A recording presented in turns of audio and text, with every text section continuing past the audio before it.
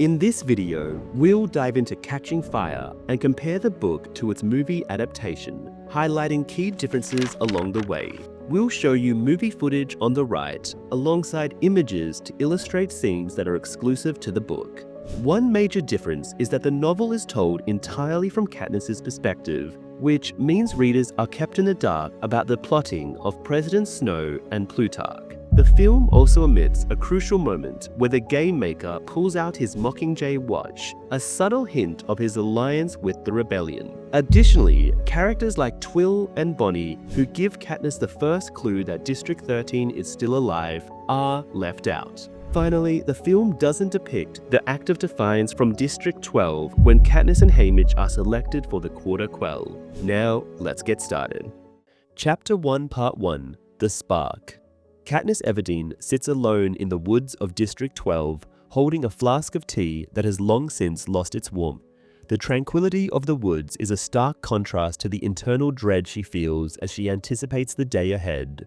She is no longer the same girl who once fought for survival in the Hunger Games, but a victor now, bound to the Capitol's demands. The peace of nature is overshadowed by the anxiety she feels about the coming victory tour. Soon, the Capitol's cameras, reporters, and her old escort Effie Trinket will arrive at her home in District 12's Victor's Village. She imagines Effie in her usual garish wigs and wonders if the woman will have selected an even more flamboyant style for the tour. Along with Effie, a team of stylists and servants will cater to her every need, transforming her into the Capitol's star once again. Katniss wishes she could erase the Hunger Games from her memory entirely, pretend it was nothing more than a nightmare. But the Capitol ensures that no one, especially the victors, can forget. The Victory Tour, held halfway between the annual games, serves as a reminder of the Capitol's iron grip on the districts. Even in the woods, her old sanctuary, she feels the weight of the past as well as her responsibilities pressing down on her. No longer does she hunt to survive. Her family no longer needs to. But she continues for Gale Hawthorne, her best friend, and his family.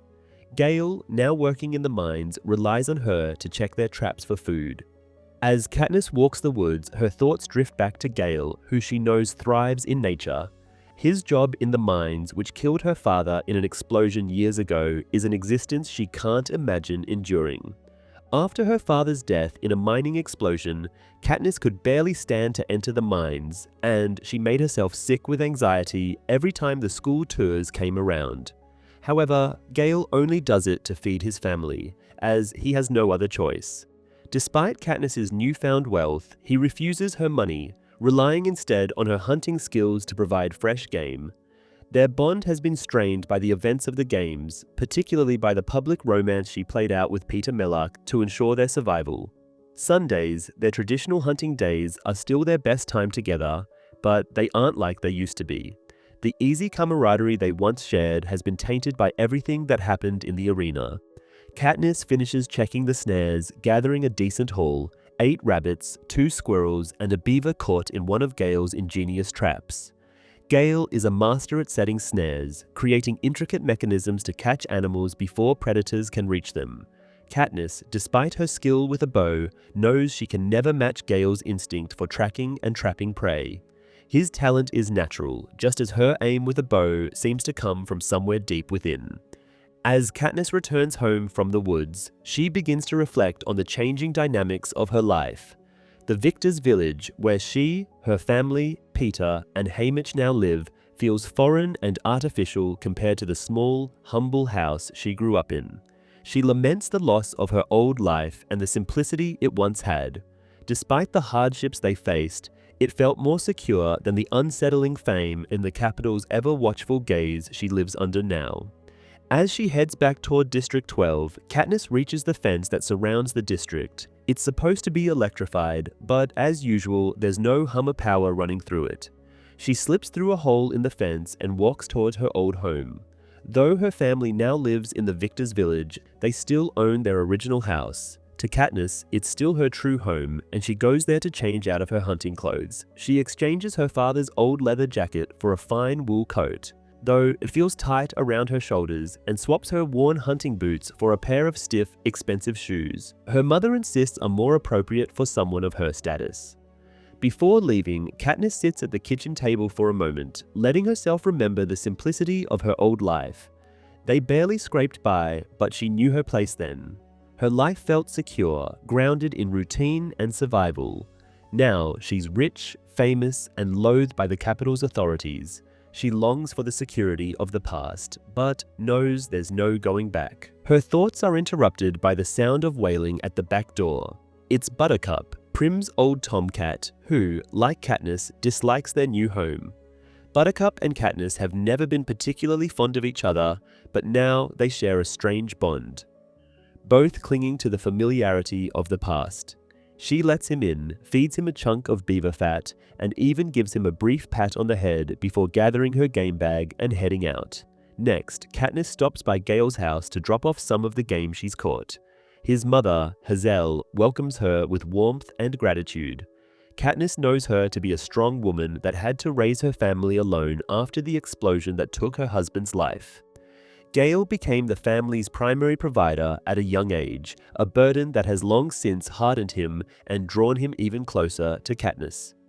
Hazel takes the game with gratitude, and they talk about teaching Gale's younger brother, Rory, to shoot. Hazel mentions that Gale likes to save his Sundays for Katniss, and the comment stirs a mix of emotions in her. She knows people in the district have long assumed she and Gale would end up together, but everything changed after the games. Her public romance with Peter Millark was a strategy for survival, but for Peter, it was real, and Katniss is left uncertain about her own feelings. She knows, however, that it caused Gale pain, and now, as the Victory Tour approaches, she'll be forced to play the part of Peter's lover again. After leaving Gale's house, Katniss heads to the Hob, District 12's black market, a place where she once bartered for food and supplies. The people of the Hob helped her and Peter during the games by raising money to send them gifts, and Katniss would always feel indebted to them. But today, her trip to the Hob is different. She's there to stock up on supplies with the heavy weight of coins in her pocket, a stark reminder of her new life. She buys white liquor for Haymitch, their surly, alcoholic mentor who helped her and Peter survive the Hunger Games.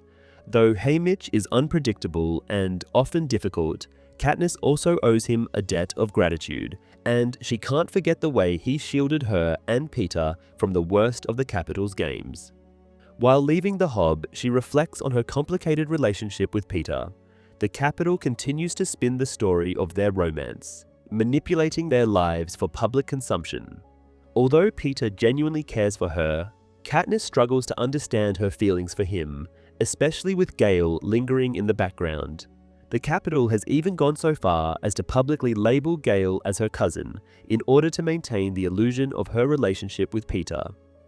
As Katniss makes her way back to the Victors' village, snow begins to fall. The houses there, built for the Victors, stand in stark contrast to the rest of District 12.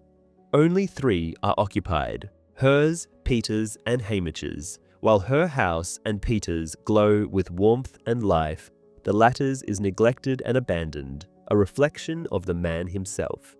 As she enters Haymitch's home, she finds him passed out in a puddle of liquor, and despite her frustration, she wakes him by dousing him with cold water. Haymitch wakes with a start, wielding a knife, cursing until he realizes where he is. Katniss watches as Peter arrives with fresh-baked bread, the ease of their former friendship now replaced with formality and discomfort. Both know they must soon present themselves to the world again as the capital's love-struck victors, a role neither can escape. When Katniss returns to her own house, her mother and sister are anxiously waiting for her, but something is wrong.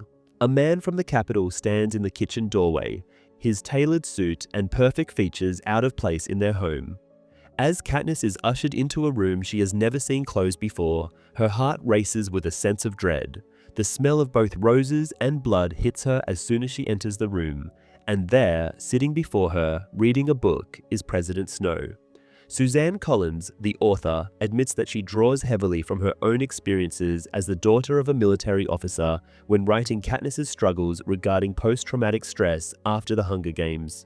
Also in the book, Katniss struggles with her new life as a victor, grappling with emotional turmoil, her relationships with Gale and Peter, and the loss of her past simplicity. The film tries its best to show this, but can only really do this through the hunting scene. After A Ballad of a Songbird and Snakes, this might be President Snow's first time in District 12 since Lucy Gray tried to kill him. Katniss Everdeen stands in her own home, yet it feels alien. The once comforting space, filled with familiar details of her daily life, now feels hostile and invasive. Across the room, President Snow, the dictator of Panem, sits at her kitchen table. The sight of him, a figure of cold power and control, is deeply unsettling amid the homely surroundings. It's as if a venomous snake has curled itself into a corner of her life, and Katniss can do nothing but watch. His presence here in District 12 signals that something is terribly wrong. For Snow to have traveled this far from the capital to this humble district could only mean one thing. Katniss is in serious trouble. The tension in the room is palpable. As Snow's eyes settle on her, Katniss's mind flashes to the victory tours she has witnessed in the past. Tributes surrounded by their mentors, stylists, and capital officials paraded through the districts as symbols of the capital's strength. But never before has the president gotten himself involved in such a way. His personal visit to District 12, to Katniss's home, can only mean that her actions in the arena have created a situation too dangerous to be left unaddressed. Instinctively, Katniss's thoughts shift to her family. Snow's arrival is not just a threat to her, it's a threat to everyone she loves. After all, Snow's disdain for her is palpable. Katniss embarrassed him and the capital in the Hunger Games, forcing them to allow both her and Peter Mellark to survive. In doing so, she inadvertently sparked defiance, a hint of rebellion that Snow certainly cannot allow to fester. Snow wastes no time. He tells Katniss they should be honest with one another, a statement that sends a shiver through her. In his sickly sweet voice, he explains how her actions, pulling out the poisonous berries in the arena, started a dangerous ripple effect. He warns her that her defiance, however unintentional, has given hope to those in the districts. If they believe that a girl from District 12 can challenge the capital and live, what's to stop others from following suit? Katniss's actions have inspired thoughts of rebellion, and if left unchecked, this unrest could lead to uprisings. Snow's voice is calm, but the weight of his message is unmistakable. Revolution is on the horizon, and it is entirely her fault. Snow's words land heavily as he describes the fragility of the capital's control. Despite the threat hanging over her, Katniss can't help but challenge him. She points out that if the system is so fragile, perhaps it deserves to collapse. Snow responds coldly, telling her that the system's fragility is not as simple as she thinks. His concern isn't for the well-being of Panem's citizens, but for maintaining the capital's control. Rebellions, he warns, would bring chaos and untold suffering for the people in the districts. With this, Snow continues to twist the knife, revealing that he knows about her relationships with both Peter and Gale. He brings up Gale not as her cousin as the capital has falsely portrayed him, but as her friend, her real companion in the woods. Snow isn't fooled by the capital's narrative, and he makes it clear that he can harm Gale if he chooses. The mere suggestion sends a wave of panic through Katniss. Gale is a symbol of the life she had before the games, before everything simple became so complicated. The fact that Snow knows about their time together in the woods sends a chill down her spine. Has the capital been watching them all along? Katniss feels trapped, realizing that her every move has always been under scrutiny. She thought the woods were her sanctuary, a place free from the capital's reach, but now she feels unsure. Snow's insinuations make her question whether their hunts, their secret conversations, were ever truly private. He makes a veiled threat. If she doesn't play her part as Peter's lover convincingly enough, Gale could pay the price. The stakes are higher than ever, and Katniss knows she has no choice but to comply with Snow's demands. As Snow sips tea prepared by her mother, he forces Katniss to confront her feelings about Peter. Her romance with him, a strategy to survive the arena, now has to be her truth. The people of the capital bought into the love story, but Snow knows better. He sees through her act, and he knows that Peter genuinely loves her. Snow presses Katniss, asking when Peter realized the depth of her indifference. Katniss denies it, but she can't meet Snow's gaze. The complicated emotions she feels for both Peter and Gale make it impossible for her to maintain such a charade. She cares for Peter, but her heart is tangled in a web of duty, survival, and her past life with Gale. Snow makes his expectations clear. She must convince not just the capital, but the districts, that her love for Peter is real. She has to undo the damage caused by the Berry incident and prevent the spark of rebellion from igniting into a full-blown inferno. Katniss pleads with him, offering to do whatever it takes to keep her loved ones safe. However, Snow doesn't quite trust her performance. It's not enough to fool the capital audience. She must convince him, the puppet master of Panem, that her love for Peter is genuine. As their conversation comes to a close, Snow lays out his final demand. Katniss must do better on the victory tour. Her role as Peter's lover must be more convincing than ever before. The entire future of Panem depends on her ability to quell the stirrings of rebellion through her performance. Snow leaves her with a chilling parting comment. He knows about the kiss with Gale. This revelation shakes Katniss to her core. That kiss, unexpected and unspoken of since it happened, was a moment she thought was hers alone. Now, she realizes that nothing in her life is private anymore. Every action, every gesture is a part of the Capitol's game, and she has no control over how they use her against herself. With the victory tour looming, Katniss is left reeling. She knows that the stakes have never been higher. Snow's threats are real, and any misstep on her part could lead to the deaths of those she loves. She must play the Capitol's game perfectly, or risk igniting the very rebellion Snow fears. She is no longer just a victor of the Hunger Games. She is a pawn in a much larger, much deadlier game. The chapter tries to contrast the comfort of Katniss's home with the cold and powerful presence of President Snow's sudden intrusion, showing how the Capitol can just invade her personal life whenever they please. The director, Francis Lawrence, had originally planned to remove this part from the movie. Donald Sutherland, who plays President Snow, personally requested that this scene be included in the film. He wrote a letter to the director explaining how important it was to show the power dynamics between Snow and Katniss, even in a personal, domestic setting. In addition to this, during the scene, President Snow is seen sipping tea in Katniss's kitchen.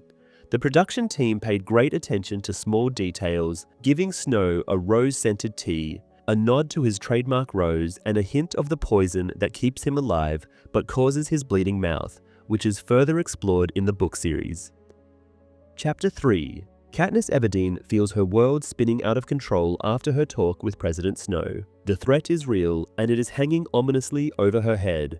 If she doesn't convince the nation that her love for Peter is genuine, everyone she cares about, starting with Gale, will suffer. The districts are on the verge of uprising, and Katniss's act of rebellion with the poisonous berries in the Hunger Games was the catalyst. Snow's message is clear: quell the discontent, or everyone she loves will die.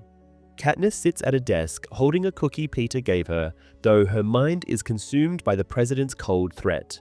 Said cookie, once adorned with a tiger lily, has crumbled in her hand without her noticing. She then realizes how fragile everything is. If she fails to calm the unrest during the upcoming victory tour, there will be deadly consequences for her, her family, and the people of District 12. The pressure of playing her part in the Capitol's manipulation has never felt so suffocating. She tries to compose herself when her mother, oblivious to the gravity of the situation, enters the room and asks if everything is all right. Katniss brushes the encounter with Snow aside, pretending the president's visit was just a routine good luck gesture for the tour. To comfort her mother, she jokingly remarks about her overgrown eyebrows, an issue her Capitol prep team will be sure to fix. She can't let her mother or sister, Prim, in on the truth. It would only paralyze them with fear. In the back of her mind, Katniss feels a sense of duty to keep her family safe. Ever since her father died in a mining accident, she has taken on the role of the family protector. This visit from Snow brings that responsibility to the forefront again. There's no room for mistakes. Her love for Peter must be convincing enough to sway not just the nation, but Snow himself. She heads upstairs for a bath, trying to sort out her next steps. The luxury of hot water still feels foreign to her. In the scene, her family only ever had cold water, and bathing required boiling water over a fire. Now she soaks in a tub perfumed with dried flowers, but the comfort is fleeting. Her mind races. Who can she trust with this deadly secret? Her mother and Prim are out of the question. Telling Gale would only enrage him further, seeing as he already despises the capital. He would want to fight back, to lead a rebellion, but that's precisely what she can't risk. Gale can't be involved. He's too precious to her, and she knows he would never leave his family to run away. There are few people left she might confide in. Cinna, her stylist, is a possibility, but she doesn't want to drag him into this mess. He might already be in danger simply because of his association with her. Telling Peter feels equally impossible. She has never been able to fully explain to him that their love was an act, or at least her part was. Now she would need him to pretend they are even more in love than before. The thought of telling Peter the truth feels too painful, so that leaves Haymitch, her grizzled alcoholic mentor. He helped her survive the games, and now she hopes he can help her survive this. She decides she must tell Haymitch everything, but the thought of confronting him leaves her feeling even more exhausted. Katniss slips deeper into the water, letting memories of her father soothe her for a moment. She recalls summer days spent at a hidden lake in the woods, a secret place her father discovered while hunting. Swimming in the cool water, diving and turning somersaults, these were moments of peace, far removed from the violence and oppression of the capital. But even these memories are tinged with sadness now. Her father is gone, and everything has changed since the games. The lake, once a place of joy, now feels like a painful reminder of a simpler time she can never return to. Suddenly, she hears a commotion outside. Her prep team has arrived. Venia, Octavia, and Flavius, her stylists from the capital, burst into the bathroom with their usual energy, completely unaware of the turmoil brewing inside her. They fuss over her appearance, horrified by her overgrown eyebrows and chewed-up nails. Her nails, bitten down to stubs over the past few months, are an outward sign of her inner anxiety. She apologizes to them half-heartedly, knowing their concern is trivial compared to what she's facing. The conversation then quickly turns to the Victory Tour and the upcoming Quarter Quell, a special version of the Hunger Games held every 25 years. The excitement in their voices is almost unbearable for Katniss. The Quarter Quell will bring new horrors for the tributes, and as victors, she and Peter will be forced to mentor them. It's a nightmare she can't escape, and now she is condemned to relive the games every year as a mentor. But the prep team is oblivious to this. They are thrilled by the spectacle of it all, living in their capital bubble, far too removed from the reality of the districts.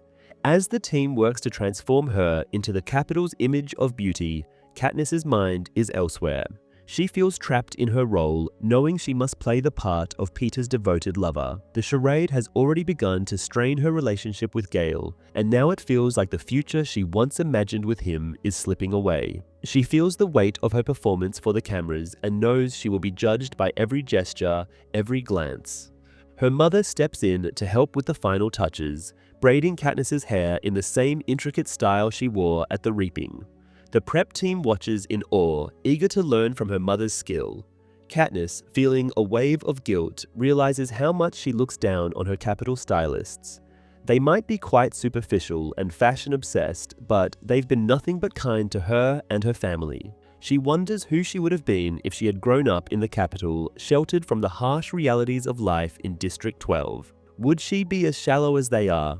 When the preparations are complete, Katniss heads downstairs to find Cinna, her stylist. His calm, reassuring presence makes her feel slightly better.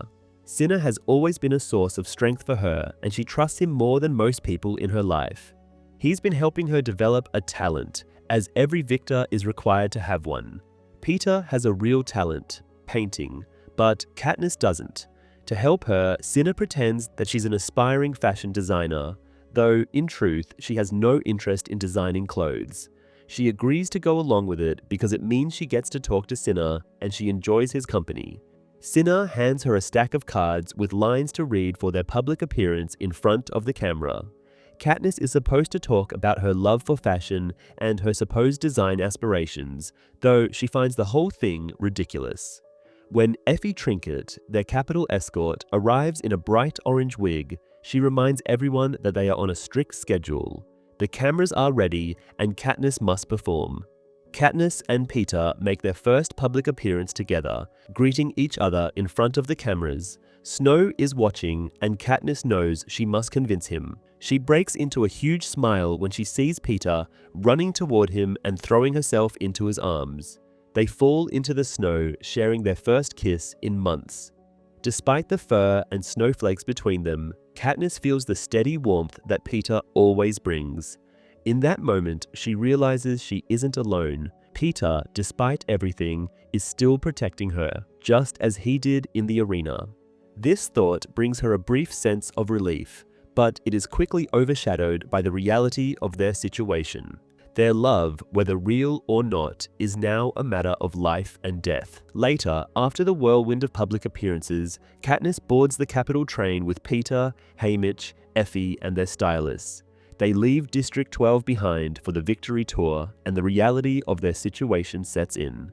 The day has been a blur of goodbyes, photo ops, and performances. Now, as night falls, Katniss finds herself alone in her train compartment, waiting for the others to fall asleep. She knows Haymitch is still awake. He never sleeps when it's dark out. She makes her way to his room and knocks on the door. When he opens it, he's already drunk, his breath thick with the smell of wine. But Katniss is desperate. She tells him she needs to talk, and he begrudgingly agrees. They step off the train into the snow, far enough away from any prying ears. Katniss tells him everything, about Snow's visit, about the threat to Gale, about the impossible task she has been given. Haymitch's face grows serious as he listens, his usual crankiness replaced by a deep understanding of the gravity of her situation. When Katniss finishes, Haymitch delivers a grim verdict. Even if she convinces the Capitol of her love for Peter, it won't be enough. The Capitol will never let her go. Every year, she will be dragged back into the games, forced to mentor new tributes, and her relationship with Peter will be scrutinized endlessly. There will be no life with Gale, no escape from the Capitol's control. Her only option is to continue the lie, forever. The full weight of what Haymitch is saying sinks in. Katniss realizes that her future is no longer her own. She will have to live out the charade of being in love with Peter for the rest of her life. Her future with Gale, once a possibility, now seems like a distant dream. She is trapped in a life dictated by the Capitol with no way out. As she looks at Haymitch, she understands the hopelessness he has lived with since he won the Hunger Games. He has been living under the Capitol's thumb for years, and now she and Peter will be condemned to the same fate. There is no freedom for victors, only the illusion of it. Katniss knows that the fight for survival is far from over, and the stakes have never been higher. In the film, Jennifer Lawrence's facial expressions and body language were heavily relied upon to convey much of her turmoil without extended dialogue or inner monologues. The snowy reunion scene between Katniss and Peter, where they kiss in front of the cameras, was even filmed on location in the winter. The cold weather was a real challenge for both actors, who had to pretend to be warmly affectionate despite freezing temperatures.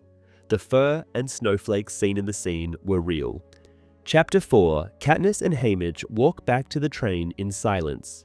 Haymitch pats her shoulder, saying things could be worse before heading to his room, the scent of wine trailing behind him. Katniss removes her wet clothes, but instead of changing, gets into bed in her underclothes. She thinks about Haymitch's points on the Capitol's demands and her future with Peter. She realizes she's lost the freedom to choose marriage in District 12. Katniss wonders if President Snow will force her to have children, fearing they could be chosen for the games, much like other victors' children. Gale believes the Capitol manipulates the selection process for dramatic effect, and Katniss fears her child might be deliberately set up for the arena. Katniss reflects on Haymitch, who remains alone, turning to alcohol to block out the world. He could have had any woman in the district, but chose a life of isolation, which feels more like imprisonment. She wonders if his time in the arena made him decide this was better than risking more loss. Thinking back to Prim's Reaping, she remembers how she stepped in to save her sister, an option her mother didn't have. Desperately, Katniss considers escaping Snow's control, even to the point of taking her own life. She briefly entertains the idea of fleeing into the wilderness with her family, though unlikely. Shaking off the wild thoughts, she refocuses on the victory tour, knowing her performance is critical for many. At dawn, Effie knocks on Katniss's door. She quickly grabs the first clothes she can find and drags herself to the dining car, questioning why waking up early matters since it's a travel day. Effie reveals that the makeover from the day before was just for the station. Today, her prep team will handle the rest. Katniss complains about the cold, but Effie mentions their first stop is District 11, which unsettles her because it's Rue's home. Typically, the victory tour begins in District 12 and works through the districts, ending with a celebration in the victor's home. District 12's events are usually plain, but this year, the capital will be responsible for the final event. Katniss tries to follow Hazel's advice and enjoy the food. The kitchen staff has gone out of their way, preparing her favorite lamb stew with dried plums, along with other dishes. Orange juice and hot chocolate are also waiting for her. Though she eats plenty and the meal is flawless, she isn't enjoying it. She's also irritated that only Effie has shown up. When she asks about the others, Effie says Haymitch is likely just heading to bed. Cinna stayed up late organizing her wardrobe, which includes over 100 outfits, with the evening attire being particularly stunning, and Peter's team is probably still resting. Katniss then realizes she'll spend her morning in prep while Peter sleeps in. She recalls that in the arena, some boys were allowed to keep their body hair, unlike the girls. She remembers Peter's blonde body hair from when she bathed him, noting that none of the boys had beards, despite being old enough, and wonders what was done to them. Feeling exhausted, Katniss notes that her prep team looks even worse, relying on coffee and colorful pills to function. They rarely rise before noon unless it's for something urgent, like her leg hair. She had been glad to see her leg hair grow back, thinking it a sign of normalcy returning. As she submits to the team, they remain unusually quiet, making each painful hair removal more noticeable. She's subjected to a series of unpleasant baths and treatments, leaving her feeling raw. Flavius laments that Cinna forbade any alterations and the others agree, hinting that they'll get their chance when she's older. Katniss dreads the idea, imagining all the extreme capital modifications. By the time she reaches lunch, her body is aching, and her mind is weighed down with thoughts of forced marriage and President Snow's threats. Effie, Cinna, Portia, Haymitch, and Peter are already eating and talking enthusiastically about the tour, though Haymitch looks hungover and uninterested. Katniss, too upset to eat, picks at a bowl of broth, unable to even look at Peter. The others try to include her in their conversation, but she brushes them off. When the train stops unexpectedly due to a malfunction, Effie panics and pulls out her schedule to analyze how the delay will affect their plans. Katniss, overwhelmed, snaps at Effie, telling her that no one cares. The entire table stares at her in surprise, even Haymitch, leaving Katniss feeling defensive. She insists no one cares, then leaves the dining car. The train feels suffocating and Katniss starts to feel nauseous and forces open the train's exit, triggering an alarm but ignoring it. Expecting snow, she's surprised by warm air and green trees, realizing they've gone far south.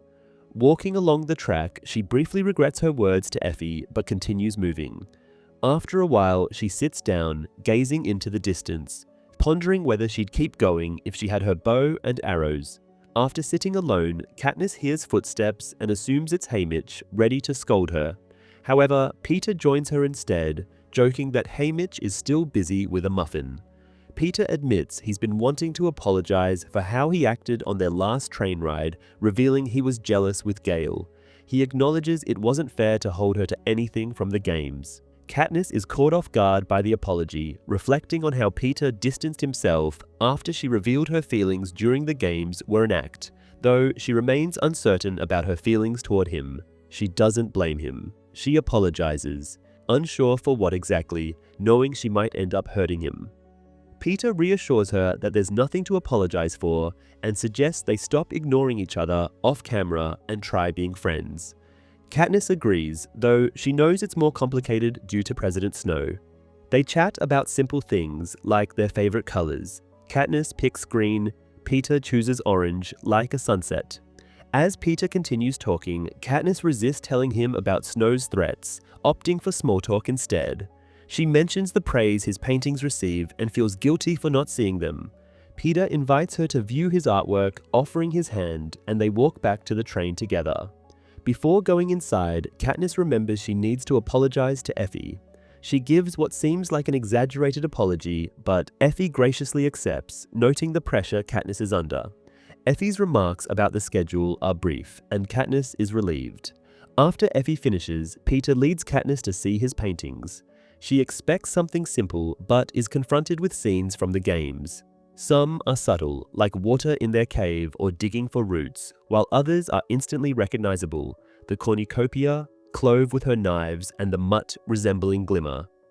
Katniss appears everywhere, up in a tree, unconscious in a pool of blood, or emerging from mist. Peter asks her opinion, and Katniss bluntly tells him she hates them because they bring the games back to life, making her relive it all. When she asks how he remembers the details so vividly, Peter reveals that he sees them every night in his dreams. Katniss relates, knowing the torment of nightmares that replay the horrors of the arena. Peter admits painting might make him a little less afraid of sleep, though the memories never fade. Katniss remarks that even Haymitch still suffers from his own memories. Peter agrees, saying it's better to wake up with a paintbrush than a knife. Despite her distaste for the subject matter, Katniss acknowledges the painting's brilliance.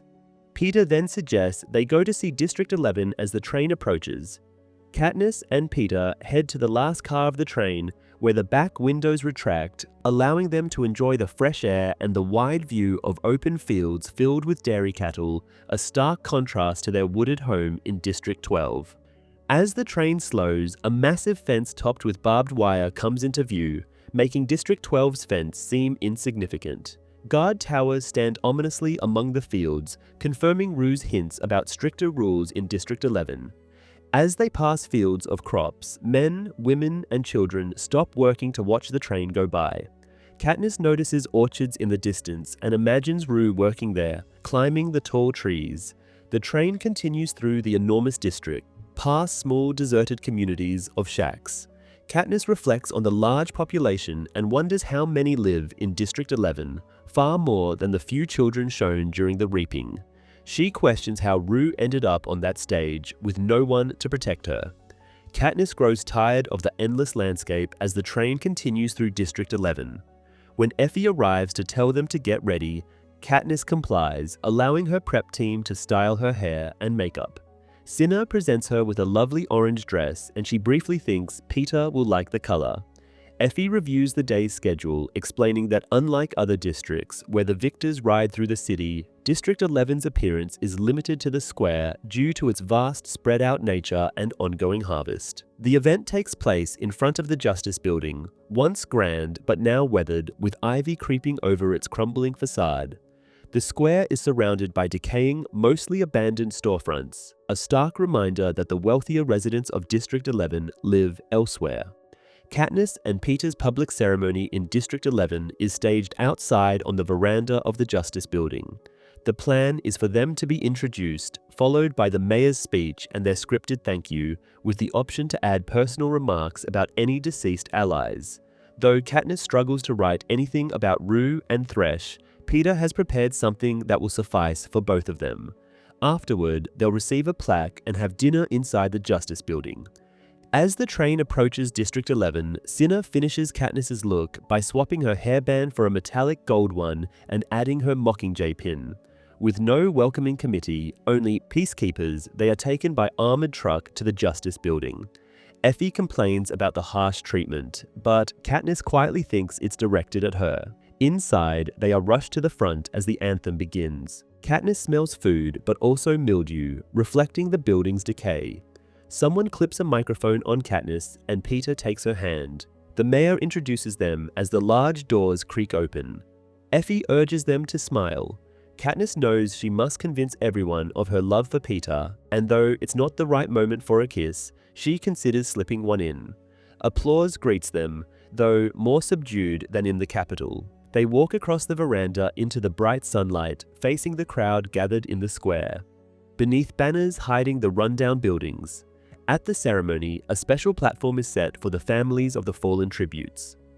Thresh's side holds an elderly woman and a strong girl, likely his sister. Rue's family stands out to Katniss, her parents, still grieving, and her 5 siblings who look just like her. The applause fades as the mayor gives a speech, and 2 young girls present large bouquets. Peter delivers his part of the script, and Katniss finishes hers with ease, thanks to her mother's and Prim's practice. Peter then speaks from the heart, honoring Thresh and Rue for keeping Katniss, and thus him, alive, a debt they can never repay.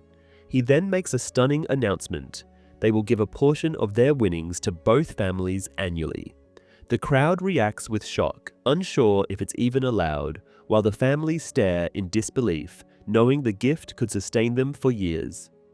Katniss glances at Peter, who gives her a sad smile. Haymitch's words echo in her mind, reminding her that she could do much worse. In that moment, she realizes how impossible it is to imagine anything better. The gift feels perfect, and as she rises to kiss him, it feels completely natural, not forced.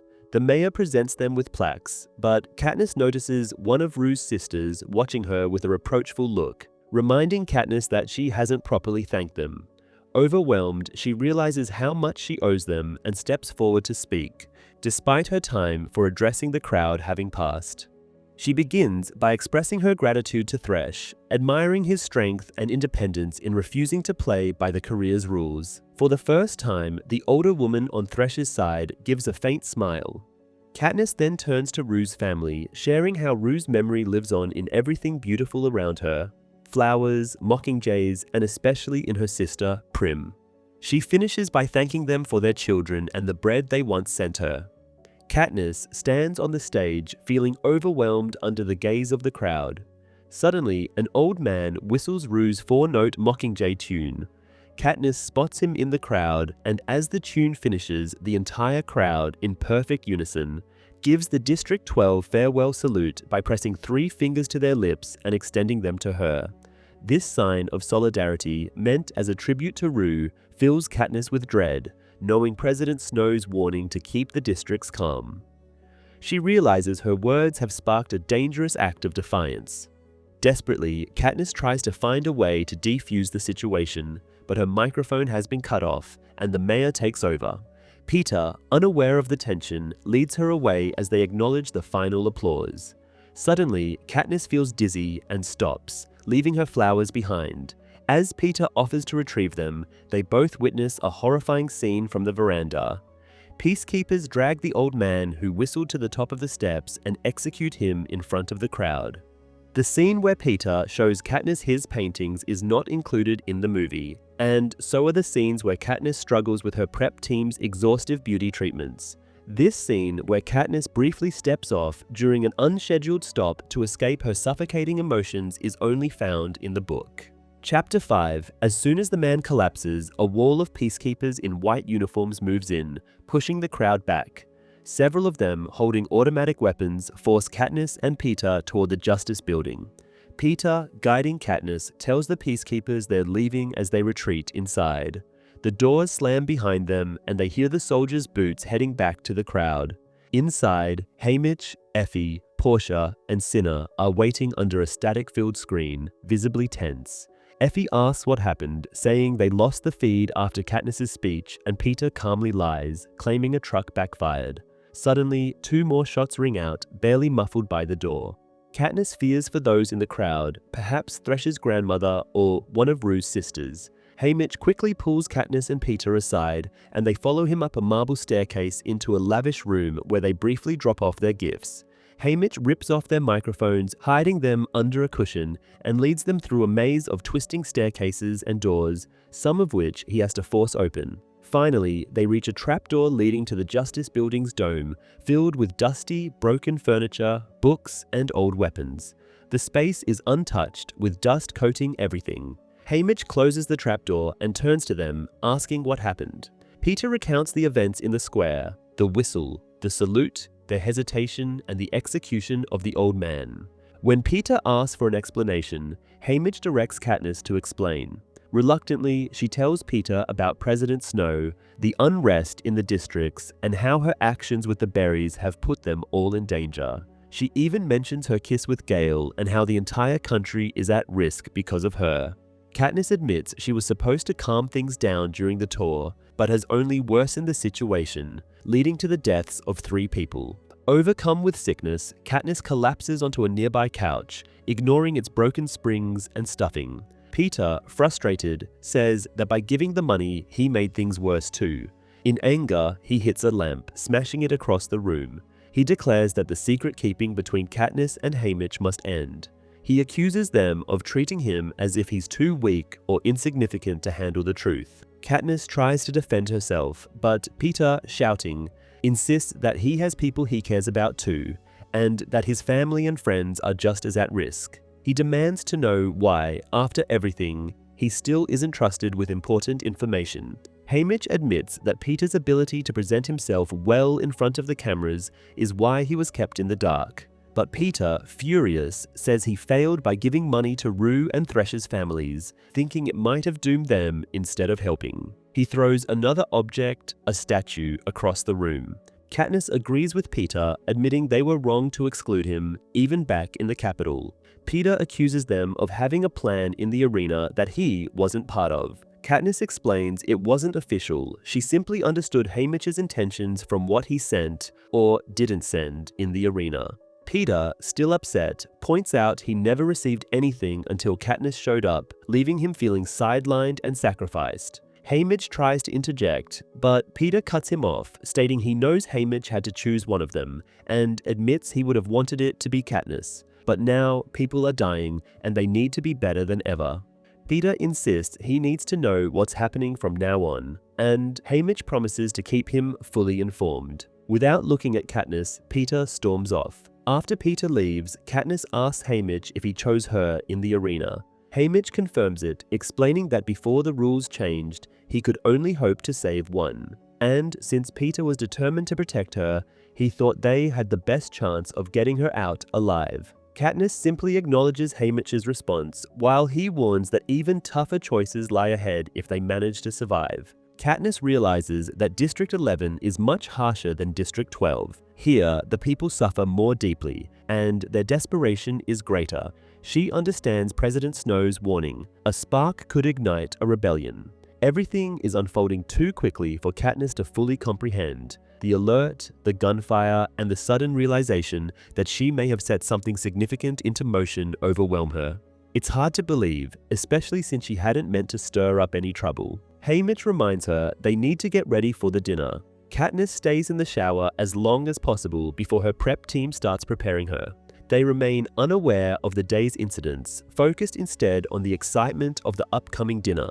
In the districts, they hold enough status to be invited to such events, which is rare for them back in the capital. Katniss, however, keeps replaying the moment the old man was killed and barely notices what's being done to her until she sees her reflection. She's dressed in a soft, blush-colored gown with no straps, her hair pinned back and cascading in ringlets. Cinna appears, adding a shimmering silver wrap to her outfit, reminding her to smile as the cameras will soon return. She forces a small smile and Cinna gently encourages her.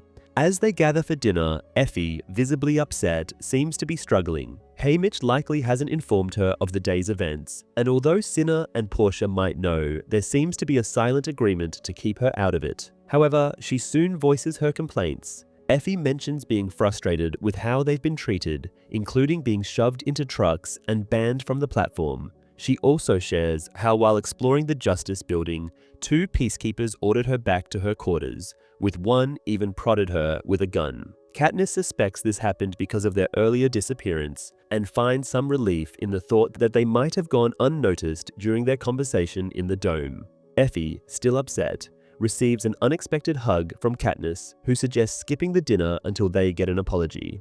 While Effie rejects the idea, she is clearly comforted by the gesture, appreciating the validation of her feelings. Effie reassures them, saying she'll manage as it's her job to handle these challenges, and insists they can't miss their dinner. She appreciates Katniss's offer though, thanking her for the concern. Afterward, Effie arranges the group for their grand entrance. The prep teams lead, followed by the stylists, Haymitch, and finally, Peter and Katniss at the back. As musicians begin to play below, Peter takes Katniss's hand and mentions that Haymitch told him he was wrong for getting upset with her earlier, as she was only following instructions. Peter acknowledges he's kept things from her before too, like his public confession of love during their first games. Katniss recalls the shock of hearing that confession and admits she had her own outburst afterward. Peter reminds her she only broke an urn. With the tension between them eased, Peter asks if the kiss with Gale was truly a one-time event.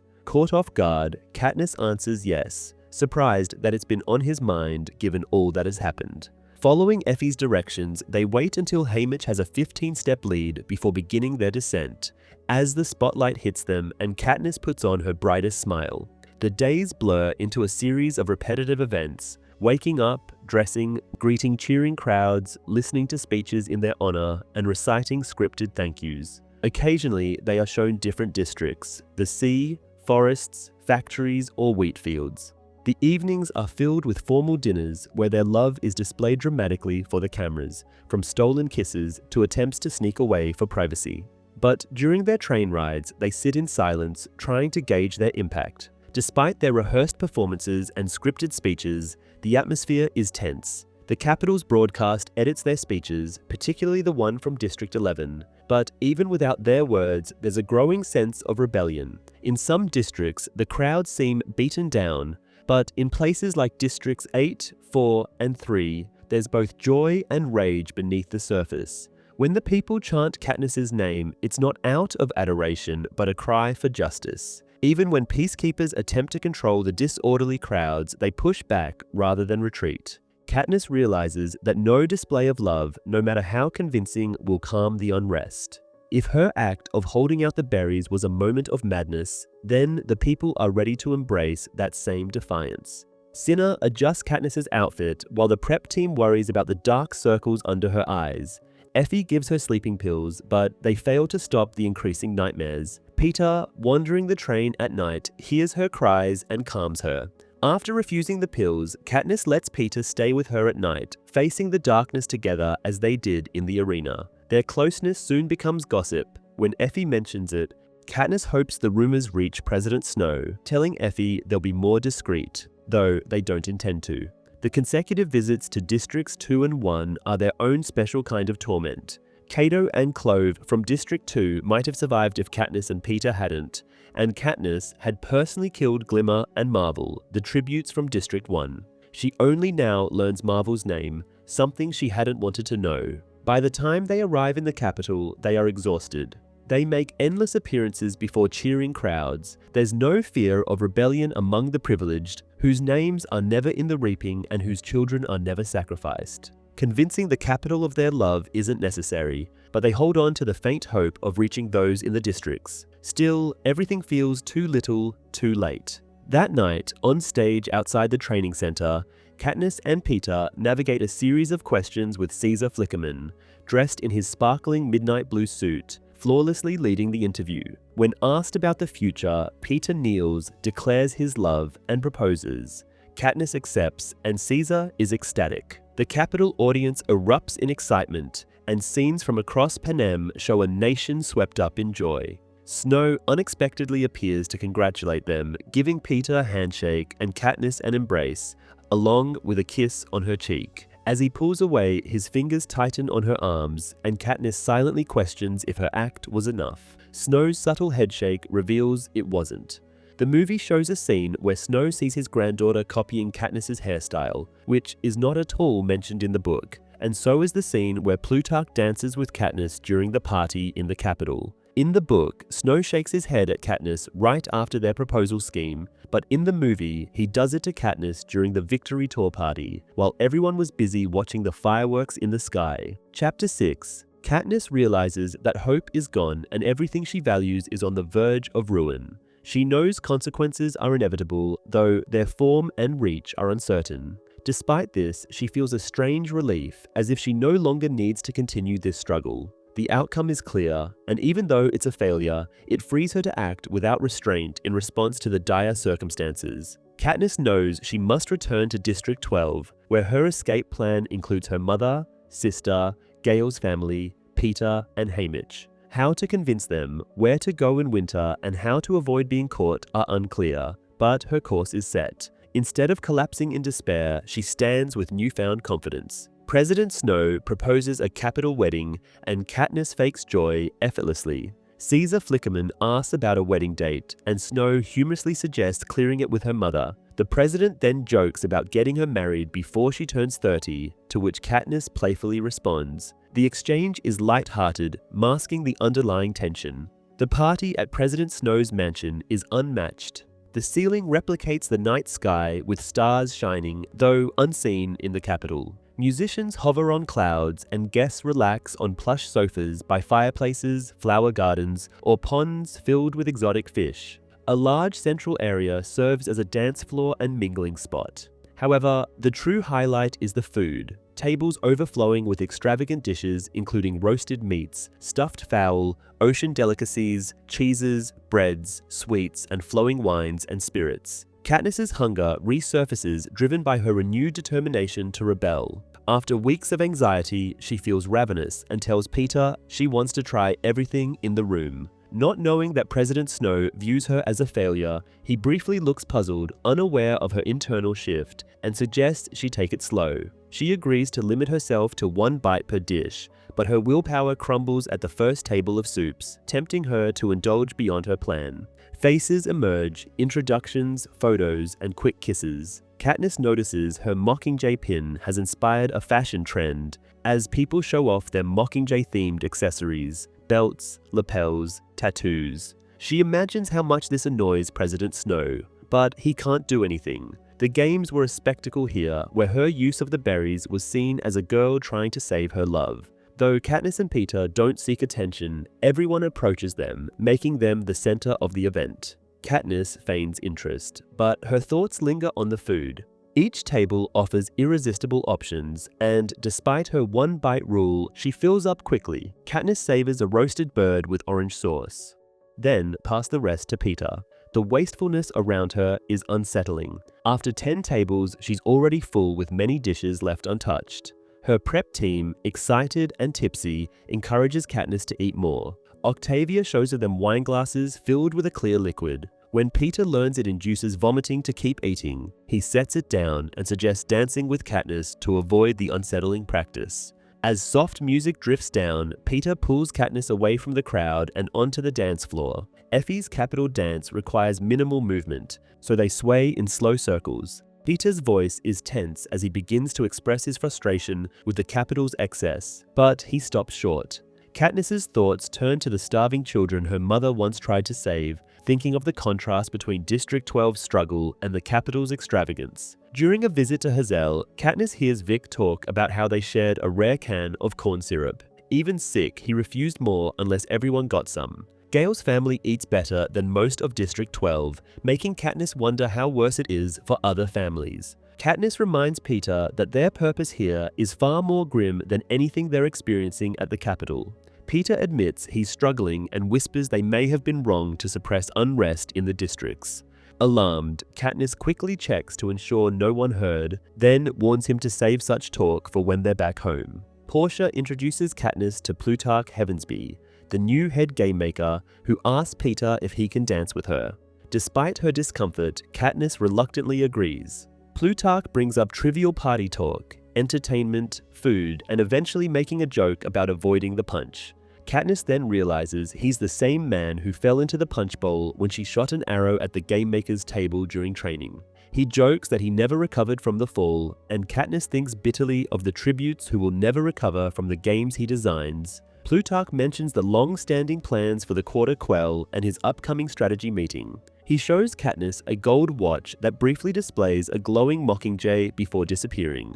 He calls it unique and asks her to keep his meeting a secret. They part with him, wishing her luck with her engagement and her mother. Plutarch vanishes into the crowd as Katniss drifts through, receiving congratulations on her engagement and victory. Her thoughts linger on her strange encounter with him, his watch, and the disappearing Mockingjay, raising questions about the secrecy. She finds Peter focused on a table of intricate cakes as bakers prepare a selection for him to take back to District 12. Effie arrives, announcing it's time for goodbyes and ensuring notes for President Snow are prepared. The group travels through the crowded capital streets in a car with dark windows, moving slowly due to the throngs of people celebrating. Effie expertly manages the timing, and by 1 o'clock, they are back on the train. Haymitch is taken to his room, while Cinna orders tea, and Effie discusses their next tour stop, suggesting they all rest. Katniss wakes up in the afternoon, her head on Peter's arm, surprised she had no nightmares for the first time in a while. She recalls dreaming of following a Mockingjay, Rue's voice guiding her but never reaching a destination. Peter comments that she seemed happy in her sleep. He admits his nightmares are usually about losing her, but finds comfort in knowing she's beside him. Katniss feels unsettled by his honesty, unsure of her feelings and the sense of guilt creeping in despite their engagement. The schedule for District 12 features a dinner at Mayor Undersea's house and a public victory rally at the Harvest Festival. Normally, the festival involves private meals, but this year, the capital is hosting, ensuring everyone will have plenty to eat. Most preparations are at the mayor's house, where Katniss and Peter briefly wave at the station before heading there, without seeing their families until dinner. Katniss reflects on her friendship with Madge, which became official when Madge gave her the Mockingjay pin before the games. They've since spent time together, bonding over trips to the woods and piano lessons. Katniss notices Madge's family is distant, with her mother frequently bedridden from headaches, prompting Katniss to suggest capital treatment, though Madge explains it's impossible without an invitation. Arriving at the mayor's house, Katniss briefly greets Madge before Effie rushes her upstairs for preparation. Dressed in a silver gown, Katniss has time to spare and searches for Madge. Stopping in the mayor's study, she sees a broadcast showing herself and Peter from the previous night. Just as she's leaving, a beeping sound draws her back to the TV, which flashes an update on District 8. She instinctively knows it's private, but stays to watch. A woman reports worsening conditions and a Level 3 alert in District 8, with extra forces being deployed as textile production halts. The scene shifts to chaos in District 8, where masked protesters throw bricks and peacekeepers open fire. Katniss realizes this is what President Snow refers to as a rebellion. The scene in the book where Snow and Katniss induce a playful banter for the audience is omitted from the film. Katniss and Plutarch share a lengthier exchange in the book as well, and instead of the fireworks occurring after their conversation, Katniss and Peter are herded by Effie in an attempt to return to the train. There are no scenes of Katniss spending time with Madge in the movie either, nor any indication of their blossomed friendship. Chapter 7. Katniss leaves Gale food, a flask of tea, and fur-lined gloves inside a leather bag at their meeting spot. She avoids their usual place, worried it's no longer private, and heads to the lake to wait, hoping Gale will come so she can tell him everything she needs his help with. If he doesn't show, she'll risk visiting him at night. Katniss leaves Mayor Undersea's study after seeing something unsettling on his TV and runs into the mayor, who briefly chats before returning to his office. She then heads to Madge's room, compliments her dress, and they discuss the Mockingjay pin, which was passed down from Madge's aunt. They talk about how the capital's Jabberjays bred with mockingbirds, creating the accidental species. Later, as Katniss walks through the snow, the sight of Mockingjays reminds her of Rue and a dream where she followed her in bird form.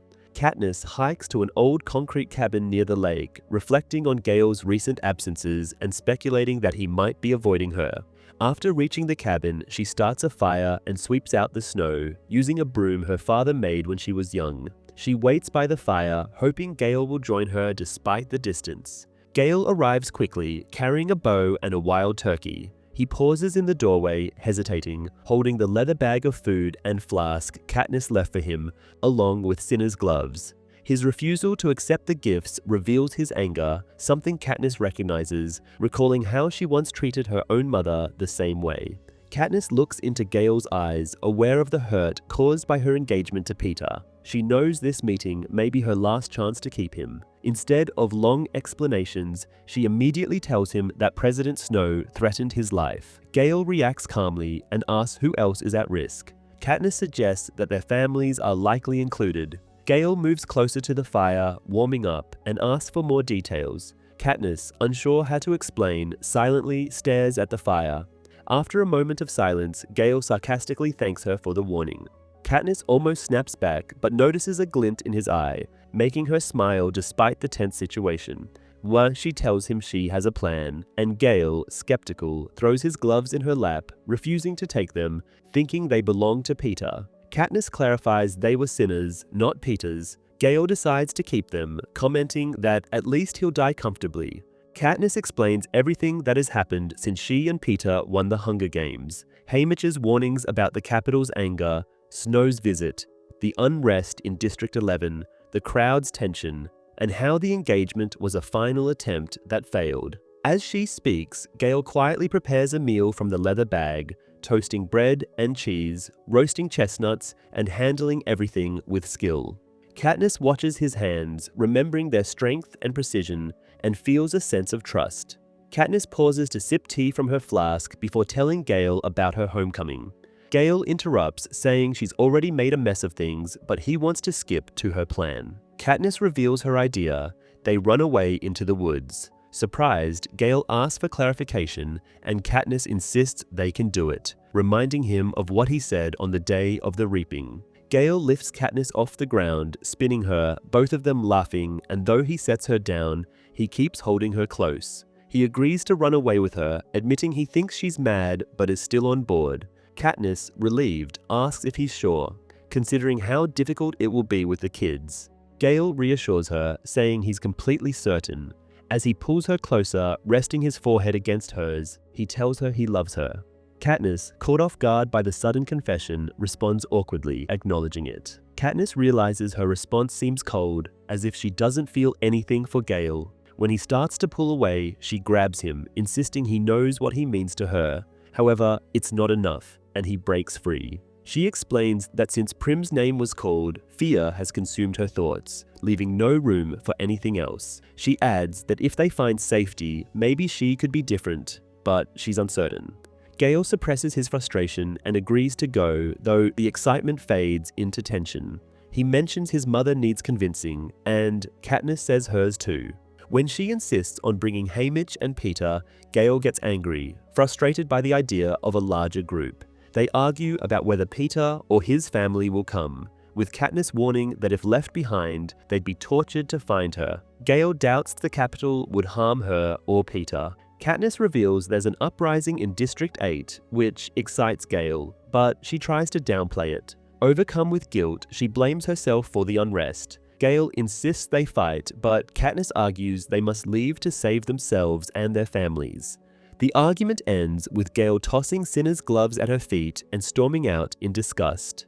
Katniss stares at the gloves, wondering if Gale sees her as something untouchable, just another product of the Capitol. Rage mixes with fear as she tries to calm herself by thinking through her next move. Gale can't talk to the miners until tomorrow, so if she can speak to Hazel tonight, maybe she'll stop him from doing anything reckless. Her mind drifts to her conversation with President Snow, recalling his warning about her survival instincts. Hazel's dedication to her family makes Katniss hopeful she'll understand the importance of keeping Gale safe. As night approaches, Katniss stamps out her fire, clears up the remnants, and tucks the gloves in her belt. Despite their argument, she holds onto them, thinking Gale may change his mind. The look of disgust on his face haunts her as she heads back to the village. Her argument with Gale was a setback, but she's still determined to go through with her plan to escape District 12. She decides to find Peter next. Running into Peter on his way to town, she walks with him and, with little time left, asks if he'd leave with her. Peter wants to know who else she'd bring, and when she mentions her family, his, and Haymitch, he agrees, but doubts she'll actually leave. They argue briefly, and Katniss storms off, warning him to be ready. Peter catches up, suggesting they talk to Haymitch first to avoid making things worse. Suddenly, they hear strange noises coming from the square. Peter's face hardens and they rush toward the sound. When they arrive, the crowd is too thick to see, but Peter climbs onto a crate and urges Katniss to leave. Ignoring Peter, Katniss pushes through the crowd, where people recognize her and plead with her to go. Ignoring their pleas, she feels a pressing urgency, knowing whatever awaits in the square is meant for her. Finally breaking through, she finds Gale tied to a post, bloody and kneeling unconscious, with his wrist bound and his raw back exposed. Above him hangs the turkey he hunted, nailed through its neck, while his discarded jacket and torn shirt lie on the ground. A tall, brawny man in a head peacekeeper's uniform stands nearby, raising his whip to strike again, making the scene painfully clear to Katniss. Gale's confession of love in the book is not included in the movie. The discussion between Katniss and Gale isn't lighthearted either. In the film, Gale does not agree with Katniss's idea of running away and tells her that he will be staying. They are also together when they see the new head peacekeeper arriving. Katniss also does not get to talk to Peter before she witnesses Gale being whipped at the square. Chapter 8. Katniss throws herself between the whip and Gale, knowing it's too late to stop the strike. With her arms spread wide, she takes the lash on the left side of her face. The pain is immediate and blinding, bringing her to her knees. Blood from Gale stains the stones beneath her, its scent lingering in the air as swelling quickly closes her eye. Desperate, she shouts for the beating to stop before the peacekeeper kills him. She glimpses of her attacker, a cruel man with deep lines, grey hair, and cold, black eyes. Just as the whip lifts again, Haymitch stumbles in, tripping over an unconscious peacekeeper Darius, who must have tried to help Gale. Ignoring Darius, Haymitch roughly grabs Katniss and sarcastically comments about her upcoming photo shoot, mocking how the injury will affect her appearance in an attempt to ease the tension. The man with the whip doesn't recognize Katniss, but Haymitch's face is familiar. The man lowers his weapon, stating that Katniss interfered with the punishment of a criminal. Haymitch fiercely threatens to report the incident to the Capitol, leveraging Katniss's status as a victor. Peter steps in, gently holding Katniss's other arm and identifying Gale as her cousin and himself as her fiancé. Together, they confront the new head peacekeeper, aware of the consequences. The head peacekeeper hesitates, looking at his uneasy squad. Pernia, a peacekeeper Katniss knows from the Hob, asserts that Gale's punishment is complete and warns that further action would mean execution by firing squad. Reluctantly, the head peacekeeper orders Katniss to take Gale away, threatening execution if he's caught poaching again. He wipes the blood from his whip, coils it neatly, and departs with most of his squad, leaving a few behind to carry off Darius. Before Pernia leaves, Katniss catches her eye and mouths a silent thank you, which Pernia seems to understand. Katniss urgently frees Gale's wrists with Peter's help, and he collapses, exhausted. Seeing Gale's condition, Haymitch tells Katniss to get him to her mother for treatment. Without a stretcher, an elderly woman offers her countertop board to carry Gale, then quickly packs up her stall to avoid association. Nearby, Levy, a girl whose brother Katniss's mother saved from measles, offers her help. Katniss asks her to find Hazel without bringing the younger children. Levy agrees to stay with them and hurries off. After laying Gale on the board, Katniss grabs Peter's jacket. Haymitch advises her to apply snow to her face to reduce the swelling, and she follows his instruction as they move through the fading light. Along the way, Bristol and Tom recount the events that led to Gale's whipping. Gale had gone to Cray's house to sell a turkey, but instead encountered the new head peacekeeper, Romulus Thread, as Cray was last seen buying liquor. Thread sentenced Gale to an immediate whipping, and he endured at least 40 lashes before Katniss arrived, losing consciousness around 30. Bristol notes that if Gale had been carrying his usual catch, the punishment might have been far worse. Tom adds that Gale claimed to have found the turkey wandering near the seam, as being caught in the woods with weapons would have led to a harsher fate. Peter asks about Darius, and Bristol explains that Darius had tried to intervene after about 20 lashes, though without the subtlety of Pernia. He grabbed Thread's arm, prompting Thread to strike him with the whip's handle. Bristol notes that Darius likely faces serious consequences, and Haymitch comments grimly on what it means for all of them. Snow begins to fall as Katniss stumbles up the walkway, guided by sound. Her mother opens the door, taking in the scene instantly. Haymitch explains about the new head peacekeeper, and her mother nods, needing no further explanation. Observing her mother, Katniss feels her usual awe, witnessing the shift from a woman who might once call for help with a spider to someone completely fearless. In these moments, as she tends to the sick or dying, Katniss believes this is when her mother is most fully herself. Swiftly, she clears the kitchen table, spreads a clean cloth, and begins Gale's treatment. She fills a basin with hot water and instructs Prim to gather her remedies, her hands moving with practiced care as she mixes herbs, tinctures, and medicines. Katniss's mother glances briefly at her injured eye, instructing her to apply more snow, then returns to her work. Haymitch reassures Katniss, recalling that her mother often treated those who had been whipped before Cray's lenient time.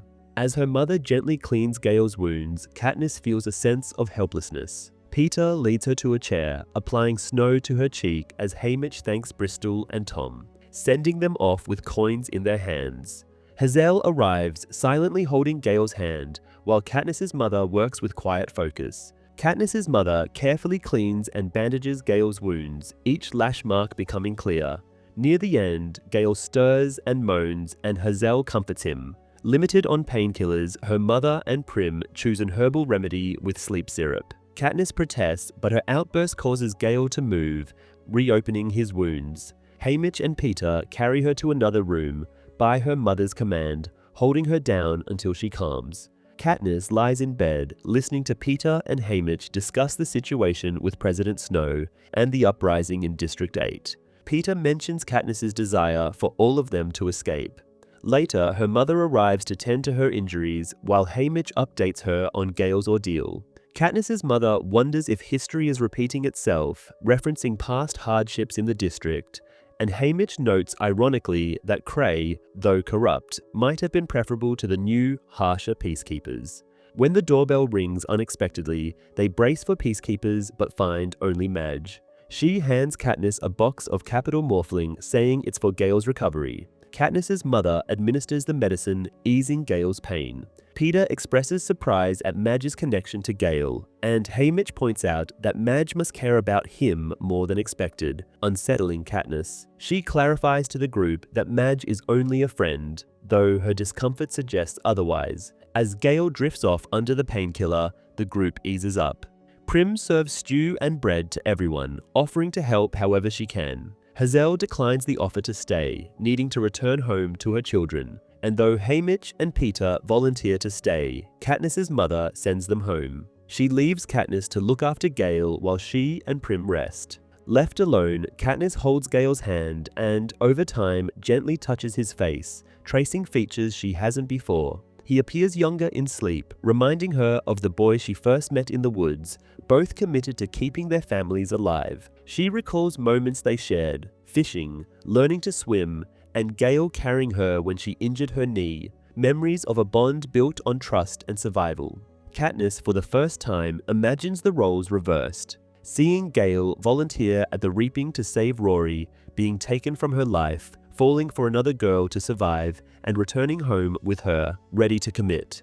But thought stirs intense anger and possessiveness. Gale is hers and she is his. The thought of anything else is unbearable. She wonders why it took Gale enduring such pain for her to realize this. She reflects on her selfishness and cowardice, recognizing herself as someone who, when given a chance to help, would flee to save her own life, leaving others behind.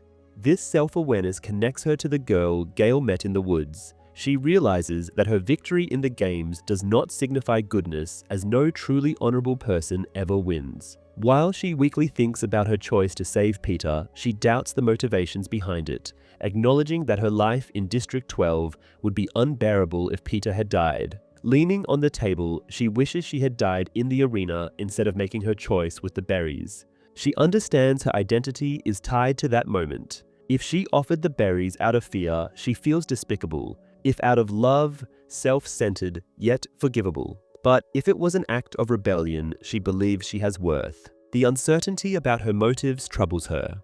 She wonders if others view her actions as unconscious rebellion, realizing that running away won't protect her or her loved ones, nor will it prevent others from suffering, as Gale has today.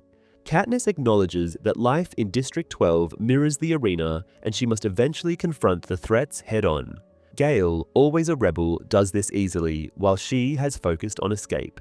She whispers an apology to Gale, who, under the influence of painkillers, calls her catnip.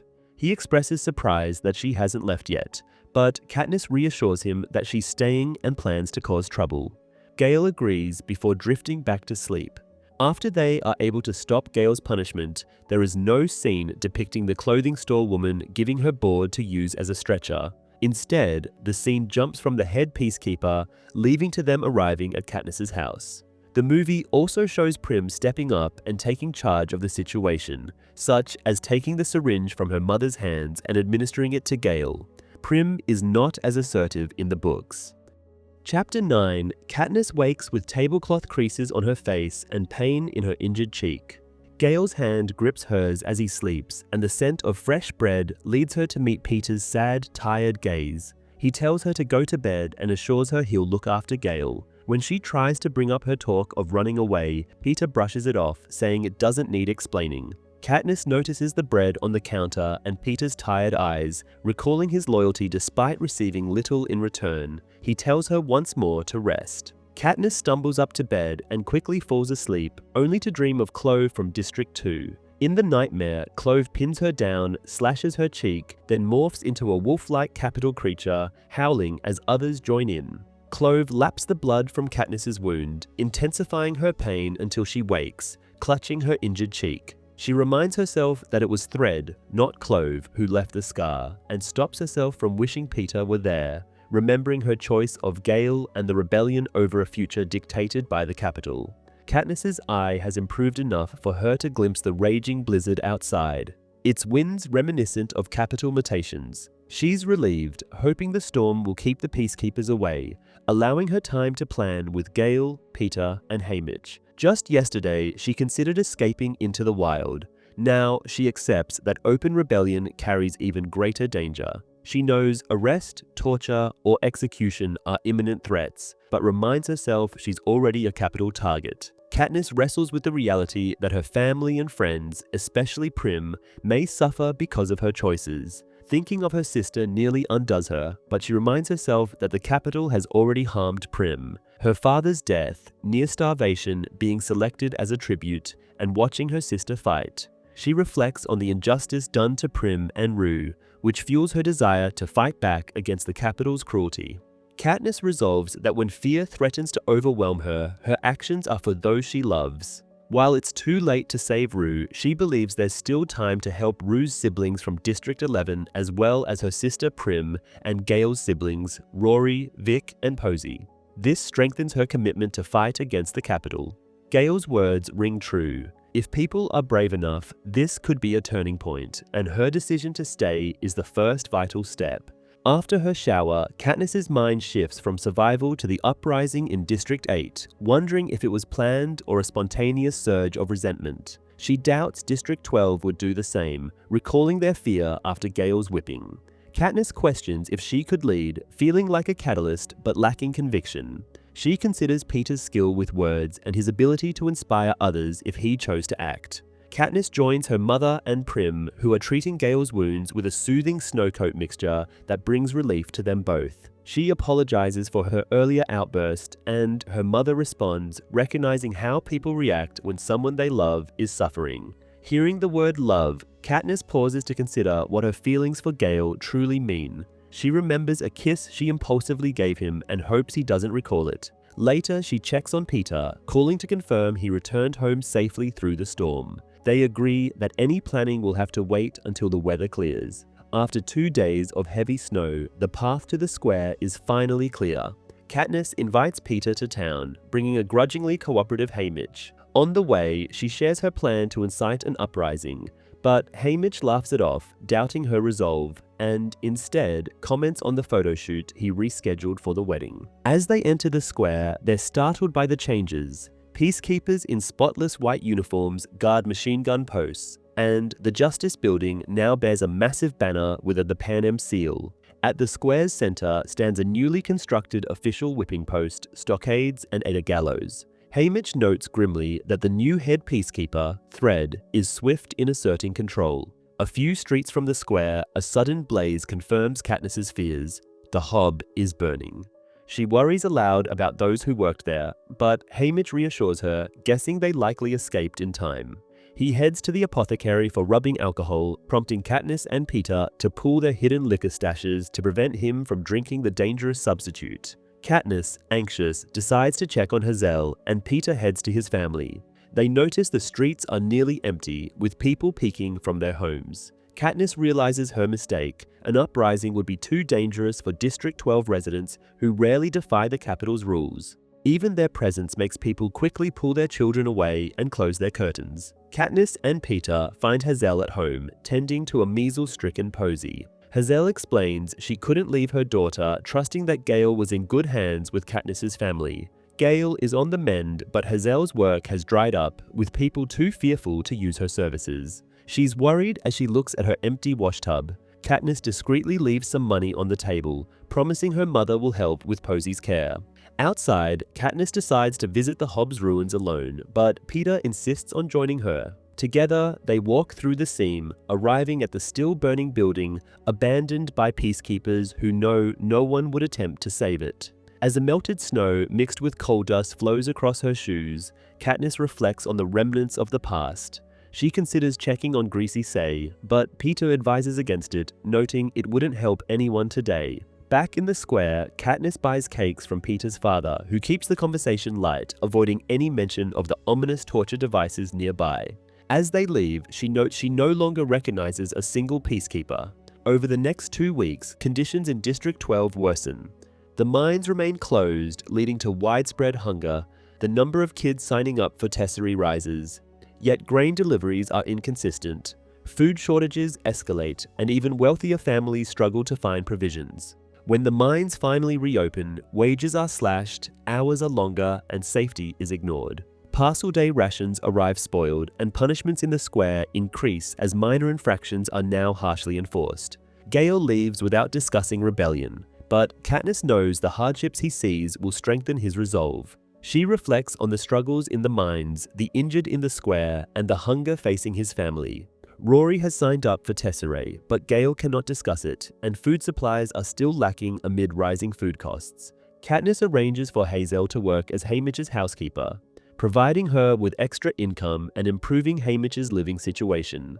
When Katniss visits Haymitch's home, she finds it clean with food on the stove, though Haymitch remains preoccupied with his own struggles. Katniss and Peter attempt to conserve their dwindling liquor supply, but it nearly runs out and Ripper is seen in the stocks. As Katniss walks through the streets, people avoid her, treating her like an outcast. At home, her mother cares for a steady flow of sick and injured visitors without charging, but her supply of remedies is nearly gone, leaving her with little more than snow for treatment. The woods are strictly off-limits, but one morning, Katniss defies this rule. The arrival of a crate of wedding dresses from Effie, with President Snow's approval, haunts her. She wonders about the purpose of the wedding and whether it's a prelude to their execution.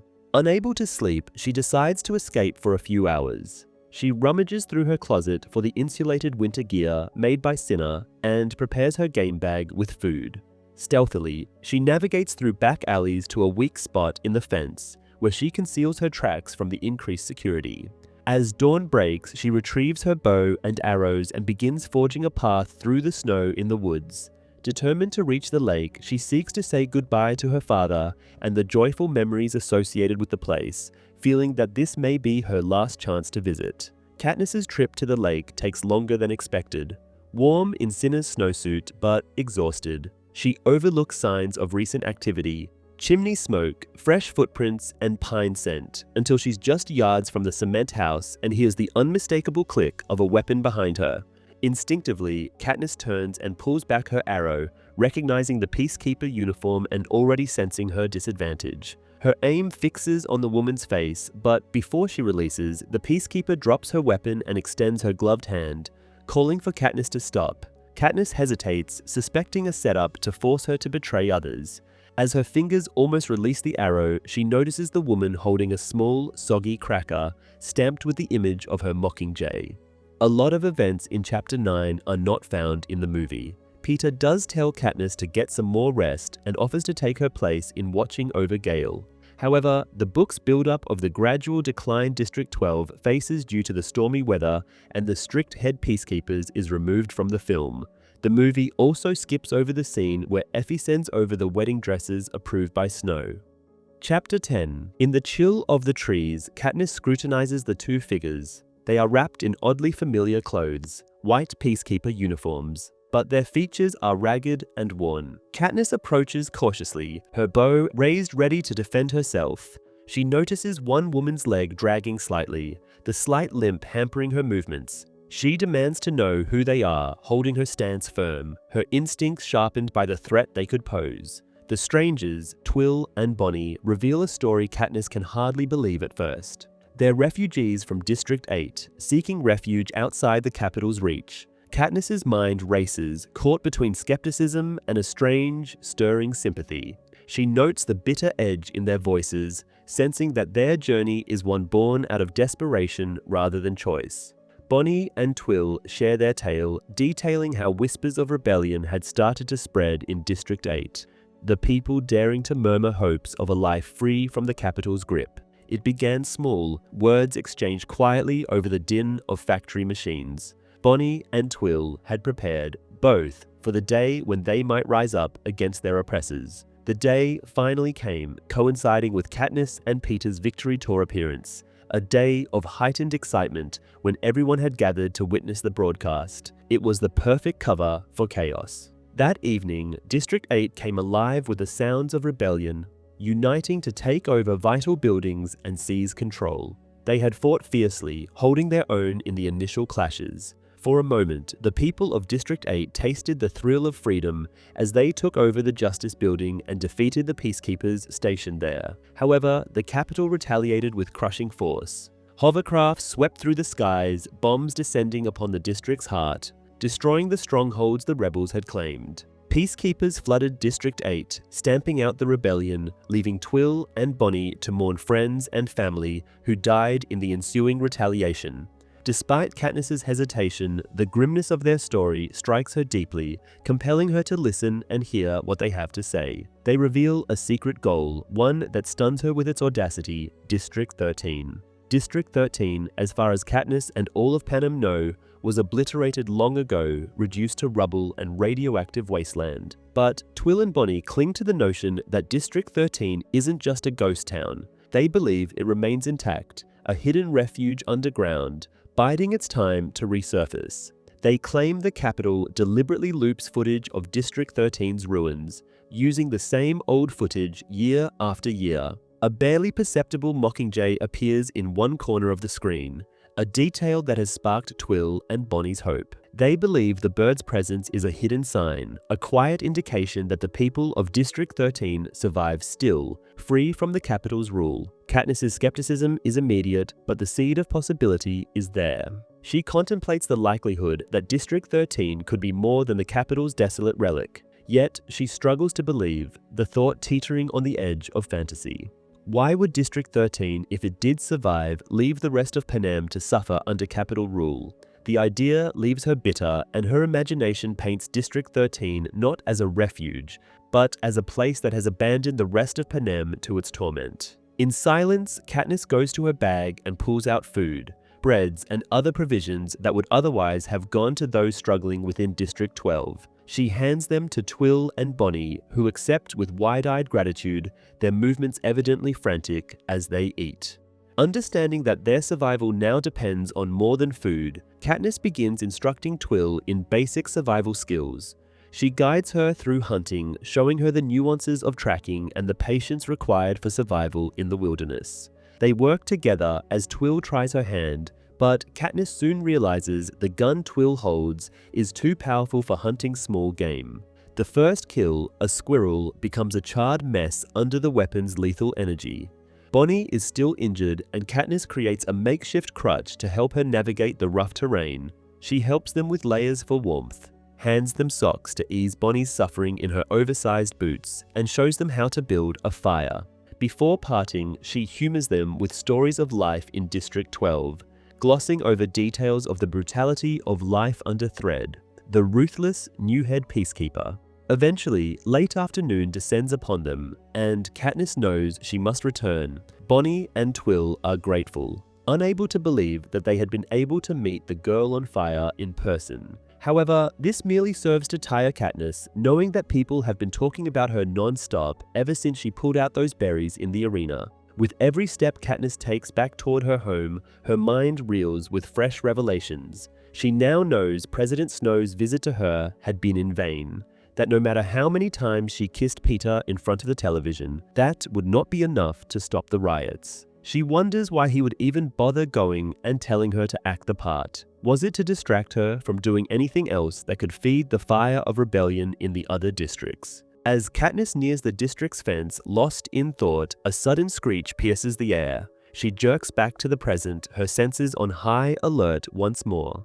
A mockingjay sits perched on a branch, its trill a haunting echo in the quiet. She stores her weapons inside a hollow log near the seam and prepares to go out to the meadow, but realization soon settles in. The once dead fence on the outskirts of District 12 is now buzzing alive with electricity. The entire Chapter 10 of Catching Fire is omitted from the film. Katniss never sees Bonnie and Twill, and she never gets any substantial information regarding District 13. In addition, we do not see the electric fence around District 12 coming back alive. Chapter 11.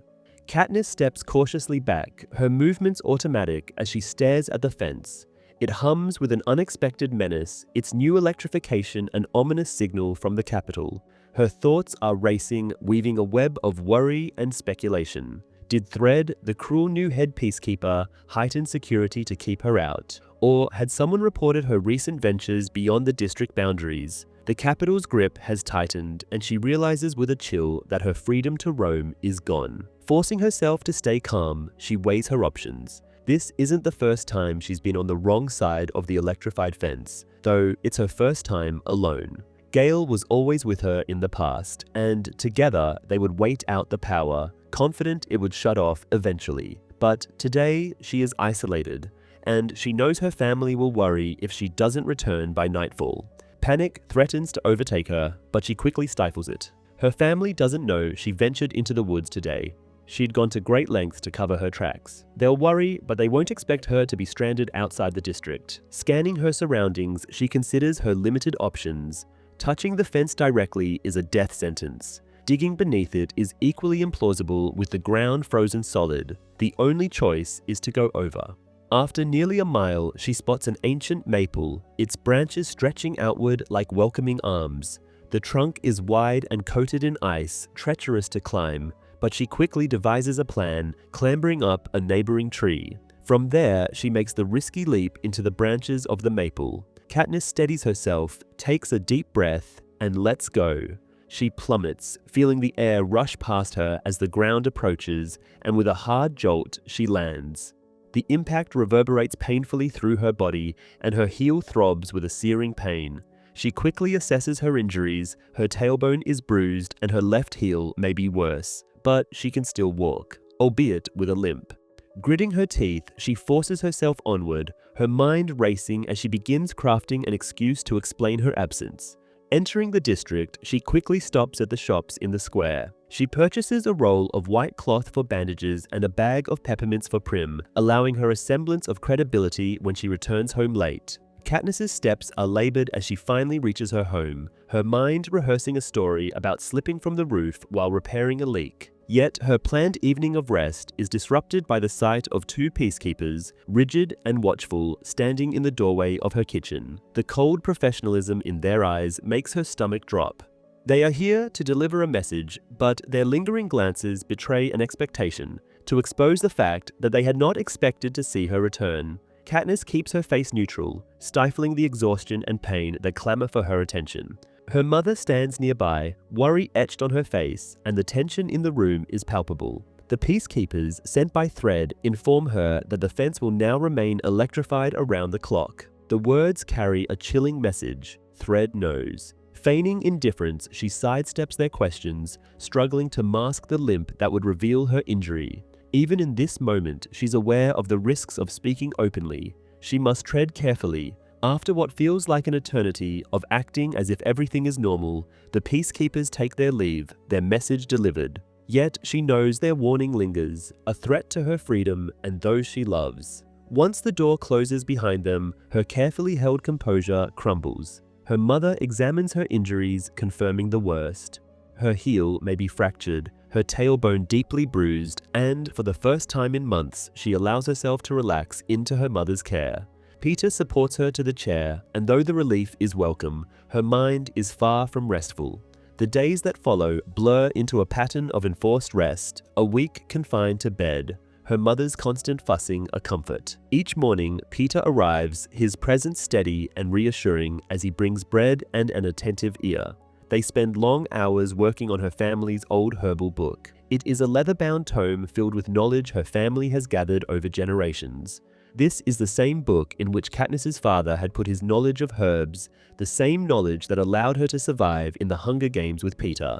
The process is meticulous. Katniss describes each plant, its properties, its uses, and Peter, with a quiet, intense focus, sketches detailed illustrations. It is a shared rhythm that offers an escape from the relentless tension of the Capitol's scrutiny.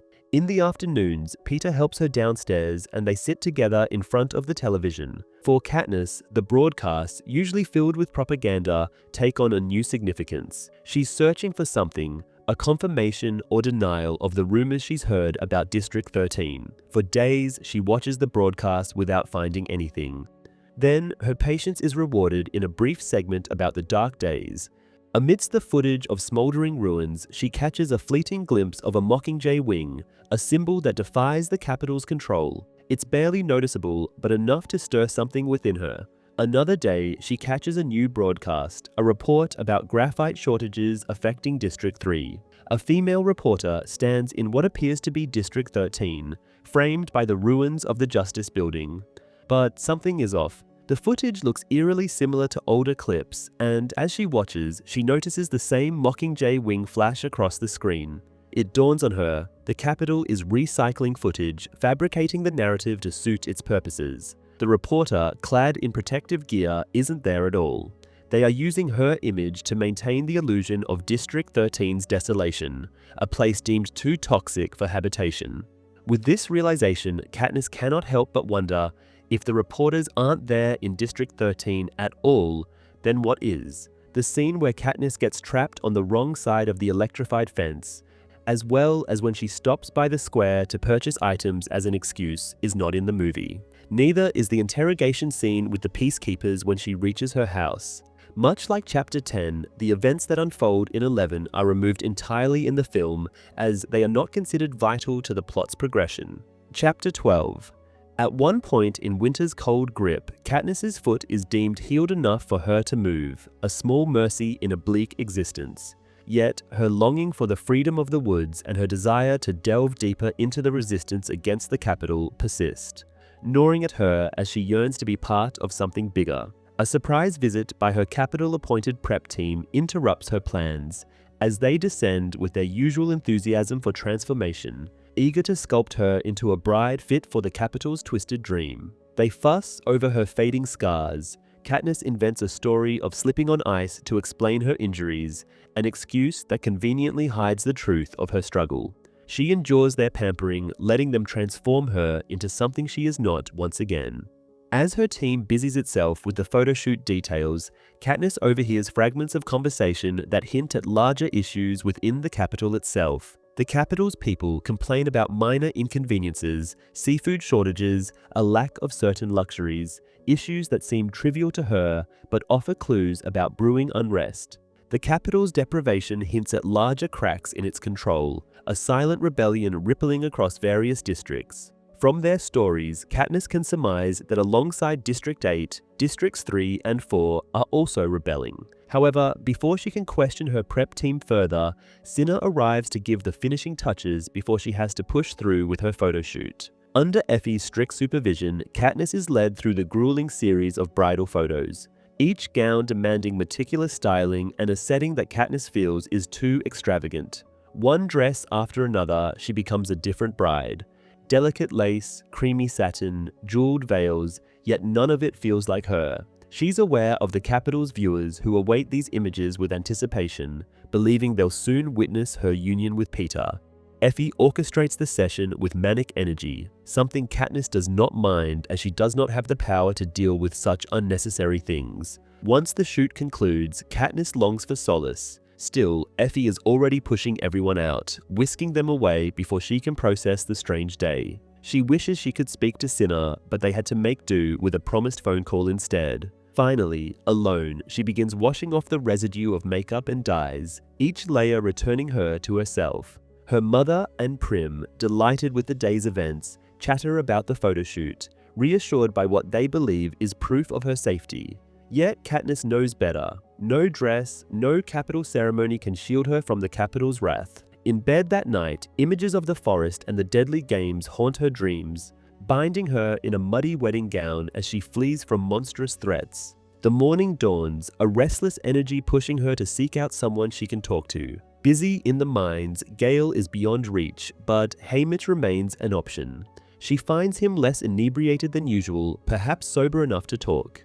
They walk together, exchanging updates in an unspoken shorthand of survival, each familiar with the dark realities they face. Haymitch shares whispered tales of Districts 7 and 11, rumors of the uprising that hint at a more significant rebellion, one that, if real, might finally shift the balance of power. Katniss presses for answers, yet Haymitch's outlook remains cynical.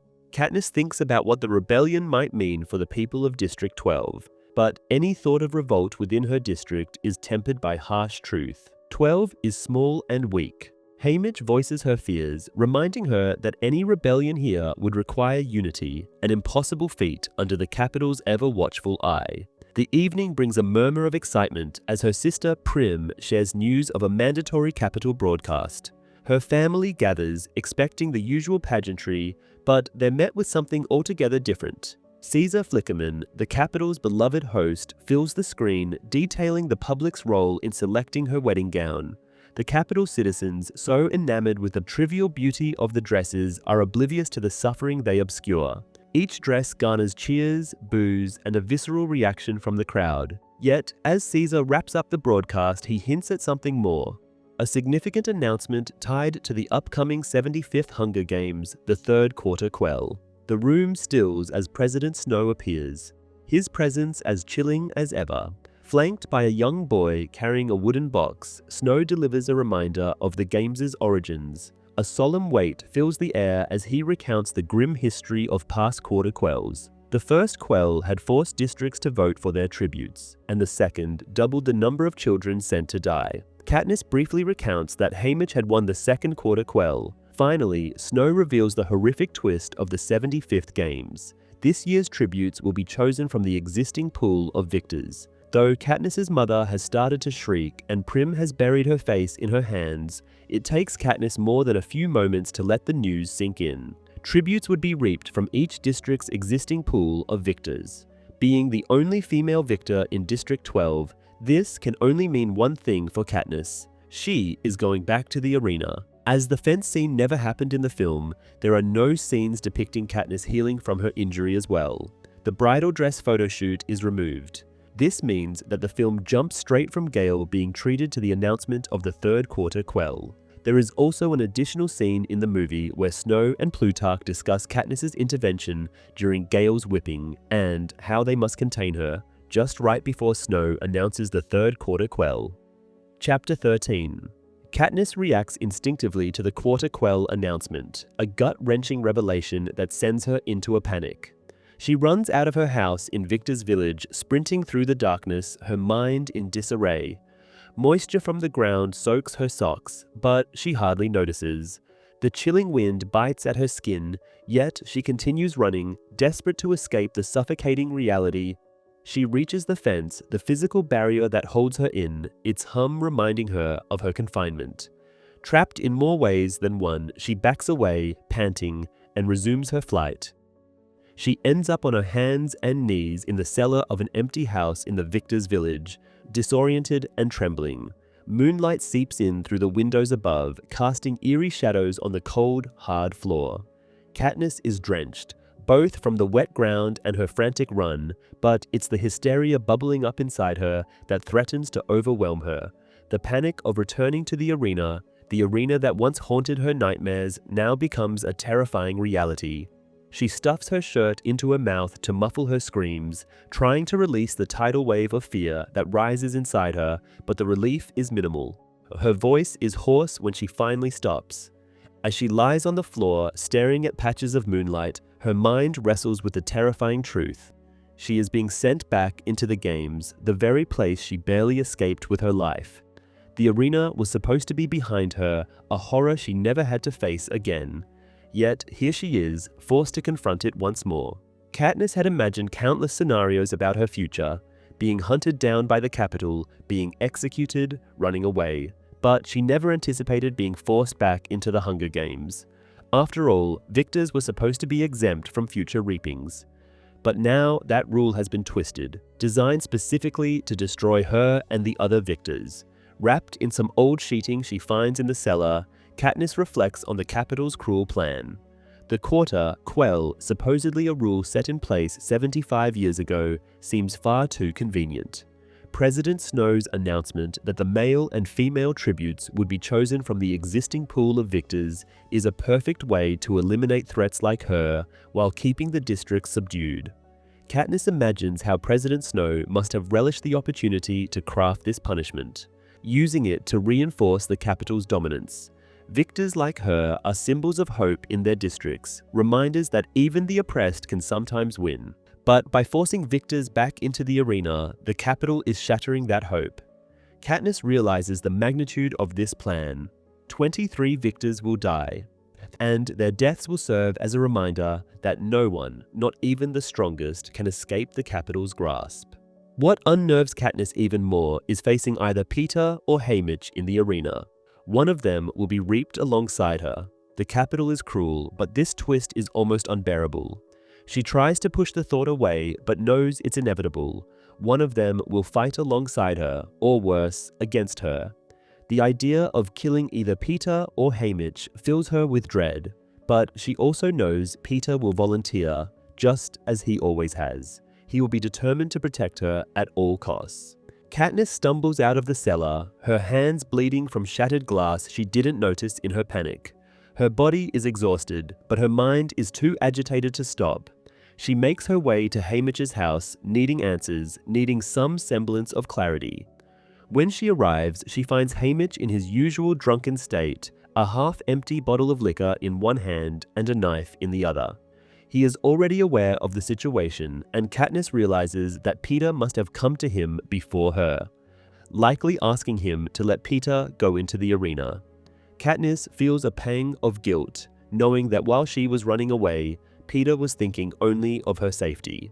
Haymitch, drunk but sharp in his own way, mocks the situation. He points out that Peeta's desire to protect Katniss will ultimately lead to him volunteering, and Katniss can't deny the truth in his words. She tries to bury her shame, but it festers inside her. Peeta's love for her and his relentless dedication contrast with her own confused feelings. Yet, despite it all, she knows one thing. She doesn't want Peeta to die. The Capitol hates her, and she knows she's as good as dead.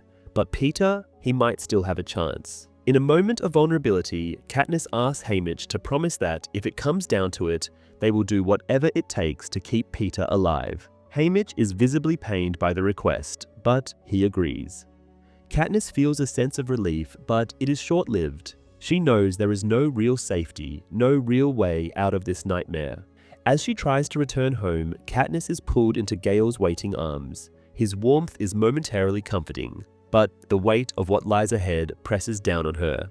Gale admits that they should have run when Katniss first suggested it, but now it's too late. The world they live in is unforgiving, and any chance of escape has slipped through their fingers. Katniss clings to Gale, but her mind is clouded with the overwhelming responsibility of protecting Peeta, her family, and herself. The next day, Katniss wakes with a pounding headache, the effects of the alcohol still lingering. She stumbles to the bathroom to throw up, her body reacting violently to both the liquor and the emotional toll of the last 24 hours. She feels sick in more ways than one. The shower brings little relief as she scrubs her skin raw, trying to wash away the fear, the guilt, and the hopelessness. Her hands sting from the cuts caused by the broken glass, the physical manifestation of her internal turmoil. Katniss forces herself to get up and face her family. She knows she has to be strong for them, just as she was during the previous reaping. But as soon as she sees their concerned faces, the facade crumbles and she bursts into tears. Her mother and Prim comfort her, holding her close as she sobs. They don't ask for explanations, they simply offer their unconditional support. Once the tears subside, they help Katniss clean up, feeding her tea and toast and putting her to bed again. It's a brief reprieve from the reality that looms ever closer. When Katniss wakes later, she feels slightly better but still weighed down by the enormity of what's coming. She returns to Haymitch's house, broth in hand, knowing he will be hungover from the previous day's drinking. The two sip their broth in silence until Peter arrives. Ever the planner, Peter has taken drastic measures. He has poured out all of Haymitch's liquor, determined to keep their team sober and focused on the task at hand. Haymitch is furious, but Peter is resolute. There's no room for weakness, not with the stakes so high. Peter's determination surprises Katniss. She didn't expect this level of intensity from him, especially not directed at her. He is right though, they can't afford any distractions, any failures. The Capitol won't allow them any mercy. Reluctantly, Katniss and Haymitch agree to follow Peter's lead. They begin training together, studying past victors, analyzing their strengths and weaknesses.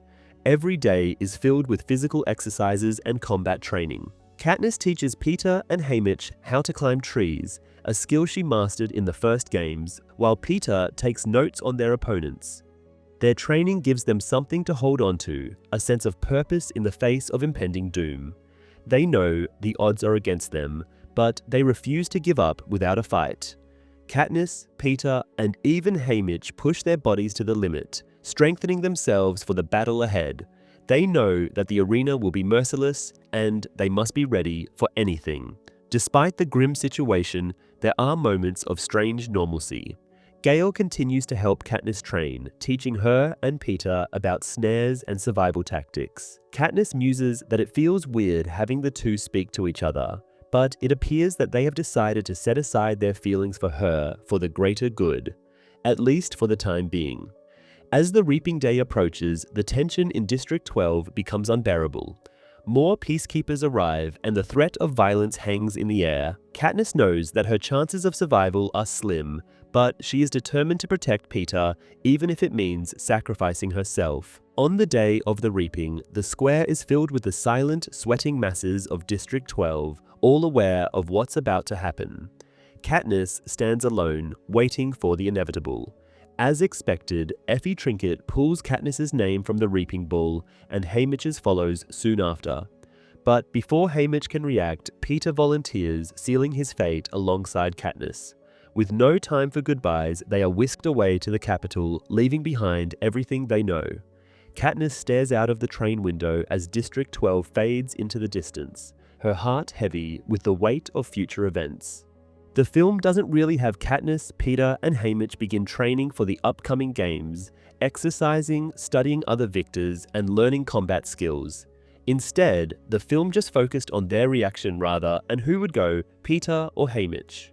Chapter 14, Katniss Everdeen finds herself in a whirlwind of emotions as the train whisks her away from District 12 toward the Capitol.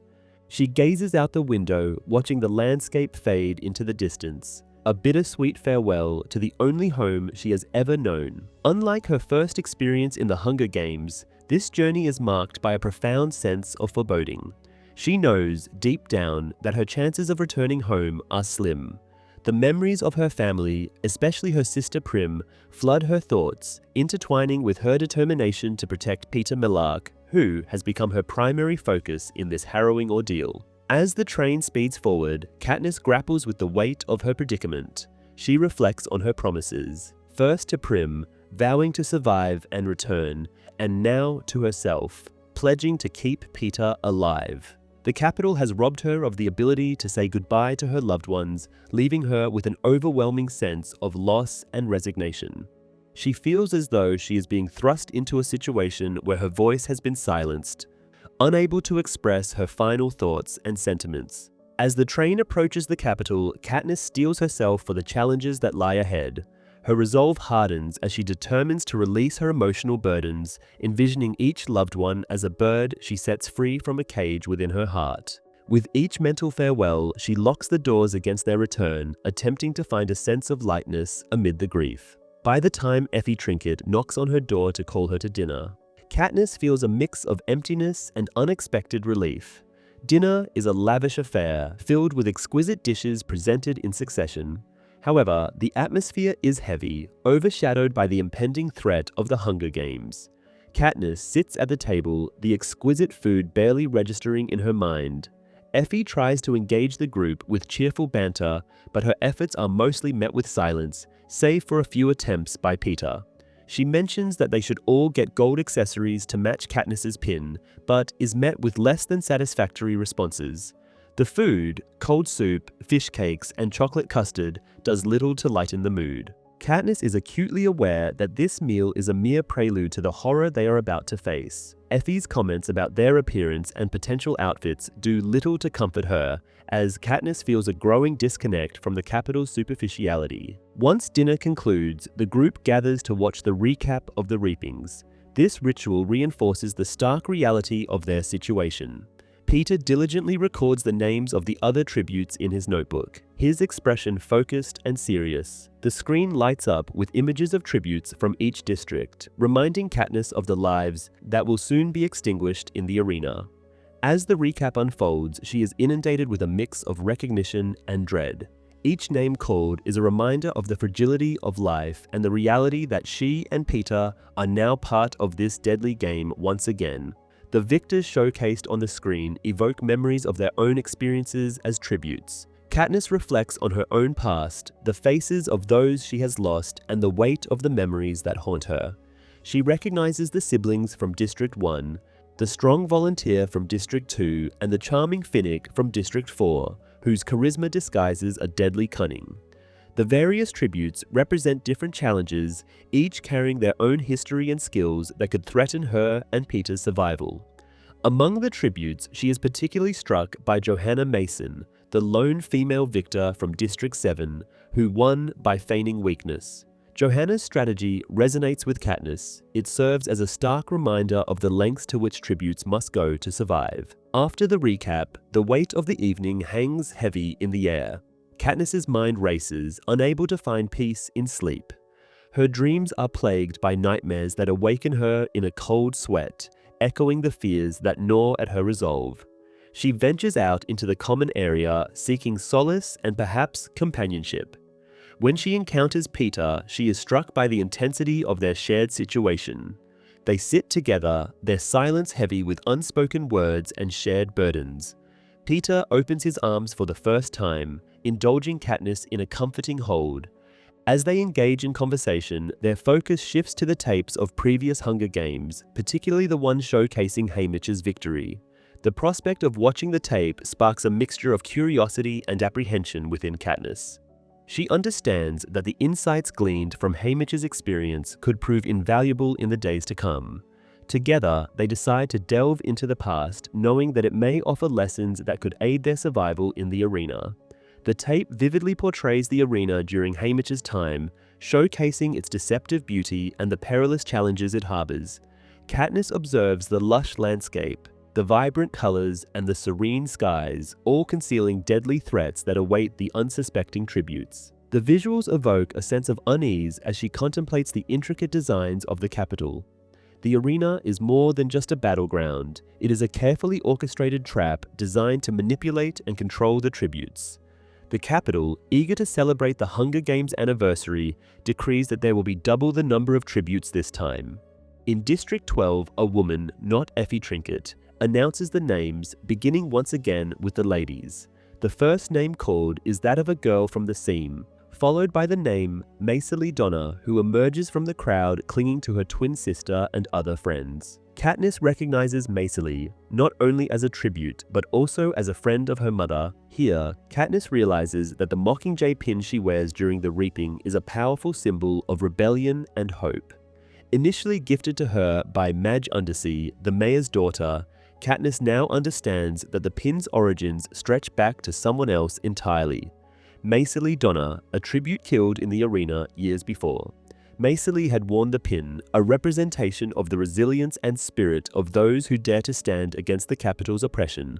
This revelation hits Katniss with a wave of emotion, intertwining her own narrative with that of Maisily. As they watch, Katniss becomes increasingly absorbed in Haymitch's journey. He is arrogant and indifferent, even during his interview with Caesar. He also showcases wit and strength, immediately snagging precious supplies from the cornucopia before making his way deep into the woods. Regardless of the chaos surrounding him, Haymitch never wavers from the direction he is heading towards. which puzzles Katniss and Peter at first. Eventually, Haymitch encounters 3 careers in his path, and though he manages to kill 2, the third manages to disarm him. Maisily Donna appears at this point and saves him. However, the two form a formidable alliance. As she watches, Katniss can't help but draw parallels between Haymitch's partnership with Maisily and her own alliance with Peter. In the tape, the two continue to head towards the arena's edge until Maisily manages to get Haymitch to explain why. Haymitch responds that something is bound to exist there that can help them. Eventually, they reach what appears to be the edge. There are only 5 tributes left, and so Maisily decides to go back. Haymitch insists he will stay, and from here, the two part ways. The tape reaches a critical point as Haymitch's journey unfolds. Katniss witnesses the moment he discovers a unique weapon hidden within the arena, a force field at the edge of a cliff. It is a clever tactic that showcases Haymitch's ingenuity and resilience. Katniss draws strength from this moment, understanding that she and Peter must also find ways to exploit their circumstances. As the tape nears its conclusion, Katniss watches in horror as Maisily meets her tragic fate. The emotional weight of the scene strikes her deeply, evoking memories of her own losses. Haymitch tries to save her but fails, and Katniss feels the familiar sting of grief wash over her. She recognizes the parallel between her own experiences and the suffering endured by Haymitch, and she vows to carry their memories with her as she steps into the arena once more. Finally, the tape shows the climactic showdown between Haymitch and the last remaining tribute from District 1. Both fighters are battered and on the brink of death, their bodies bearing the marks of relentless struggle. Despite his injuries, Haymitch summons every ounce of strength and cunning he has left. The District 1 tribute, towering and fierce, wields an axe with a confidence born of her own skill and power, seeking to deliver the final blow. As the fight intensifies, Haymitch retreats to the edge of a cliff, strategically positioning himself as he stumbles back. In a moment of sheer determination, the tribute hurls the axe with deadly precision, aiming to end him once and for all. However, as the weapon flies through the air, an unexpected twist occurs. The axe, propelled by the unique force field at the cliff's edge, bounces back toward her. In a heart-stopping instant, the very weapon she intended to kill him with returns, striking her fatally and sealing her fate. Haymitch, breathless and teetering on the edge of collapse, watches as the last of his competitors falls, the weight of survival heavy on his shoulders. Katniss finds it comical how both she and Haymitch have pulled idiotic stunts that surely embarrass the Capitol, him with his arena trick and her with the berries. As she and Peter finish the tape, the two are caught red-handed by Haymitch. Katniss steels herself, knowing Haymitch did not want them to watch his tape, but instead, he simply smirks and takes a swig of his wine. At this point, Katniss feels a surge of hope. Surely two troublemakers such as she and Haymitch can find a way to get Peter home alive. So it has been announced that Suzanne Collins is making a book about the 50th Hunger Games, or when Haymitch won against 47 other opponents, and honestly, it sounds really exciting to learn exactly how Haymitch won his Hunger Games. The film had little reference to Haymitch's Hunger Games, despite how interesting it is. Chapter 15. Katniss Everdeen prepares herself for her second Hunger Games, the Quarter Quell, with her prep team consisting of Flavius, Venia, and Octavia. Although the routine of preparing for the games should feel familiar, the reality of her return to the arena, combined with her prep team's emotional breakdown, makes the experience far more taxing. The team is deeply upset at the prospect of her returning to the arena, and they burst into tears multiple times. She realizes that their sadness is not only due to the risk of her death, but also because of what they will lose, their ticket to important Capitol events, like her wedding to Peter. The idea that she, the one facing death, is now consoling them irritates her deeply. Reflecting on the Capitol's sentiments, Katniss recalls Peter's comments about people on the train being unhappy about the victors fighting again. She realizes that people in the Capitol might genuinely care about the victors, perhaps because they have come to know them too well. To the Capitol citizens, the victors are more like celebrities than disposable tributes, which makes them uneasy about seeing them in the arena. When Cinna arrives, Katniss is irritable and emotionally drained from trying to comfort her team. Cinna's calm and understanding presence helps soothe her though. He leads her to lunch, which briefly lifts her spirits. The meal is decadent. Pheasant served with colorful jellies, vegetables drenched in butter, and potatoes mashed with parsley. Dessert consists of fruit chunks dipped in melted chocolate. Katniss indulges herself, eating the chocolate by the spoonful until Cinna orders a second pot. Their conversation during lunch turns to the opening ceremonies, and Katniss asks if they will wear something reminiscent of last year's fiery costumes. Cinna hints that the concept will be similar, but keeps most of the details hidden. Later, it's time for Katniss to prepare for the opening ceremonies, and her prep team arrives to assist with her costume. However, Cinna decides they have done enough and sends them away, much to Katniss's relief. Cinna takes over, styling her hair in the braid her mother taught him and applying dramatic makeup that transforms her face into something almost unrecognizable. The costume itself appears simple at first glance, a fitted black jumpsuit that covers her from neck to toe. He places a half crown of black metal on her head, which resembles the victor's crown but lacks the glimmer of gold. However, the real magic lies in a button sewn into the wrist of her jumpsuit, which Cinna activates after dimming the lights in the room.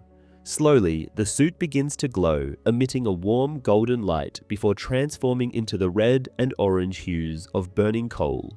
The glowing embers create the illusion that Katniss herself is on fire, like a smoldering ember pulled from a hearth. Katniss is awestruck by the effect and feels the power of her transformation, no longer just the girl on fire, but something far more dangerous and unearthly. The costume gives her the confidence she needs to face the other tributes. Katniss heads down to the ground floor of the Remake Center, where all the tributes and their chariots gather before the opening ceremonies. Unlike the previous year, when tributes were tense and glued to their chariots, the atmosphere is more social this time around. Most of the victors know each other well and stand in groups while chatting comfortably. Feeling out of place, Katniss decides to stay near her horses, gently stroking their necks to remain unnoticed. However, her attempts at blending in are thwarted when Finnick Odair, the victor from District 4, approaches her. Finnick Odair is a living legend in Panem. He won his games when he was just 14, becoming one of the youngest victors ever. Finnick, with his golden skin, bronze-colored hair, and sea-green eyes, is famous not only for his victory, but also for his looks and charm. Being from District 4, a career district, the odds were always in his favor. Still, his charisma earned him sponsors who showered him with gifts, including an extravagant trident that helped him secure his victory. Since then, capital citizens have adored him, vying for his attention whenever he visits. Despite his popularity and good looks, Katniss finds nothing appealing about Finnick. His flirtatious behavior, like offering her sugar cubes meant for the horses, seems like nothing more than a game to him, and Katniss makes it clear that she is uninterested in his advances. Eventually, Peter arrives and Finnick leaves them with a knowing comment about their cancelled wedding. Katniss mocks Finnick's flirtatious behavior to Peter, who finds it amusing. As they prepare for the ceremonies, they discuss whether they would have ended up as mere capital puppets had only one of them survived their previous games. Katniss believes Peter would have been more susceptible to the capital's allure because of his appreciation for beauty, but Peter insists that his appreciation of beauty does not make him weak. Their conversation is interrupted as they climb into the chariot, and they decide not to wave or smile during the procession, instead keeping a distant and powerful demeanor. As the chariot procession begins, Katniss and Peter's costumes start to glow, capturing the crowd's attention. The capital citizens are entranced by their appearance, and Katniss feels powerful, enjoying the fact that, this time, they are not pandering to the crowd's adoration. They are dark, dangerous, and untouchable. Katniss loves the chance to project her true self without the capital's expectations weighing on her. As they reach the city circle, Katniss notices a few other tributes attempting to mimic the effect of her and Peter's costumes. The tributes from District 3 wear electric light-studded outfits, while the District 10 tributes sport flaming belts, which Katniss finds ridiculous. Katniss and Peter's glowing coal costumes are clearly the most captivating, even drawing the attention of the morphling-addicted tributes from District 6, whose hollow, overlarge eyes are fixated on them. Katniss also notices President Snow watching her from his balcony, and she feels a chill at his focused attention. After the opening ceremonies, Katniss and Peeta return to the training center, feeling relieved. They are greeted by their stylists, Cinna and Portia, who are pleased with their performance. Haymitch is there too, but he is occupied with the District 11 tributes, Cedar and Chaff, who soon come over to greet Katniss and Peeta. Cedar, who reminds Katniss of someone from the Seam, embraces her and reassures her that Rue and Thresh's families are still alive. On the other hand, Chaff gives Katniss a playful kiss on the mouth, which surprises her but also seems to amuse Haymitch. The camaraderie among the victors makes the Capitol attendants uneasy, and they quickly direct everyone toward the elevators. On the way, Katniss encounters Johanna Mason from District 7, known for her sharp wit and cunning tactics. Johanna's costume is designed to resemble a tree, and she complains about how unoriginal her stylist is, expressing envy over Cinna's work for Katniss. Johanna, not one for modesty, strips off her costume, leaving herself completely bare except for her slippers. She joins Katniss and Peeta in the elevator, chatting with Peeta about his paintings while standing nude. Katniss, uncomfortable with the entire interaction, ignores Peeta afterwards, though she knows he is amused by her reaction. Peeta tries to explain to Katniss that the other victors are teasing her because of her perceived innocence. He says that by Capitol standards, she appears pure, which makes her an object of fascination. Katniss becomes frustrated at Peeta's laughter, but before they can continue their conversation, Haymitch and Effie join them. Effie comments on the Capitol's efforts to make things look perfect, noting that they even provided a matched set of Avoxes for them this year.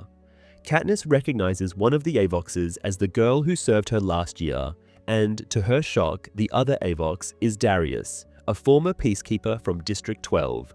The same one Katniss spent years conversing with in the Hob, and the same one who lay unconscious in the square while Gale was being punished. The book details scenes of how Katniss's prep team, Flavius, Venia, and Octavia, display their sorrow while trying to fix her up for the opening ceremonies. The movie skips over their concerns for Katniss and moves straight to just before the opening ceremony itself starts. In addition to this, Darius is not in the film either, which takes away a significant subplot that plays a role in the Capitol's attempt at unsettling Katniss. Chapter 16. As she locks eyes with Darius, Katniss feels a surge of guilt and regret, knowing that her very actions led to his current fate. The guilt is compounded by the knowledge that any sign of recognition or sympathy could lead to further punishment for him. They share a painful silence, each trapped in their own misery, Darius as a mute slave and Katniss as a victor burdened by the expectations and dangers of her role. Immediately seeking refuge after seeing him, Katniss retreats to her old bedroom, locking the door behind her. She sits on the edge of her bed, her head in her hands, feeling a deep sense of isolation and despair. The familiar surroundings offer little comfort as she struggles to process the events unfolding around her. She tries to conjure memories of home in District 12, envisioning the warmth of a fire that once provided comfort and safety.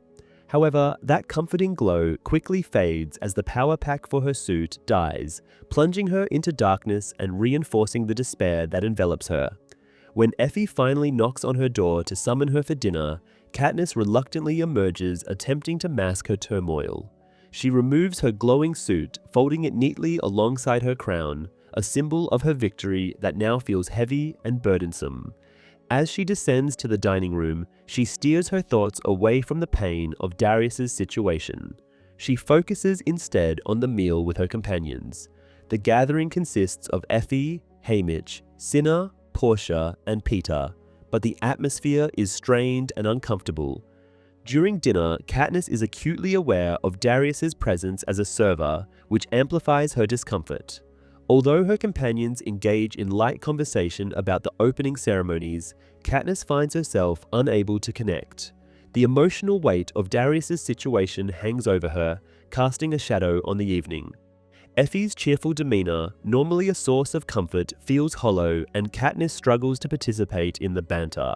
Instead, she feels increasingly isolated and resentful, particularly toward Peeta for laughing at her during the previous gathering. As the evening progresses, Katniss feels the urge to lash out. She purposefully knocks a dish of peas to the floor. This act draws the attention of Darius, and they find themselves crouched together, side by side, cleaning up the mess. Their fingers brush, and in that fleeting moment of contact, an unspoken understanding passes between them, one filled with sorrow, regret, and a shared acknowledgement of their plight. The moment is abruptly shattered when Effie chastises Katniss, insisting that it is not her job to clean up, and Darius immediately pulls away. Following dinner, the group settles down to watch the recap of the opening ceremonies, and Katniss finds herself wedged between Cinna and Haymitch on the couch, deliberately avoiding Peter. The spectacle of the Capitol's display, dressed-up victors parading through the streets, now feels grotesque to her. She is struck by the physical and emotional toll that the games have taken on the other victors, many of whom appear broken and damaged. Some, like Johanna and Finnick, manage to maintain a semblance of dignity, while others have succumbed to addiction or illness. This stark reality serves as a reminder of the toll that the Hunger Games inflict, a relentless cycle of violence and suffering.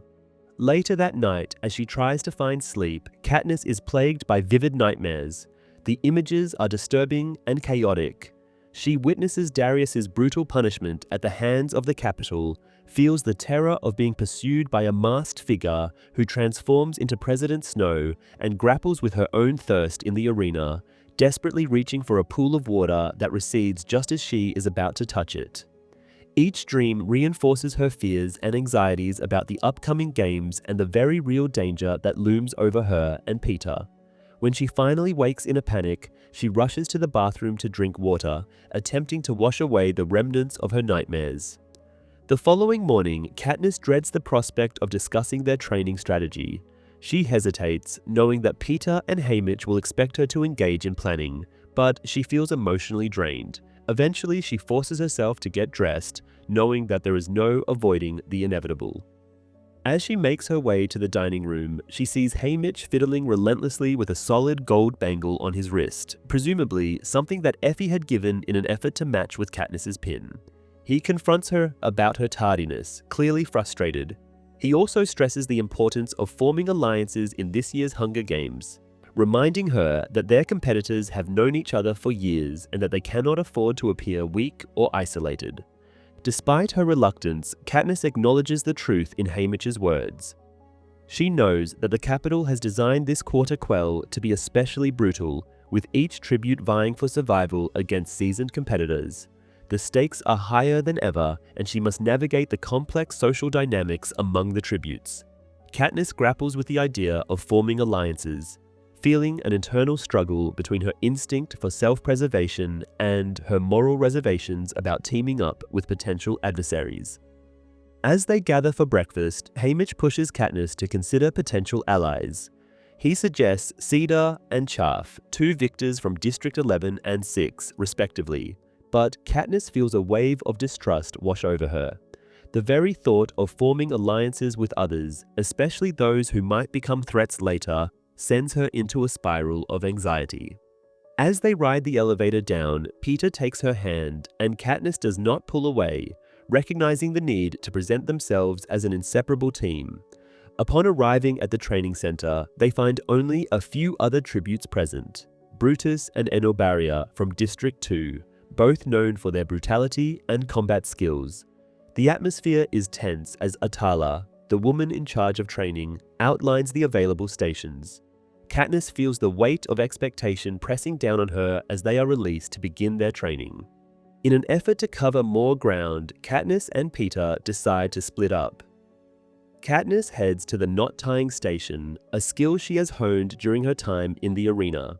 She reconnects with a trainer who remembers her fondly from the previous games. As she practices knot-tying techniques, Finnick approaches, demonstrating his prowess with ropes in a playful manner. His light-hearted demeanor momentarily distracts Katniss, and she briefly forgets the weight of the games pressing upon her. However, she quickly refocuses on her training, recognizing that she must remain sharp and vigilant. After spending time at the knot-tying station, Katniss moves on to the fire-building area, determined to refine her survival skills. She grapples with starting a fire using flint and steel, a more challenging task than she anticipated. With patience and perseverance, she eventually manages to create a flame, feeling a sense of accomplishment. However, as she looks around, she realizes that other tributes have gathered nearby, specifically Wyress and BT from District 3. Their presence provides a welcome distraction, and as they engage in conversation, Katniss finds herself warming to them despite the harsh reality of their circumstances. The conversation with Wyress and BT reveals their intelligence and creativity. They discuss their inventions, and as Wyress gets lost in her thoughts, BT clarifies her ideas. Their conversation gives Katniss insight into their backgrounds, and she begins to see them as potential allies in a world where trust is scarce. During lunch, the atmosphere shifts as Peter approaches Katniss, prompting a conversation about their upcoming performances. Katniss struggles with the enormity of their situation, questioning how they will navigate the complex web of alliances and rivalries. The prospect of killing again weighs heavily on her mind, and she confides in Peter, expressing her reluctance to form connections with the other tributes. As training continues, Katniss observes the stark contrast among the tributes. Some exhibit camaraderie and a sense of competition, while others are marked by trauma and grief. Katniss realizes that her skills are not only a means of survival, but also a way to forge connections with her fellow victors. She finds herself drawn to Mags, the elderly woman from District 4, whose resourcefulness surprises Katniss. Even more so, she had watched Mags volunteer to take the place of a younger girl during the reaping, and feels more connected to her because of it. Katniss knows that if she tells Haymitch she wants to team up with an 80-year-old woman as well as Wyress and BT, who the other victors have dubbed Nuts and Volts, he would not be pleased. Finally, giving up on making friends, Katniss heads off to the archery range, seeking refuge in the familiar rhythm of drawing and releasing arrows. The solitude and focus bring her a sense of clarity she hasn't felt since entering the capital. As she trains, she demonstrates her precision, her arrows hitting bullseye after bullseye with lethal accuracy to the point where the trainer starts unleashing moving targets for her to shoot at. Her display does not go unnoticed.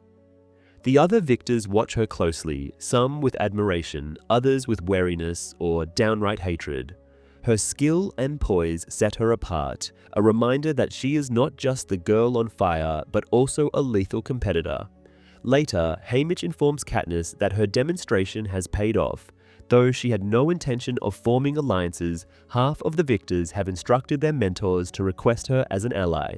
It leaves her conflicted. She never planned to attract attention this way, but it has secured her a powerful position nonetheless. On the last day, Katniss heads into her private session with the game makers. She knows that they too have seen her skills during the general training, but she must now showcase something that goes beyond precision, something that asserts her defiance and power. The weight of their eyes is heavy as she enters the space, her mind racing with ideas on how to leave a lasting impression, one that will send a message as clear as the arrow she fires. When Peter gets called, it takes about 40 minutes before Katniss is called next. Though she wonders what has taken him so long to be finished, she knows she must also focus on her own performance. Katniss is determined to make an impression that will resonate with them, and she channels her anger and frustration into a bold act of defiance. Using a rope, she creates a noose and hangs a target dummy, painting the name Seneca Crane across its chest in blood-red berry juice. Then she turns, eager to see the reactions on the game makers' faces.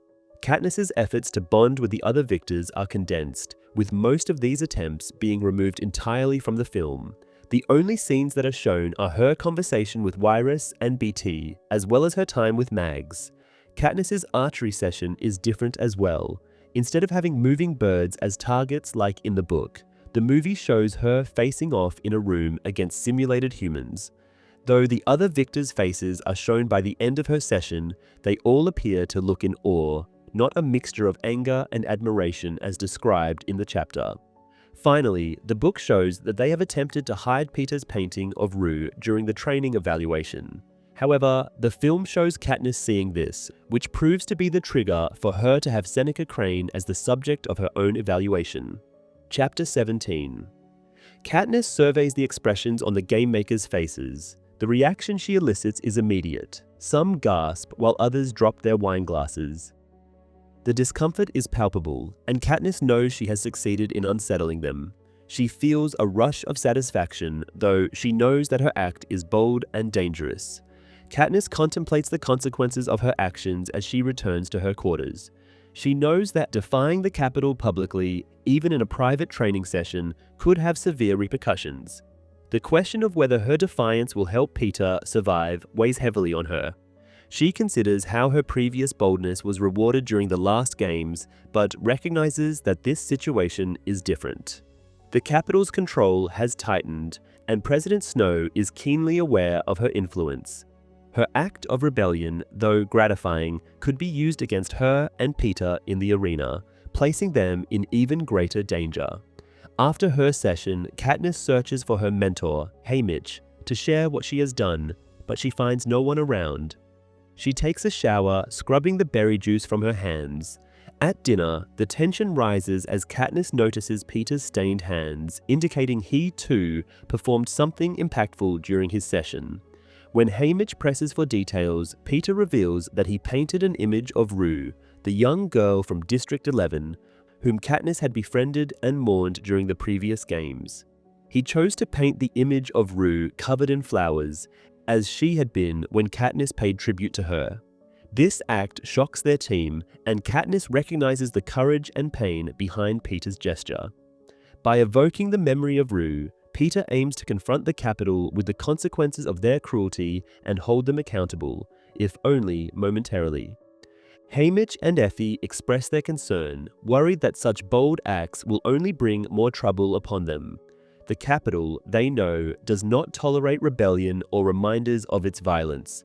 Peter's decision to paint Rue's image is a poignant, emotional act that highlights his desire for justice, but it also puts him and Katniss in greater jeopardy. Despite the seriousness of the situation, Katniss feels a deep sense of admiration for Peter's bravery. In response to Peter's display, Katniss shares her own act, the dummy with Seneca Crane's name. The reaction is immediate and intense as her team members realize the implications. Hanging the dummy serves as a stark reminder of the Capitol's ruthlessness and a challenge to its authority.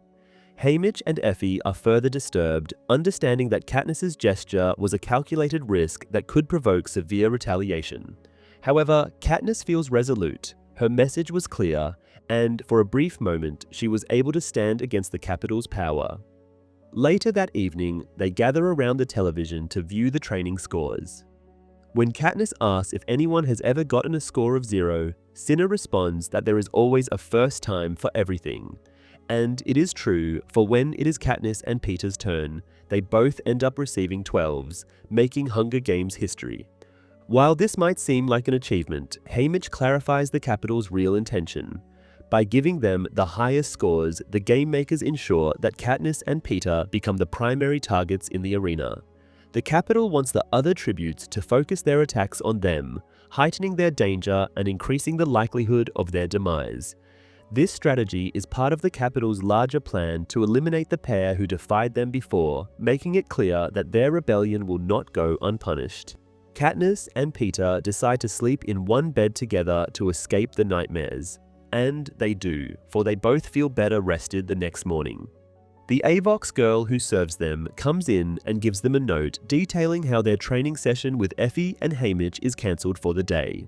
And so Katniss and Peter spend the rest of the day together, understanding that their time is limited. Despite the pressure and uncertainty, they try to find solace in each other's presence. They have a picnic on the rooftop garden, a rare moment of peace amidst the chaos surrounding them. For a brief time, they allow themselves to escape the harsh reality of their situation, cherishing the simple joy of being together. Katniss practices her survival skills, weaving knots and nets, while Peter sketches. Throughout the day, Katniss contemplates her strategy for the arena. She realizes that her primary goal must be to keep Peter alive, even if it means sacrificing herself. Katniss is determined to protect him, understanding that his life is more valuable in the context of the rebellion growing in the districts. If she can die in a way that inspires others and turns her into a symbol of the revolution, then her sacrifice will not be in vain. Katniss knows that her death would be more impactful than anything she could ever say while still alive.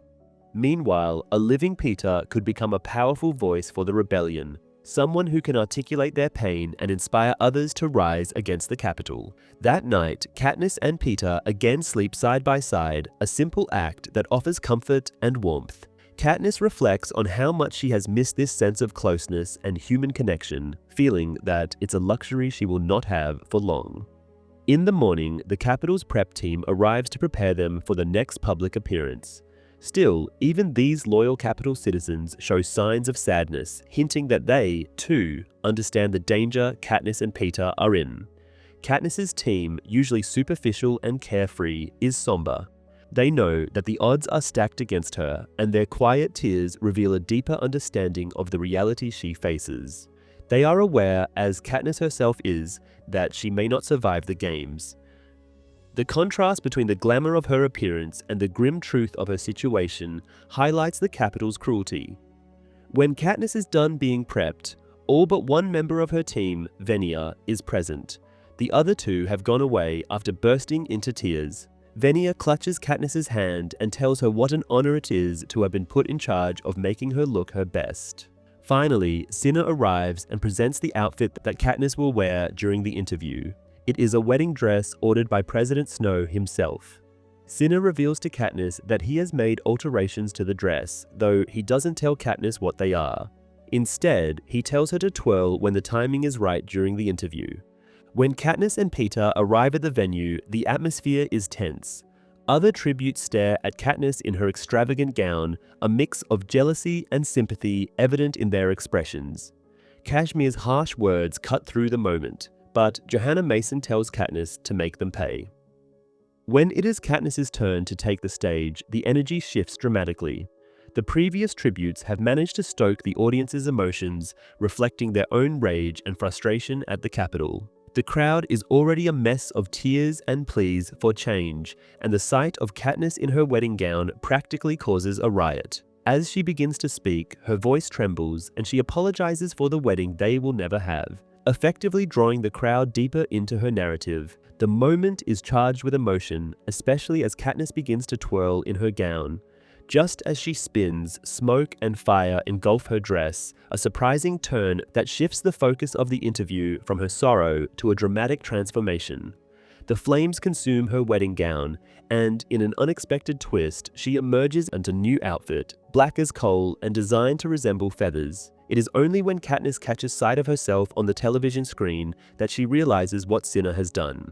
He has turned her into a Mockingjay. The part where Katniss and Peter get a 12 for their training evaluation is cut from the movie, as well as the free day that the two gets to spend together before the interviews. The tributes are also made to stand in a pedestal on stage afterwards, so the criticism that Katniss gets from the other victors, save for Johanna's moral support, is also not in the movie. Chapter 18. Caesar reaches out to touch Katniss's headpiece, admiring the design. He comments on her appearance, likening her to a bird.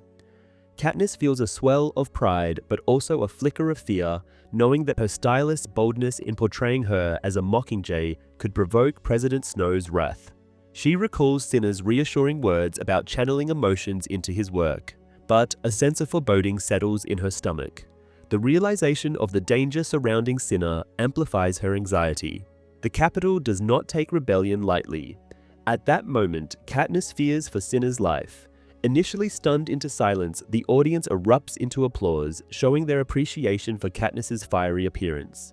Her dress feels lighter as she walks back to her seat, almost as if it embodies her desire to rise above the suffocating weight of the Capitol's oppression. She passes Peter, who is next for his interview, but their shared glance is heavy with unspoken concern and tension. Katniss senses that Peter is preoccupied. When Peter steps onto the stage, the familiar chemistry between him and Caesar is evident. They share light-hearted banter, easing the tension in the room. However, it soon becomes clear that Peter is wrestling with a heavy burden. Caesar, sensing the shift in mood, gently steers the conversation toward the upcoming Quell, the special edition of the Hunger Games that poses new threats to their lives. The audience is captivated and eager to hear Peter's thoughts, but the atmosphere becomes somber as Peter grapples with his emotions. As he begins to speak, Peter shares a shocking revelation. He and Katniss have secretly married in a ritual unique to District 12. This confession stuns the audience, leaving them confused. Katniss feels a wave of embarrassment and bewilderment wash over her. Peter's admission reveals the deep connection they share, transcending the grim reality of the Hunger Games. However, the gravity of his words soon escalates as he discloses another bombshell. Katniss is pregnant. Just like that, Peter's revelation easily blows away every other victor's attempt at attacking the Capitol. The audience reacts explosively to this news, shockwaves rippling through the crowd. Katniss feels her heart race as she processes Peter's revelation. The audience's cries of despair fill the room, a cacophony of anguish that underscores the brutality of their reality. The interview culminates in a powerful display of unity among the victors as they clasp hands and stand together. This unexpected act of defiance serves as a signal to the districts that they are not alone in their struggles. This unity between all districts displays strength that has not been witnessed since the Dark Days. However, the victory is short-lived as the broadcast abruptly cuts off, plunging the stage into chaos. Katniss feels a rush of fear and uncertainty as she retreats with Peter, aware that their actions have drawn the ire of the Capitol. Haymitch appears, his expression grave as he informs them of the pandemonium erupting outside. The Capitol is in disarray, with citizens grappling to understand the significance of Peter's revelation and the victor's display of solidarity. Haymitch warns them that President Snow will not allow this defiance to go unpunished. The tension in the room is palpable as they contemplate the consequences of their actions. The gravity of the situation hangs heavy as they realize they are now targets, not just for their lives in the arena, but for their very identities as symbols of rebellion. It is apparently still chaotic outside, and the others have been ordered to go home. Katniss and Peter tell Haymitch to send their love to Effie, knowing they might never see her again. From here, they bid goodbye to Haymitch, who simply tells them to stay alive and gives them each a brief hug. Katniss and Peter have almost walked out the door when Haymitch calls out and reminds Katniss to remember who the enemy is, though he doesn't expound any further. The two share one last night in bed together, though they do not speak, relishing each other's presence while still attempting to get some semblance of rest. As the dawn breaks, Cinna arrives to assist Katniss in her final preparations. The atmosphere is charged with tension and urgency, reflecting the precariousness of their situation. Katniss is struck by the finality of the moment, knowing that they may not see each other again. The hovercraft takes Katniss to the arena, where she undergoes the familiar preparation process. The doctor injects her with a tracker. Cinna meticulously helps her dress in a fitted blue jumpsuit designed for agility and speed. As they prepare, Cinna fastens Katniss's Mockingjay pin on her clothes before kissing her forehead and wishing her luck. The glass cylinder then descends upon Katniss, and she knows that she will be transported to the arena in just a few moments. As she waits for the launch, tension mounts. The silence is abruptly shattered when peacekeepers storm the room, violently subduing Cinna. Katniss is forced to watch as they leave numerous gashes all over Cinna's face and body. She is horrified, screaming and banging against the glass enclosure as they drag his limp body away. Finally, the plate rises and Katniss is thrust into the arena. The brightness and the vastness of the landscape overwhelm her senses. As she stands on the shore of a vast body of water, Katniss understands that this arena is unlike any she has faced before. She realizes that this is no place for a girl on fire. Though Peter does say that he and Katniss got married in secret, he does not expound on District 12's marriage rites in the movie. Even Caesar Flickerman's troubled expression is caught in the movie as he stares at the victors holding hands, something that is not described in the chapter.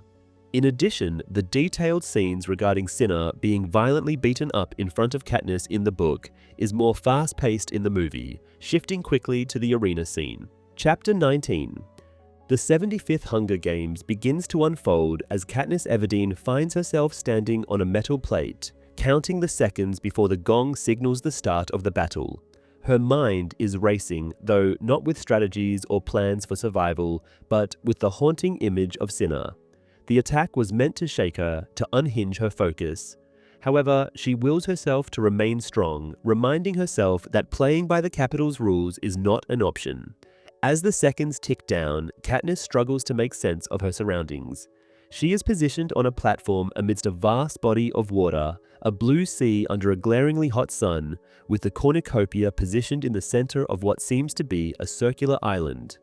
From the cornucopia, thin strips of land radiate outward, like spokes on a wheel, with each strip supporting a pair of tributes. Katniss sees she is positioned between strips of water, sharing her section with Woof, the elderly tribute from District 8. Though she tries to spot Peter among the other tributes, the cornucopia obstructs her view, leaving her unsure of his whereabouts. Realizing that the arena is surrounded by salt water, she quickly assesses her situation. There are no boats, ropes, or floating debris to cling to. The only way to reach the cornucopia is by swimming. When the gong finally sounds, Katniss wastes no time. She dives into the water and swims toward the central island. Even though swimming in the open sea is different from swimming in the lake near her home, the salt water seems to lift her body, allowing her to move swiftly through the waves. Katniss reaches the shore, sprints across the sandy strip of land, and makes her way toward the cornucopia. When she arrives at the towering golden horn, Katniss immediately spots a golden bow among the pile of weapons and supplies. She grabs it instinctively, ready to defend herself. Just as she secures the bow, she senses movement behind her. Katniss spins around, bow drawn, only to find herself face to face with Finnick Odair, the handsome and charismatic tribute from District 4. He is armed with a trident and a net, his muscles tensed for action. They size each other up for a tense moment, both prepared to strike. Finnick casually remarks about the arena, but Katniss remains suspicious, her instincts telling her not to trust him. Then she notices something, a glimmer of gold on Finnick's wrist. It's a bangle, intricately designed with flames, and Katniss recognizes it immediately. That bangle belongs to Haymitch, meaning it is more than just a piece of jewelry. It's a message, a signal that Haymitch has allied Finnick with her. Though it angers her that Haymitch didn't inform her of this prior arrangement, Katniss realizes she must trust Finnick, at least for now. As their uneasy alliance begins, Finnick quickly proves his value. He shouts a warning for Katniss to duck, and she obeys just in time. Finnick's trident flies over her head and impales the tribute from District 5, the man who had drunkenly embarrassed himself during training. With the immediate threat neutralized, Finnick advises Katniss not to trust the tributes from Districts 1 and 2. Former career tributes who are sure to be formidable opponents. Katniss doesn't have time to dwell on this advice. They must arm themselves.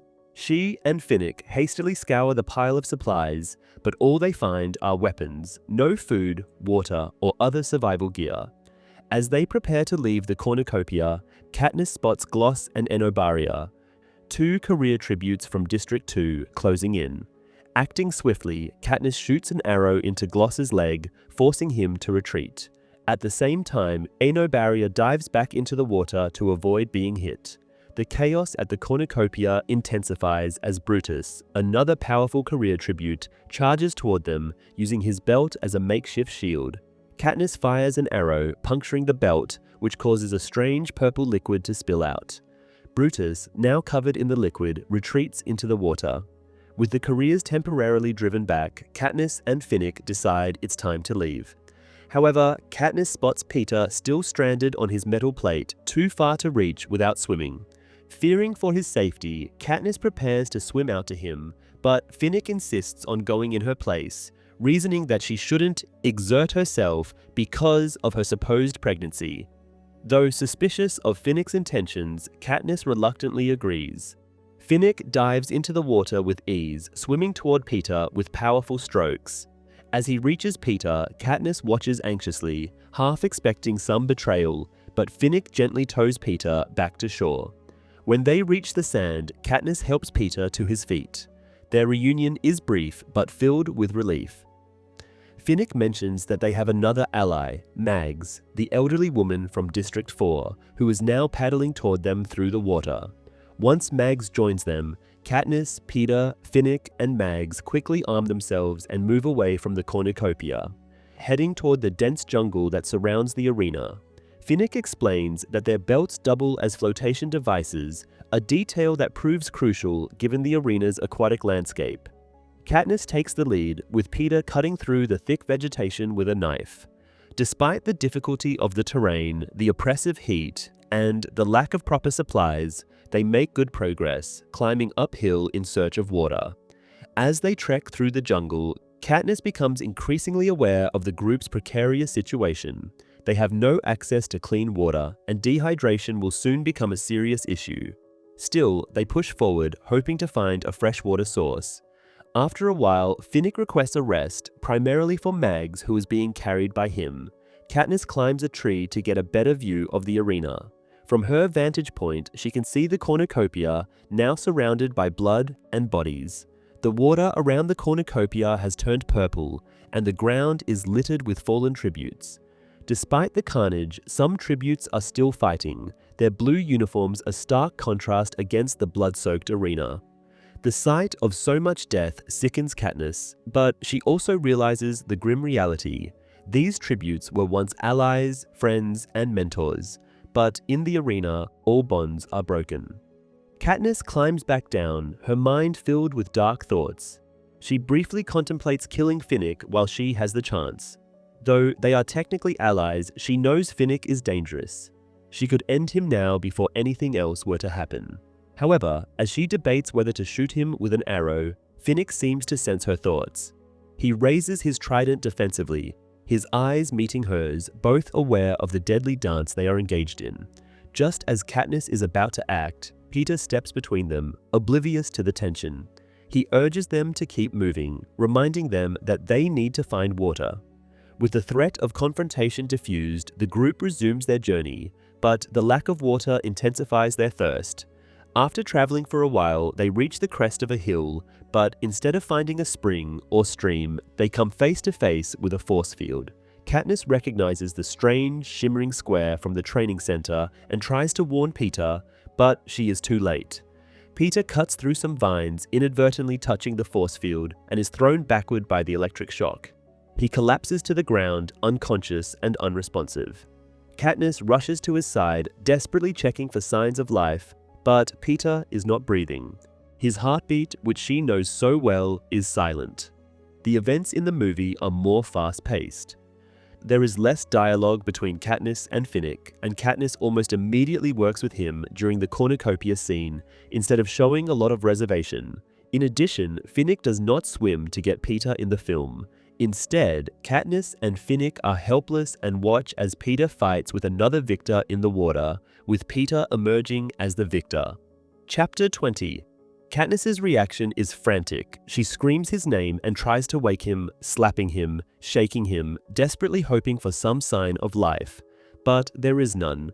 The sudden and brutal reality of seeing Peter in such a state overwhelms her, and it feels as though all her efforts have been in vain. As Katniss continues to struggle to revive Peter, Finnick steps in. His demeanor is calm, but his presence immediately creates tension for Katniss.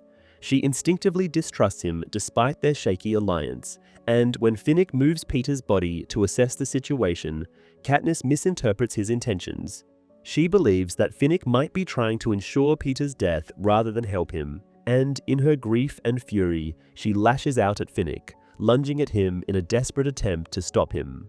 Finnick, however, quickly overpowers her, pushing her back with enough force to send her crashing into a nearby tree. The blow leaves Katniss stunned, gasping for breath. As she struggles to regain her composure, she watches in horror and disbelief as Finnick bends over Peter. Finnick begins performing mouth-to-mouth resuscitation, using a technique that Katniss has rarely seen in her district. At first, Katniss doesn't fully understand what is happening. She momentarily believes that Finnick is kissing Peter, which seems bizarre given the circumstances, but she quickly realizes that Finnick is actually blowing air into Peter's lungs. With mechanical precision, Finnick alternates between breathing into Peter's mouth and performing chest compressions, working to restart Peter's heart. She watches as Peter's chest rises and falls under Finnick's efforts, but the minutes drag on without any sign of success.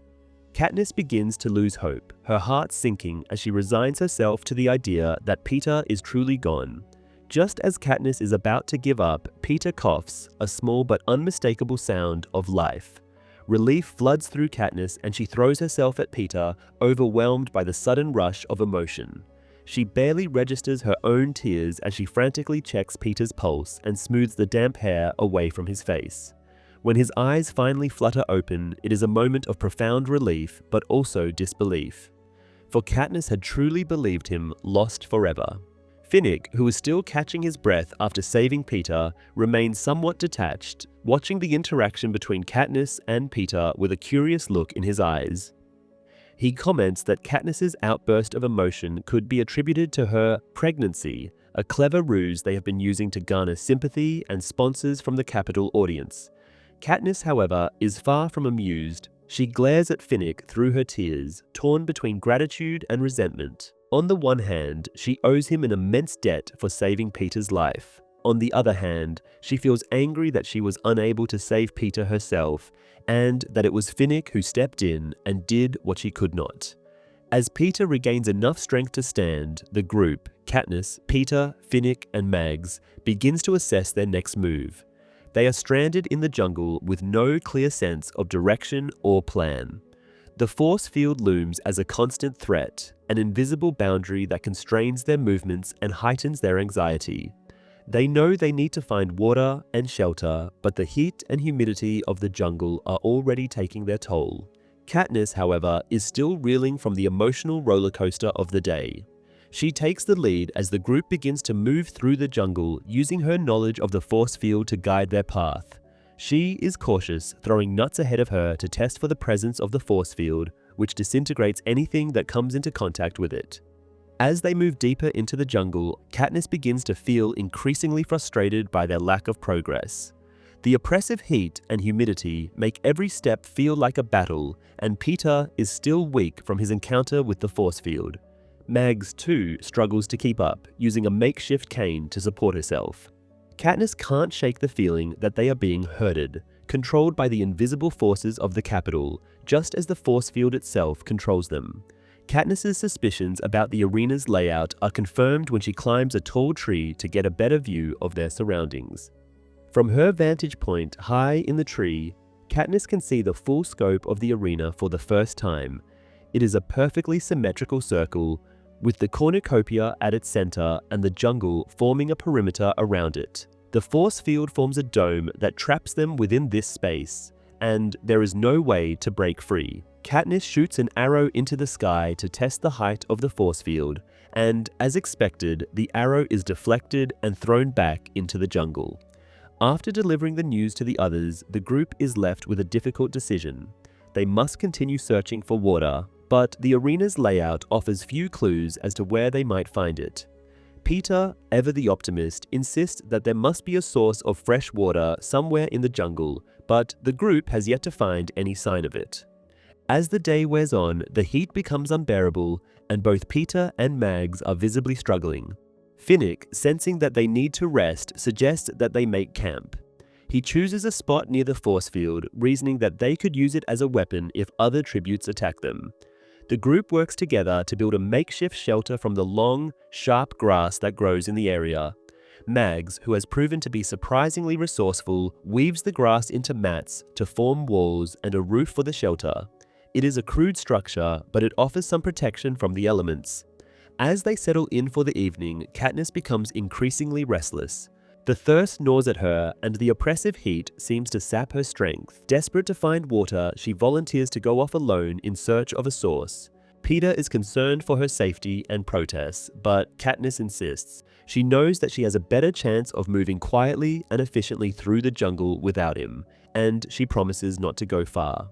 Moving stealthily through the dense jungle, Katniss begins her search for water. The lush greenery around her seems to mock her, filled with life, but offering no sign of the one thing they desperately need: fresh water. As Katniss pushes deeper into the jungle, the oppressive heat becomes almost unbearable. Her body feels heavy, her throat parched, and the air around her seems to thicken with humidity. The sound of a cannon blast breaks the silence, jolting Katniss out of her thoughts. She pauses, counting the number of cannon blasts, 8 in total. 8 tributes have died since the start of the games, a sobering reminder of the deadly reality they face.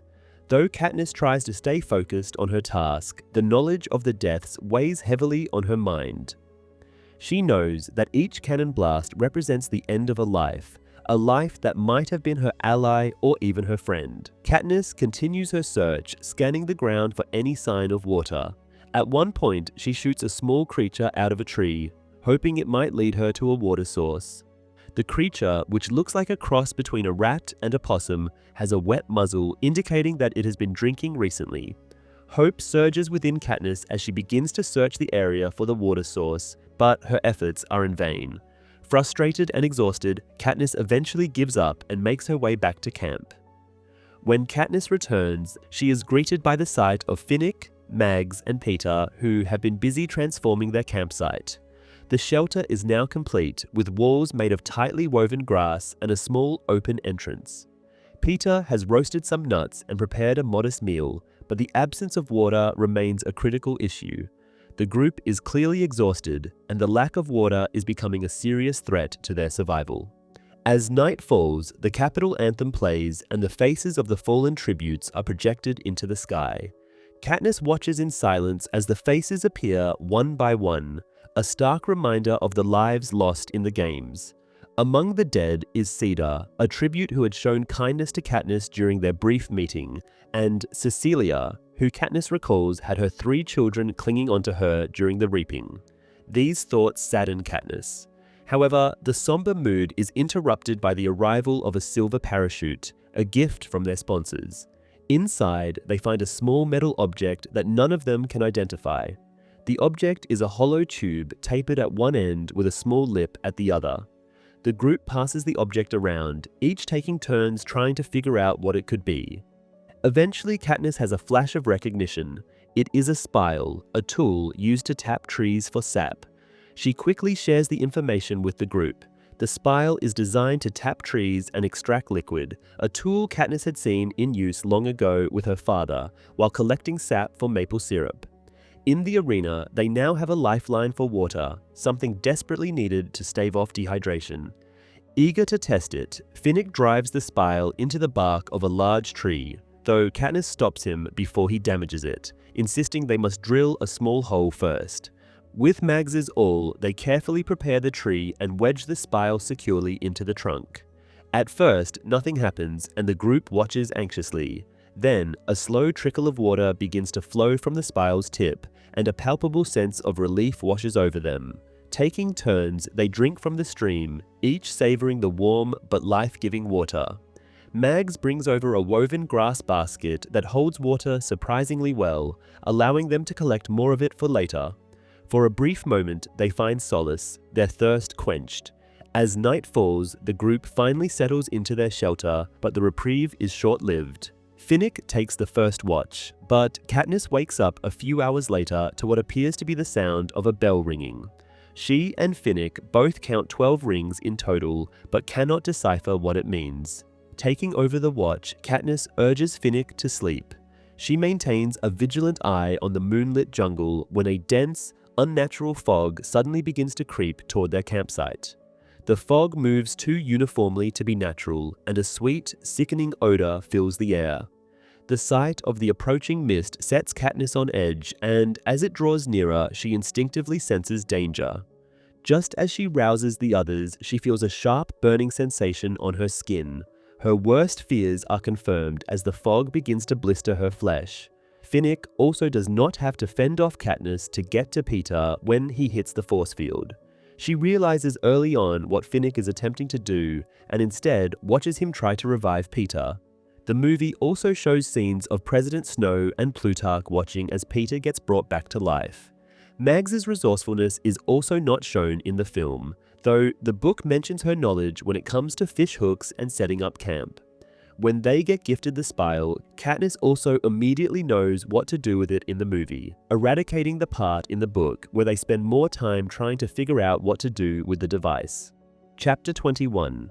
There is a sense of urgency and panic as Katniss screams for Finnick and Peter to run. Quickly realizing the threat, Finnick scoops up Mags and dashes into the jungle.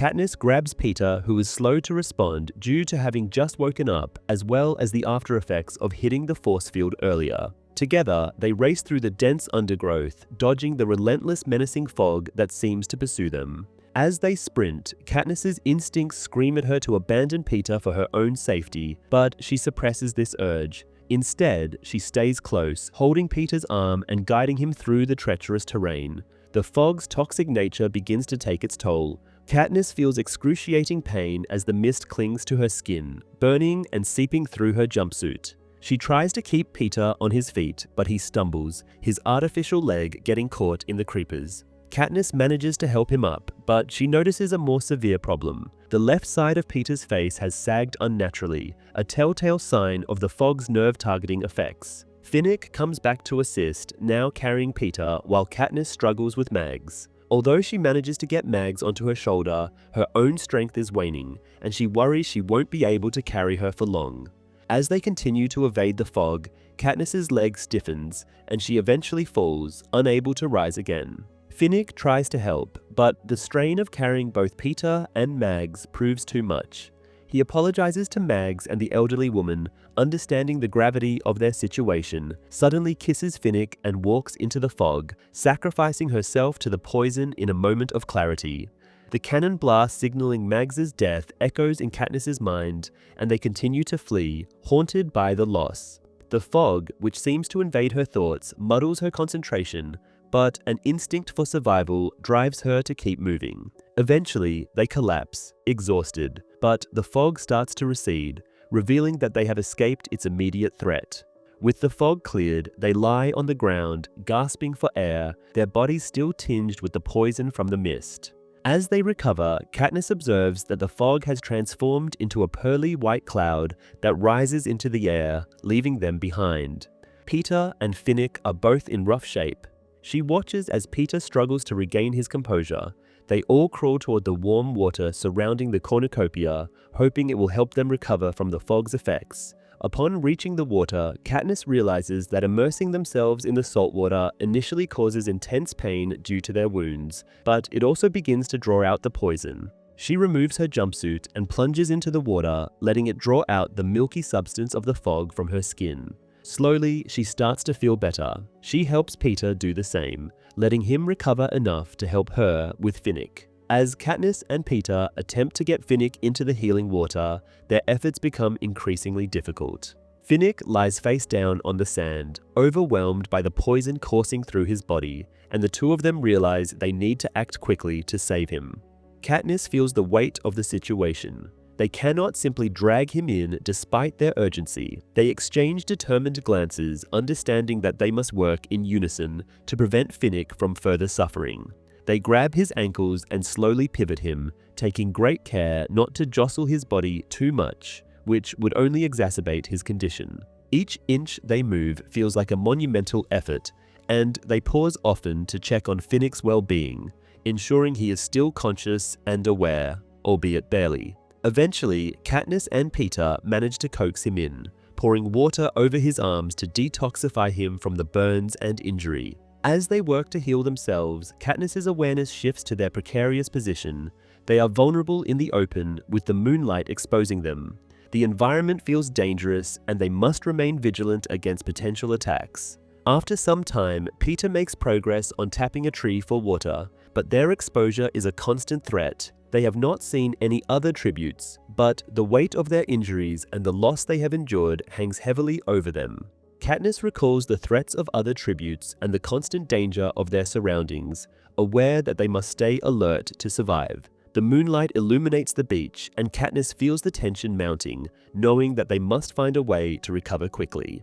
Finally, Finnick begins to regain his strength. He displays renewed vigor as he swims and moves in the water, a sign of his recovery.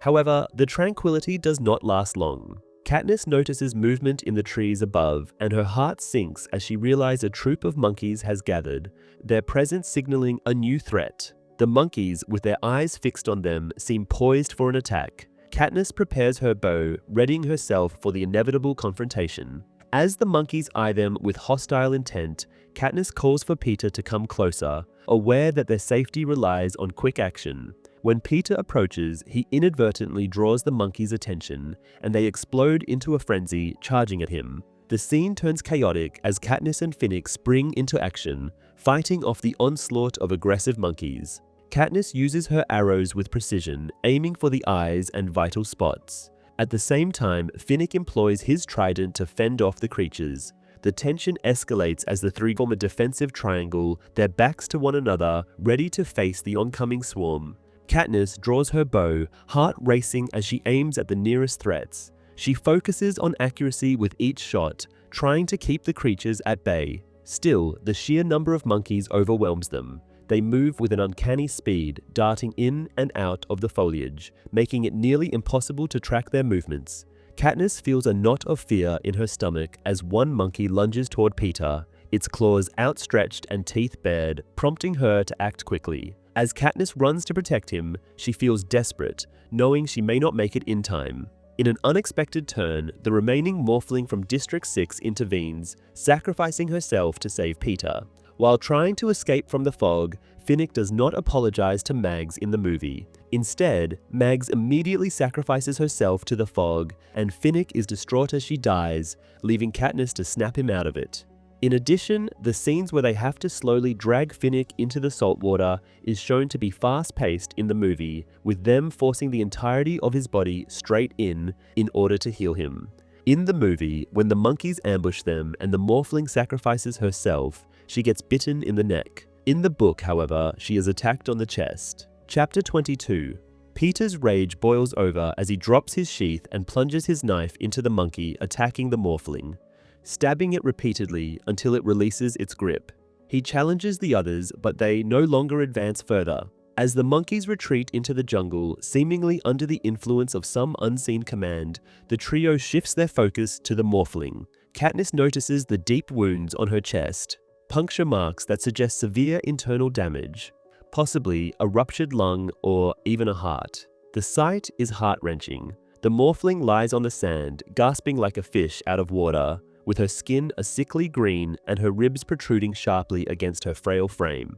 Katniss reflects on the wasted potential of the morphling's life, recognizing how addiction has consumed her existence just as it has for others they know, including Haymitch, with alcohol. Peter gently lays the morphling down on the beach, cutting away the fabric that covers her wounds with a swift motion. Blood trickles from her injuries, a stark contrast to the vibrant surroundings. At this moment, Katniss grapples with helplessness, feeling the weight of despair as she holds the morphling's twitching hand. She is unsure whether the spasms are a result of the poison that has affected their nerves, the shock from the attack, or withdrawal from the drugs that once sustained her. There is nothing they can do but stay with her as she succumbs to her injuries. As Finnick offers to watch for any further threats, Katniss is torn regarding what to do next.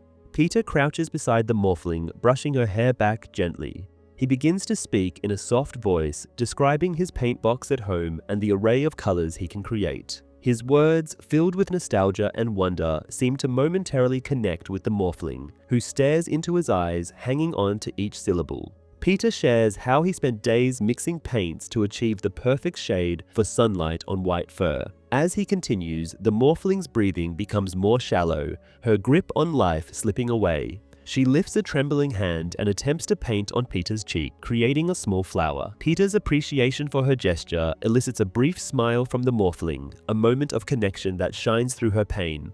But as the cannon fires, signaling her death, that fleeting joy is extinguished. Peter carries her into the water, an act of solemn respect as her body floats out toward the cornucopia.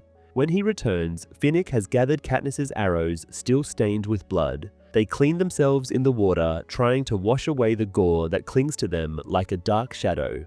The jungle remains silent, the monkeys having disappeared, leaving an eerie calm in their wake. Katniss examines her skin, noticing the spots where the fog droplets have landed and are scabbing over. It itches intensely, but she tries to convince herself it's a sign of healing. She glances at Peter and Finnick, both scratching at their own damaged skin, realizing that even Finnick's usually flawless beauty has been marred by this horrific night. As they prepare to retrieve water, Katniss suggests they take turns keeping watch. She offers to stand guard while the others rest. However, Finnick insists, and Katniss recognizes his need to go off and mourn alone, so she agrees. And so she lies down next to Peter, who drifts off almost immediately.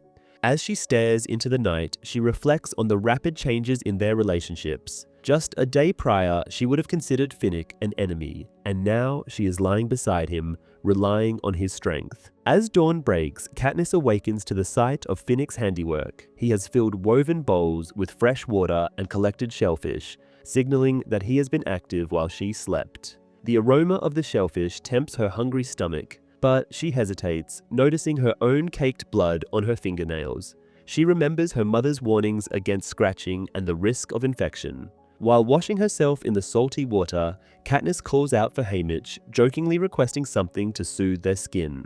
Much to her surprise, a parachute quickly descends, delivering a tube filled with a thick, dark ointment. Its pungent scent combines tar and pine needles, eliciting a grimace from Katniss as she applies it to her legs, feeling immediate relief from the itching.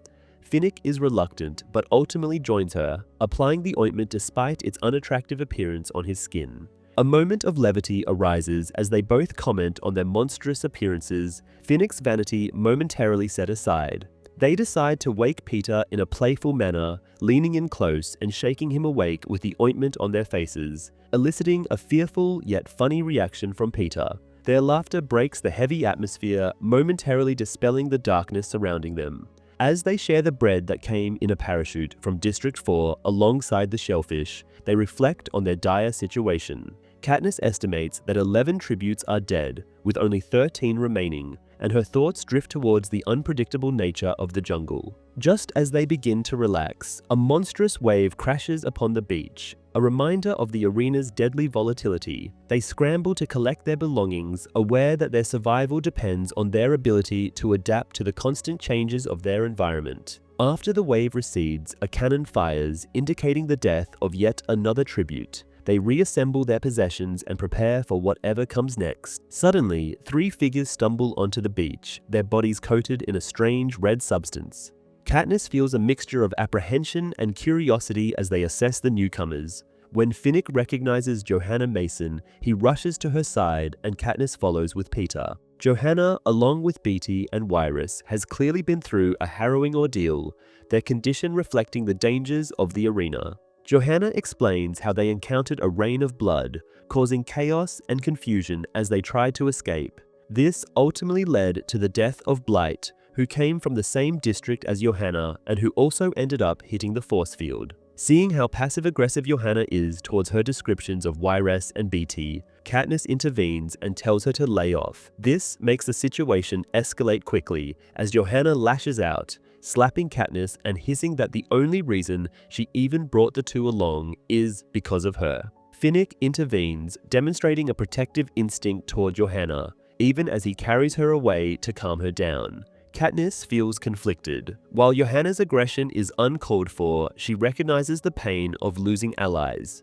Alongside this, she tries to comprehend what Johanna meant about getting the two people for her. Beetee lies unconscious, gravely injured, while Wyrus wanders in a daze, repeatedly muttering, "Tick-tock." Katniss knows they need to act quickly if they are to save them. She examines Beetee's wounds and notices a heavy metal cylinder attached to his belt, which might hold vital significance. She decides to keep it safe, understanding that it might contain something crucial for their survival. As they clean Beetee and Wyrus, Katniss reflects on the loss they have all suffered, recognizing that their fates are now intertwined. With her knowledge of natural remedies, she manages to create a makeshift bandage from moss, securing it with vines around Beetee's wound. They provide him with water, hoping to keep him alive long enough to recover. Katniss turns her attention to Wyrus, washing the blood from her body and trying to soothe her with gentle words. Keeping watch while the others sleep, Katniss and Johanna exchange insights about the emotional toll of their experiences. Johanna reveals Mags's importance to Finnick, how the elderly woman was his mentor and would count as half of Finnick's family, and Katniss expresses her gratitude in response to Johanna's protection over Wyrus and Beetee. Though Johanna still regards Katniss with loathing, there is less venom in her words. Meanwhile, the sun climbs higher in the sky, a relentless reminder of the dangers they still face. As Wyrus crawls towards her and mutters "tick-tock" once again, Katniss finally understands the significance of her words, especially as the sound of the bell tolling makes itself heard in the distance. 12 bongs. The arena is a clock, each section representing a timed cycle of danger. The emotional moment between Peter and the Morphling is changed in the film. In the book, Peter recounts memories of his fondness for painting, and the Morphling paints into his face before she dies. But in the movie, he simply calms her down by telling her to look up at the sky as the life drains out of her. The scene where Haymitch sends them some ointment is also not in the film, and so is the playful banter between Katniss, Peter, and Finnick. The part where Johanna slaps Katniss is also not in the movie, though it does show Finnick holding Johanna back as Katniss steps between her and Yress. Beetee also appears to be okay in the film, as opposed to him having severe injuries in the book when the two groups unite. Chapter 23, Katniss realizes that the arena they are trapped in operates like a clock. Each hour brings a deadly hazard to a specific segment, rotating in a pattern controlled by the game makers. The first hours have already introduced lightning, blood rain, poisonous fog, monkeys, and a massive wave. Still, Katniss and her group know there are more hazards they have yet to encounter.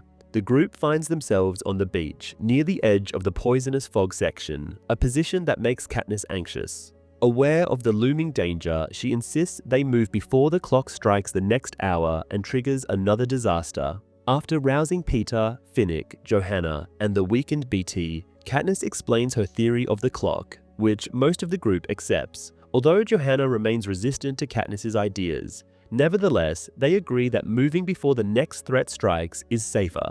Beetee, who had been severely injured earlier, becomes fixated on retrieving some sort of wire. Despite his weakened state, he refuses to move until this item is brought to him. The group retrieves the wire, which is covered in blood. Although Johanna initially dismisses it as a useless object, Peter recalls that Beetee won his Hunger Games by using a wire-based trap. This comment casts new light on Beetee's wire, suggesting it may hold significant strategic value. Despite Johanna's skepticism, the group recognizes that Beetee's genius might still be critical to survival. With Beetee's wire in hand, the group heads toward the cornucopia, hoping to confirm their theory about the clock and possibly gather more weapons. Katniss welcomes the idea of revisiting the cornucopia, where they might gain a tactical advantage through better weaponry and terrain. The group is cautious as they approach, wary of the career tributes who could be hiding there. However, they find the area abandoned, with only the large golden horn and scattered weapons. Once they settle, Peter lays Beetee down to rest, while Yress, ever methodical, cleans the wire in the nearby water. She begins humming a song about a mouse running up a clock as she works, which is eerily fitting considering the arena's design. Katniss takes a moment to reflect on the arena's setup, feeling a growing sense of foreboding despite the temporary calm around the cornucopia. Suddenly, Yress stands and points toward the jungle. It is 2 o'clock, and the poisonous fog, right on schedule, has begun to creep out of the jungle and toward the beach. Beetee praises her intuitive ability, likening her to a canary in a coal mine, an animal that warns of bad air before it becomes lethal. Meanwhile, Johanna takes advantage of the break to arm herself. She selects a pair of axes, a fitting choice given her background in District 7, where she would have been familiar with handling such tools from an early age. Johanna's axe skill mirrors Finnick's deadly proficiency with his trident. Katniss is reminded of the advantages of tributes from other districts. In contrast, District 12 tributes like her often lack early training in valuable skills for the arena, a disadvantage that she reflects on with frustration. While the group is focused on weapons and survival strategies, Peter begins drawing a map of the arena. Using the cornucopia as the center, he maps out the 12 segments forming the arena's clock, noting the dangers they've encountered: lightning, blood, fog, monkeys, and the wave. The map helps solidify the group's understanding of the arena's structure, giving them a sense of control, even if fleeting.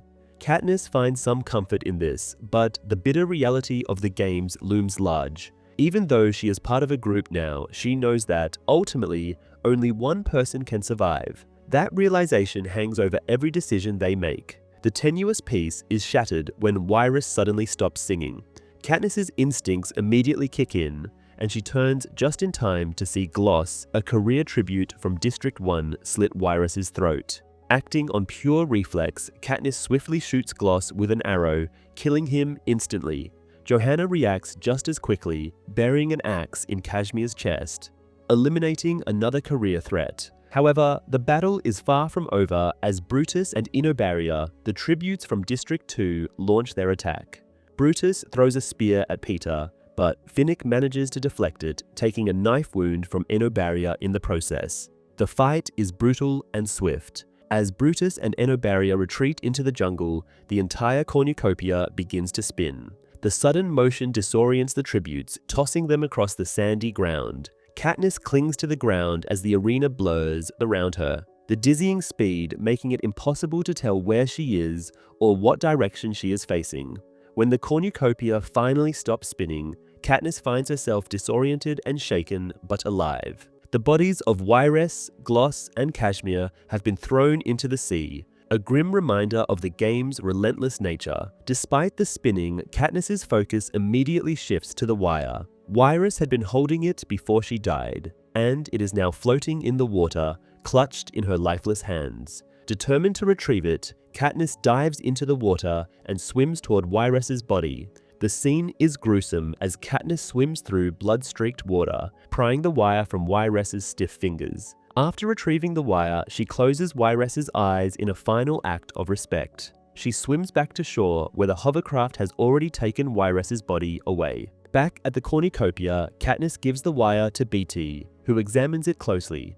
The delicate and golden wire is unlike anything Katniss has ever seen. Although she needs to understand its full significance, it is clear that BT views it as a critical tool for survival. The somber mood that follows Wyress's death is palpable. Katniss reflects on the fact that Finnick, Johanna, and BT have all lost their district partners. Despite the heavy losses, the group knows they must move. They had been planning to head to the section corresponding to 12 o'clock, believing it would provide a temporary reprieve from the arena's hazards. However, the spinning cornucopia has disoriented them. They are no longer sure which direction leads to 12 o'clock. Peter, Finnick, and Johanna each try to reason through the problem, but the spinning has thrown off their internal compasses. BT suggests that they can realign themselves once the next hazard appears, but for now, they are uncertain of where they are. As the group prepares to move, Katniss becomes increasingly suspicious. She has noticed a pattern in how the other tributes, Finnick, Johanna, and even Mags, have gone out of their way to protect Peter. Katniss cannot understand why they would prioritize Peter's survival, especially since only one person can win the games. She begins to speculate that there might be a more extensive plan at play, one that involves keeping Peter alive for reasons beyond the immediate survival of the group.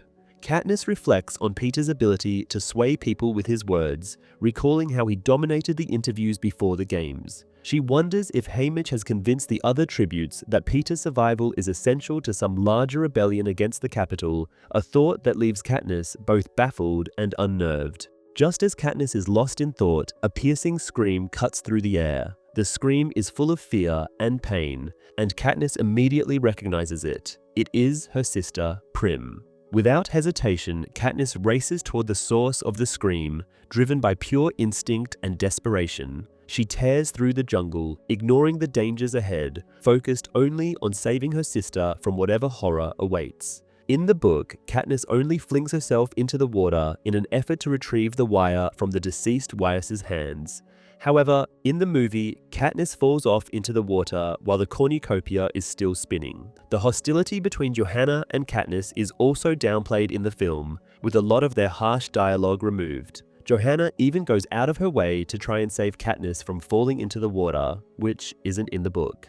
The movie also can't provide deeper insights into Katniss's inner suspicions of her fellow victors' actions regarding Peter.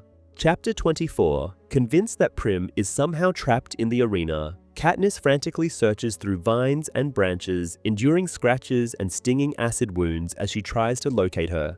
Her desperation grows with every scream, and she fights through her exhaustion and injuries, determined to find and save her sister. As she moves closer, Katniss notices that the cries are coming from above her, and she searches the trees, hoping to spot Prim. Instead, she finds a small black bird on a branch, the source of the haunting sounds. Realizing that the bird is a jabberjay, a capital-engineered mutation designed to mimic sounds, it dawns on her that the bird is copying her sister's voice. In a mix of horror and fury, she kills the bird with her arrow, silencing it. Even though she knows it's a trick, the bird imitating Prim's voice has left her emotionally raw. Finnick arrives at the scene, initially concerned about Katniss. However, as soon as he hears another jabberjay mimicking a new scream, a young woman's voice, Finnick's composure breaks. He becomes frantic, calling out for Annie. Despite Katniss's attempts to calm him, Finnick races off in pursuit of the sound, convinced that whoever he is hearing is in danger. Katniss realizes that Finnick is experiencing the same terror she felt, his fear triggered by hearing someone he deeply cares for. She follows him through the dense forest where he circles a tree, desperately searching for Annie. From her vantage point in an adjacent tree, Katniss finds the second jabberjay and kills it. Yet, even with the bird's silence, Finnick remains devastated, his heart wrenched by the painful illusion.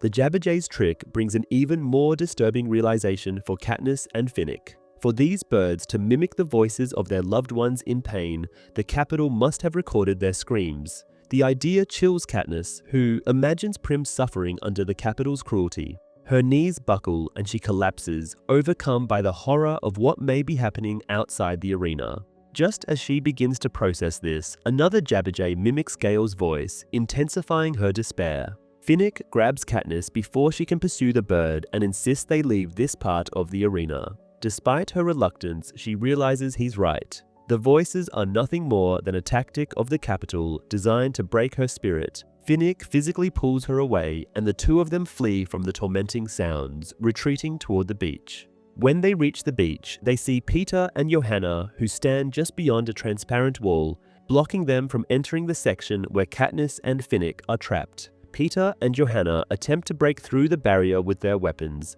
but the surface is impenetrable. Drained from the emotional attack, Katniss places her hand on the barrier, trying to find comfort in Peter's presence on the other side. She watches his mouth as he speaks, but the barrier blocks all sound, isolating her and Finnick from their allies. As the two remain trapped within the wedge, jabberjays flock around them, filling the trees with a chorus of misery. The birds take up a haunting tune, each one mimicking the voices of loved ones. Finnick collapses, covering his ears to shut out the torturous sounds.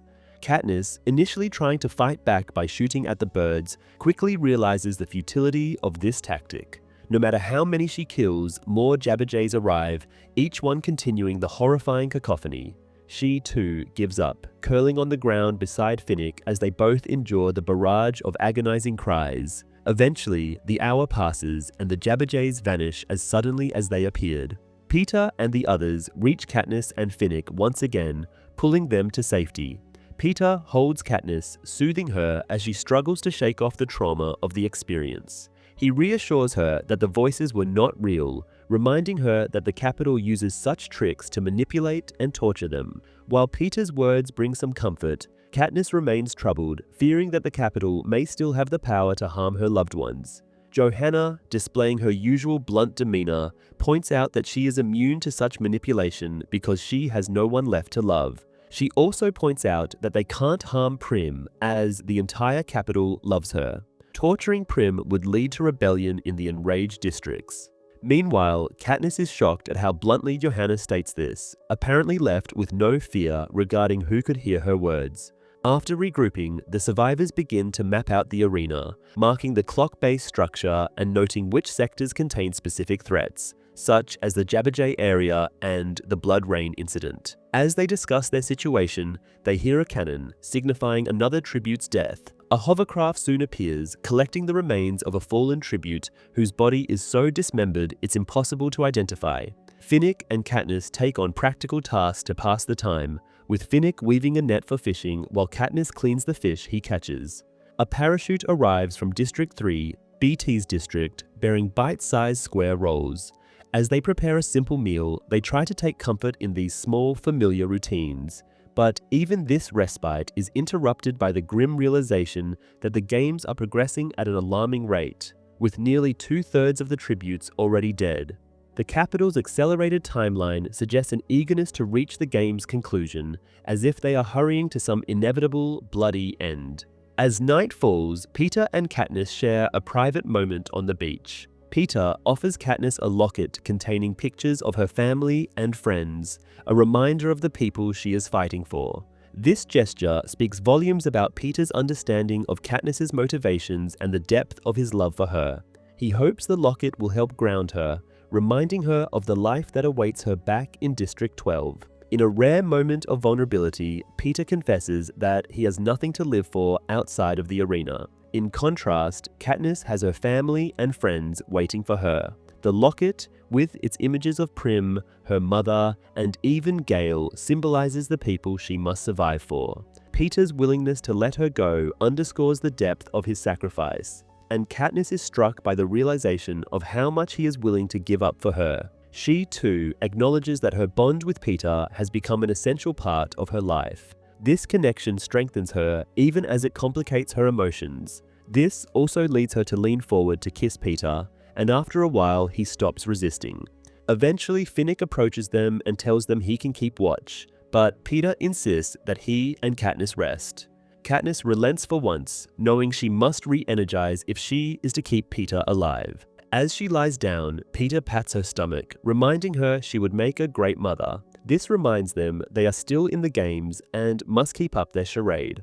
As she drifts off to sleep, Katniss tries to imagine a safer world where Peter's child can be safe. Johanna's anger is more emphasized in the movie after the scene with the Jabberjays, screaming directly about burning President Snow's backyard. In the book, she only taunts Snow by loudly mentioning a rebellion.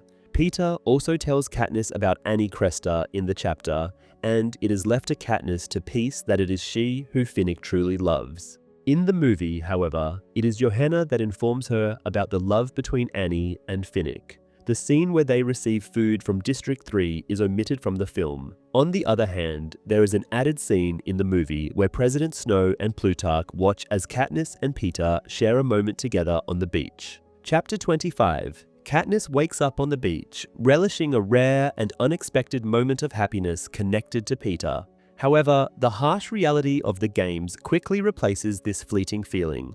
The group has dwindled rapidly, and Katniss worries about how much longer she and Peter can maintain their alliance with the others. Another parachute descends to the beach, delivering bread rolls. They now have 24 fresh rolls from District 3, complementing the supply they received the night before.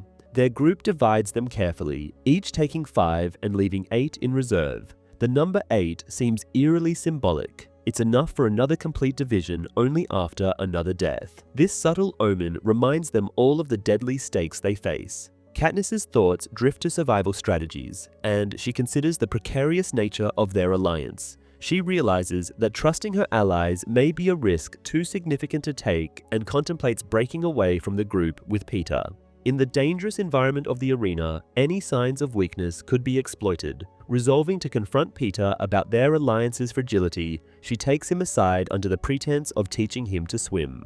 They enter the water together, just far enough to avoid raising suspicion among the others. Katniss's intent in getting Peter alone is to propose a plan for them to break away from the group. She whispers her idea, emphasizing the need to strike out on their own before the others possibly turn against them. Peter listens, weighing the risk, and eventually agrees they should leave, on one condition. He insists they stay until Brutus and Enobaria, the remaining career tributes, are eliminated. Peter feels that Beatty may be working on a way to deal with these powerful opponents, which could benefit them to stay for now. Reluctantly, Katniss agrees, though the idea of waiting fills her with dread. She worries that each moment spent among their allies increases the chances of something going wrong.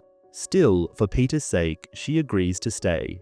Back on the beach, they take a moment to clean their scabbed, sunburned skin. Gently scrubbing off the peeling scales, they expose fresh, pink skin beneath, feeling slightly renewed. Finnick joins them, and as they work together, Beatty calls them over to present his strategy. While handling the wire, he has devised a plan to set a deadly trap for Brutus and Enobaria, taking advantage of the arena's clock-like design and the fatal lightning that strikes the same tree at regular intervals. Beatty explains his concept. The lightning tree will act as a power source. He proposes running a wire from the tree to the beach, specifically to the area where the sand and water meet. The The plan is to harness the lightning's energy, sending a powerful current through the wire and electrifying the surrounding water and damp beach. Anyone nearby or in contact with the water during the lightning strike will be electrocuted instantly.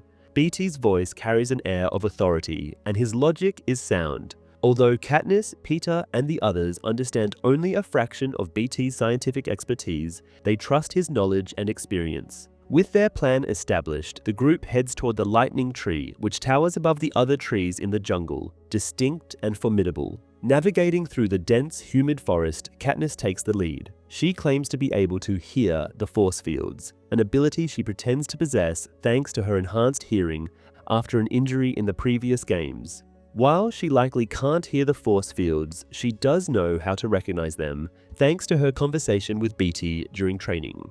As they move, she periodically tosses nuts ahead to detect the field's invisible boundary. Once they reach the tree, the group splits into smaller teams, with Beatty inspecting the tree while Finnick keeps watch over him. Johanna gathers water from nearby trees, Peter collects nuts, and Katniss ventures out to hunt. She quickly brings down several jungle rodents, enough to feed the group. Together, they prepare a meal, roasting the nuts and meat over a fire, staying vigilant for any signs of Brutus or Enobaria.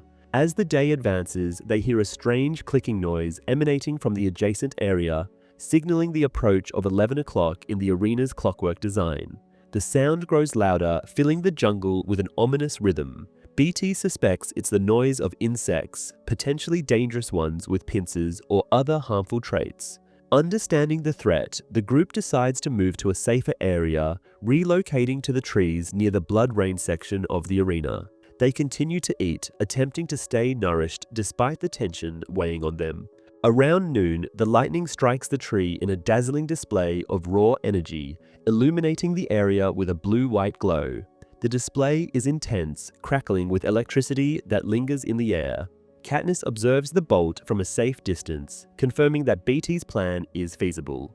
The group heads back to the 10 o'clock beach, where Beatty works meticulously with the wire. With the afternoon stretching on, they decide to prepare a feast of seafood, knowing it might be their last chance for a hearty meal. Guided by Finnick's knowledge of fishing, they collect shellfish, spearfish, and dive for oysters. Katniss finds herself enchanted by the clear underwater world, surrounded by colorful fish and unusual sea plants.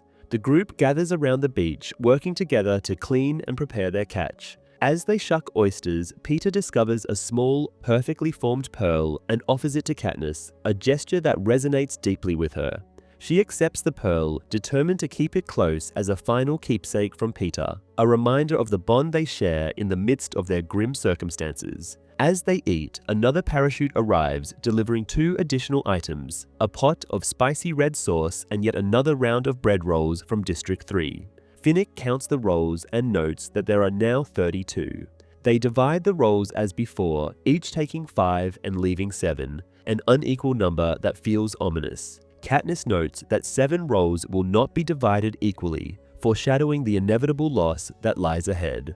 The group feasts on the seafood, savoring each bite. The combination of the salty fish, shellfish, and sauce feels luxurious amid the brutal setting of the arena.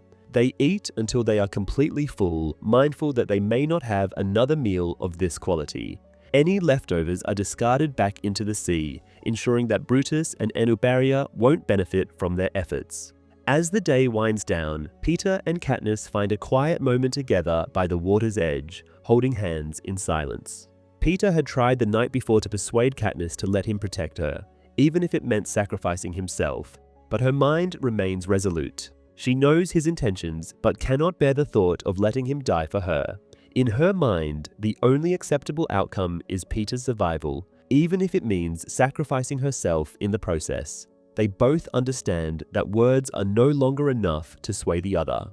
Katniss clutches the pearl Peter gave her, tucking it away with her other belongings as a final reminder of his kindness. A lot of the scenes from this particular chapter are removed from the film, For one, the part where Katniss, Peeta, and Finnick take the time to remove the scabs off their bodies is not in the movie, as they are shown to have unmarred skin right after soaking into the salt water during the poison fog scene. The scene with the second set of bread rolls is also omitted, as well as the group's first trek to the tall tree to check if BT's idea is feasible. In the movie, they have already determined from the start that the plan will work, so the film skips over this. Chapter 26. As the anthem of the fallen tributes plays in the sky, the faces of the deceased are conspicuously absent, meaning the audience would probably thirst for bloodshed tonight. Katniss and Finnick and BT leave their makeshift camp and begin to make their way toward the lightning tree, the site of BT's trap. The path is treacherous, and Katniss feels the heaviness in her stomach from the meal they had just consumed. Each step upward is a reminder of the fatigue settling in her bones, and she regrets indulging in those last few oysters. Once they arrive at the lightning tree, BT immediately sets to work. He unrolls a vast amount of wire, instructing Finnick to assist him. Together, they wrap the wire around the trunk, creating a complex and seemingly random pattern. As Katniss watches, she struggles to comprehend the intricacies of BT's design. She wonders if the configuration holds any tactical significance or is merely a spectacle intended to intrigue the audience. As the preparations continue, the tension builds and BT finally reveals his plan in earnest. He intends for Katniss and Johanna to carry a coil of wire through the jungle, laying it out across the 12 o'clock beach before dropping the metal spool into the water. The goal is to electrify the sea, creating a lethal barrier against the careers that are hunting them. This dangerous plan leaves Katniss feeling uneasy, especially when Peeta expresses his desire to accompany them for protection. However, BT insists that Peeta is too slow, given his injury, and that Katniss and Johanna must act swiftly if they want to survive. Despite the objections, Katniss realizes that time is of the essence. She reassures Peeta, promising him that they will return safely before preparing to leave with Johanna. The duo descends the slope into the jungle, urgency propelling them forward. They maintain a brisk pace, each taking turns unwinding the wire while watching for any signs of danger. Just as they reach a critical point in their mission, disaster strikes. The wire they are handling suddenly snaps, a clear sign that someone has interfered. Johanna, acting with unexpected ferocity, attacks Katniss, striking her with a heavy metal cylinder. Pain explodes in her head as she collapses, struggling to comprehend the sudden turn of events. Johanna then digs a knife into her arm, appearing to dig through her skin and causing excruciating pain. At the same time, she smears blood all over Katniss's face and hisses at her to stay down. And then Johanna speeds away. Footsteps soon approach, and she hears the voices of Brutus and Enobaria. They check on Katniss's dazed form and surmise that she is as good as dead. They start to run again, presumably to catch up to Johanna. In a daze, Katniss fights to regain her senses. Her thoughts race as she lays on the ground. She believes that Johanna and Finnick have already planned to betray them, waiting for the perfect moment to strike. Silently, she curses herself for not choosing to leave when the group had been making plans. Soon enough, the sound of Finnick's voice echoes into the night as he nears the site where Katniss had been attacked. He calls out for both her and Johanna's name, but Katniss, wary, hides from view and stays silent. Finnick wastes no time and runs in the same direction that Johanna, Brutus, and Enobaria have all gone. Katniss's thoughts snap back to Peeta, and she fears for his safety. Panic surges through her, and she musters her remaining strength to rise. Each movement is a challenge as she assesses her injuries. Her head thumps painfully, and her arm is soaked with blood. She understands that she must push through the pain, driven by her promise to Peeta to keep him safe. The jungle sways around her as she forces herself to move, using trees for support as she navigates the terrain. In her desperate search, she stumbles upon BT, who lies incapacitated and clutching a knife wrapped in wire. The sight of him in distress mirrors her own confusion and pain. She attempts to rouse him, but is met with silence, her efforts yielding no response. In her frantic state, she examines the wire and realizes it is connected back to the lightning tree, a potential clue to BT's plan. The gravity of the situation weighs heavily on her as she contemplates what BT intended to do with the knife and wire. Amidst the chaos, Katniss hears Peeta calling for her, a sound that fills her with determination. She knows she cannot let their attackers reach him. Drawing on every ounce of willpower, she distracts their enemies, calling out Peter's name to draw them away. The stakes rise as Enobaria and Finnick both approach the lightning tree, and Katniss positions herself for a confrontation. As she hides in the shadows, her bow at the ready, she prepares to defend herself. The tension is palpable as she trains her arrow on Enobaria, hoping to eliminate the threat before it's too late. The sound of a cannon echoes in the distance, signaling death, and she knows that violence is escalating all around her. In a moment of clarity, she recalls Haymitch's admonition to remember who the real enemy is. This realization shifts her perspective, allowing her to see that the fight is not just about survival against other tributes, but against the oppressive system that forces them into these deadly games. With renewed focus, she contemplates the knife in Beatty's hand and the potential of the wire as a weapon against the force field. With her heart racing, Katniss rises to her feet, exposing herself but determined to act. She aims at the weak point in the force field, channeling all her focus into the shot. The arrow flies, striking true, and the resulting explosion is both breathtaking and terrifying.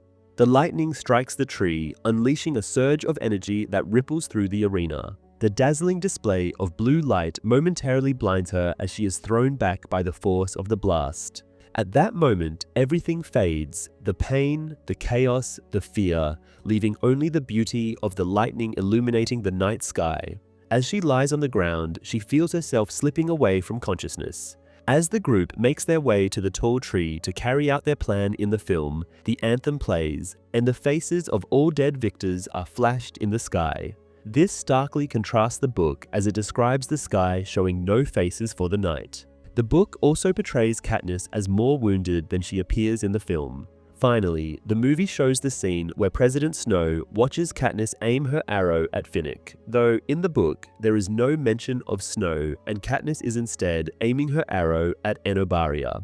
Chapter 27. Katniss, injured and dazed, tries to comprehend the situation as it unfolds around her. She realizes that the Capitol is destroying the arena, perhaps intending to prevent anyone from surviving the Quarter Quell. Katniss is struck by a wave of guilt, fearing her actions, particularly the destruction of the force field, may have sealed the fates of everyone in the arena, including Peter, whom she had hoped to protect. Amid the devastation, a Capitol hovercraft descends, and a metal claw captures Katniss, lifting her from the ground. She feels utterly powerless, convinced that this is not a rescue, but a prelude to a public punishment for defying the Capitol. Her fear intensifies when she sees Plutarch Heavensbee, the head game maker, aboard the hovercraft. His presence confirms her worst suspicions, and she believes he intends to make her suffer for ruining his meticulously planned games. During the hovercraft journey, Katniss drifts in and out of consciousness due to her injuries and exhaustion. When she finally wakes, she finds herself in a sterile clinical room strapped to a medical table with tubes in her arm, keeping her alive. Her body is weak, but she manages to pull out the tubes, only to lose consciousness again. The next time she awakens, she is restrained, and the tubes have been reinserted. Across the room, she sees Beatty, connected to multiple machines, fighting for survival. Her mind, clouded with pain and regret, turns to Peter. She feels she has failed him by not protecting him from the Capitol's cruelty. Haunted by guilt and despair, Katniss becomes fixated on sparing Peter from torture. She decides that it would be a mercy to end his life herself before the Capitol can use him as leverage against her.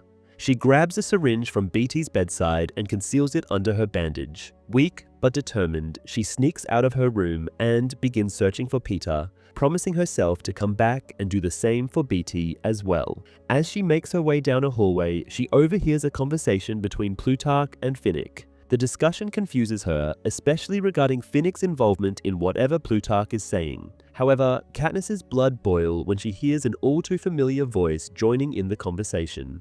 Haymitch. Driven by her confusion and desperation, Katniss bursts into the room, ready to confront them. They quickly calm her down and explain the situation, revealing a shocking truth. There had been a plan from the beginning to rescue them from the arena. The victors from multiple districts had varying levels of knowledge about the scheme. Still, Katniss and Peter were kept deliberately unaware to protect the plan's secrecy. Haymitch reveals that Plutarch has been involved with a secret resistance movement against the Capitol for years, and their escape from the arena was a coordinated effort with District 13, which still exists despite the capital's propaganda. Plutarch explains that the bread they received in the arena was a coded signal indicating the timing of the rescue. Each piece's origin and the number of rolls corresponded to the day and hour of the extraction. It is also explained that Johanna had attacked Katniss and extracted the tracker from her arm, cutting off the capital's way of knowing her whereabouts. In addition, the other victors' selfless acts to keep Peeta safe in the arena were their efforts to keep Katniss cooperating with them, as they knew that she would likely go off on her own if Peeta were to die in the games. The hovercraft they are now on belongs to District 13, and they are headed there as part of the larger rebellion against the capital. The revelation stuns Katniss, who realizes she has been a pawn in another game. Although she despised the manipulation of the Hunger Games, she now faces the reality of her role as a symbol, the Mockingjay, for the rebellion. The enormity of this new purpose thrust upon her without her consent fills Katniss with anger and betrayal. She feels used just as she did in the games, but this time by those she had thought were allies. Her fury boils over when she learns that Peeta, Johanna, and Enobaria were captured by the capital. Overcome with grief, she lashes out at Haymitch, whom she blames for failing to protect Peeta. In a fit of rage, she claws at his face, drawing blood, as they exchange harsh accusations and words full of bitterness. Finnick intervenes to stop the fight, but Katniss's anger and anguish are too great, and she collapses into a state of despair. As they sedate her, Katniss falls silent, sinking into a deep depression. She refuses to eat, drink, or acknowledge anyone around her, her thoughts consumed by Peeta, whom she imagines suffering at the capital's hands. She begins to entertain thoughts of her own death, seeing it as a possible escape from her pain and a way to deny the capital the satisfaction of using her against him. In her mind, she fantasizes about death as a final act of resistance, hoping it would spare Peeta from further suffering. Finnick, himself tormented by the prospect of losing his beloved Annie, tries to console Katniss. He tells her that Peeta will likely be kept alive for his symbolic value to the capital. Still, his words do little to alleviate her despair. Katniss's anger eventually shifts back towards Haymitch, who she feels betrayed her trust, turning her and Peeta into mere pawns for the rebellion's goals.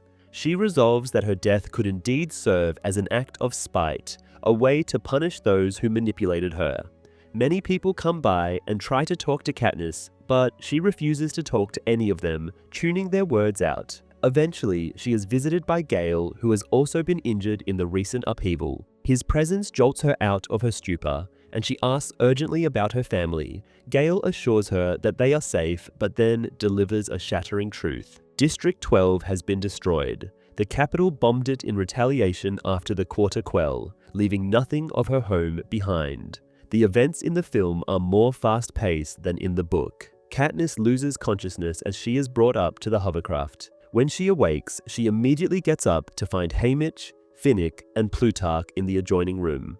The explanation regarding the rebellion is also largely condensed, and the scenes where Finnick and the others try to talk sense into Katniss are removed. Instead, the movie jumps from Plutarch sedating Katniss to her waking up to Gale. Part 1. The Ashes. Chapter 1. Katniss Everdeen returns to the ruins of District 12, confronting the devastation left in the wake of the capital's brutal retribution. Almost everything has been destroyed. The seam, the homes of the coal miners, the shops, and even the Justice Building have been reduced to ashes. Only the Victors' Village, the area reserved for Hunger Games victors, remains untouched. A disturbing reminder of the capital's manipulation. Katniss's shoes gather a fine layer of ash as she stands in what used to be her home, barely recognizing the charred landscape. District 13, the hidden district that houses the rebellion against the capital, initially opposed Katniss's decision to visit her old home, seeing no strategic advantage. They finally conceded when she made her trip a condition for cooperating with their plans. Surrounded by District 13's invisible hovercraft overhead for protection, Katniss feels the weight of her memories pressing on her, blending with the physical pain from past injuries and the psychological toll of the recent events. A once bustling district now lies in eerie silence before her, and her path is littered with signs of lives abruptly cut short. Katniss's mind echoes President Snow's warning from her victory tour. He had cautioned her about the spark she ignited, which could grow into a destructive inferno. She once dismissed his words, but now she realizes that he was right and not in a way she could control. The loss is staggering. Over 90% of District 12's population is dead, and only about 800 survivors escaped, now housed in District 13's underground bunkers. In the moments after the quarter quell, when the lights went out and silence fell over District 12, Gale gathered as many people as he could and led them to the meadow, an area spared from coal dust and thus from the worst of the flames. There, he tore down the powerless electric fence, guiding them into the woods and ultimately to the lake where Katniss's father once took her. They waited there, witnessing the destruction from afar, a distant blaze consuming all they had known. For 3 days, the survivors huddled at the lake, tending to the injured as best they could with limited resources, guided by the resourcefulness and knowledge Katniss's mother passed on to them. Gale, armed with a few weapons, led the group as they scavenged food and maintained morale in the face of overwhelming tragedy. The arrival of District 13's hovercraft felt like a salvation, providing clean, safe shelter, food, and a semblance of security. Yet, Katniss's relief is mixed with resentment. District 13's motivations are complex. The newcomers are needed, not merely as refugees, but also as a means to repopulate a district diminished by a devastating pox epidemic years earlier. The underground quarters of District 13 offer safety, but also control, structured routines, and mandatory schedules. Children over 14 join the ranks as soldiers, and everyone is given a role. But Katniss resents their rigid organization, particularly as she senses they view her as a symbol to manipulate rather than an individual.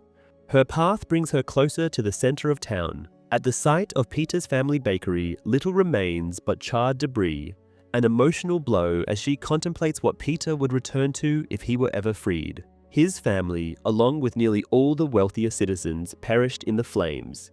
As Katniss navigates these ruins, the images of Peter, tortured and beaten, flood her mind. She tries to reach out mentally to give him some sense of her presence and hope, but is painfully aware that there is little she can do to help him from District 13. Her path eventually brings her to Victor's village, the only area spared from the destruction. She enters her house, finding it preserved and eerily untouched. In the unsettling silence of her old home, she confronts the ever-present question that haunts her. What can she possibly do next? Various people in District 13, Plutarch, Heavensby, rebel leaders, and military officials want her to assume her role as the Mockingjay, the face of the rebellion.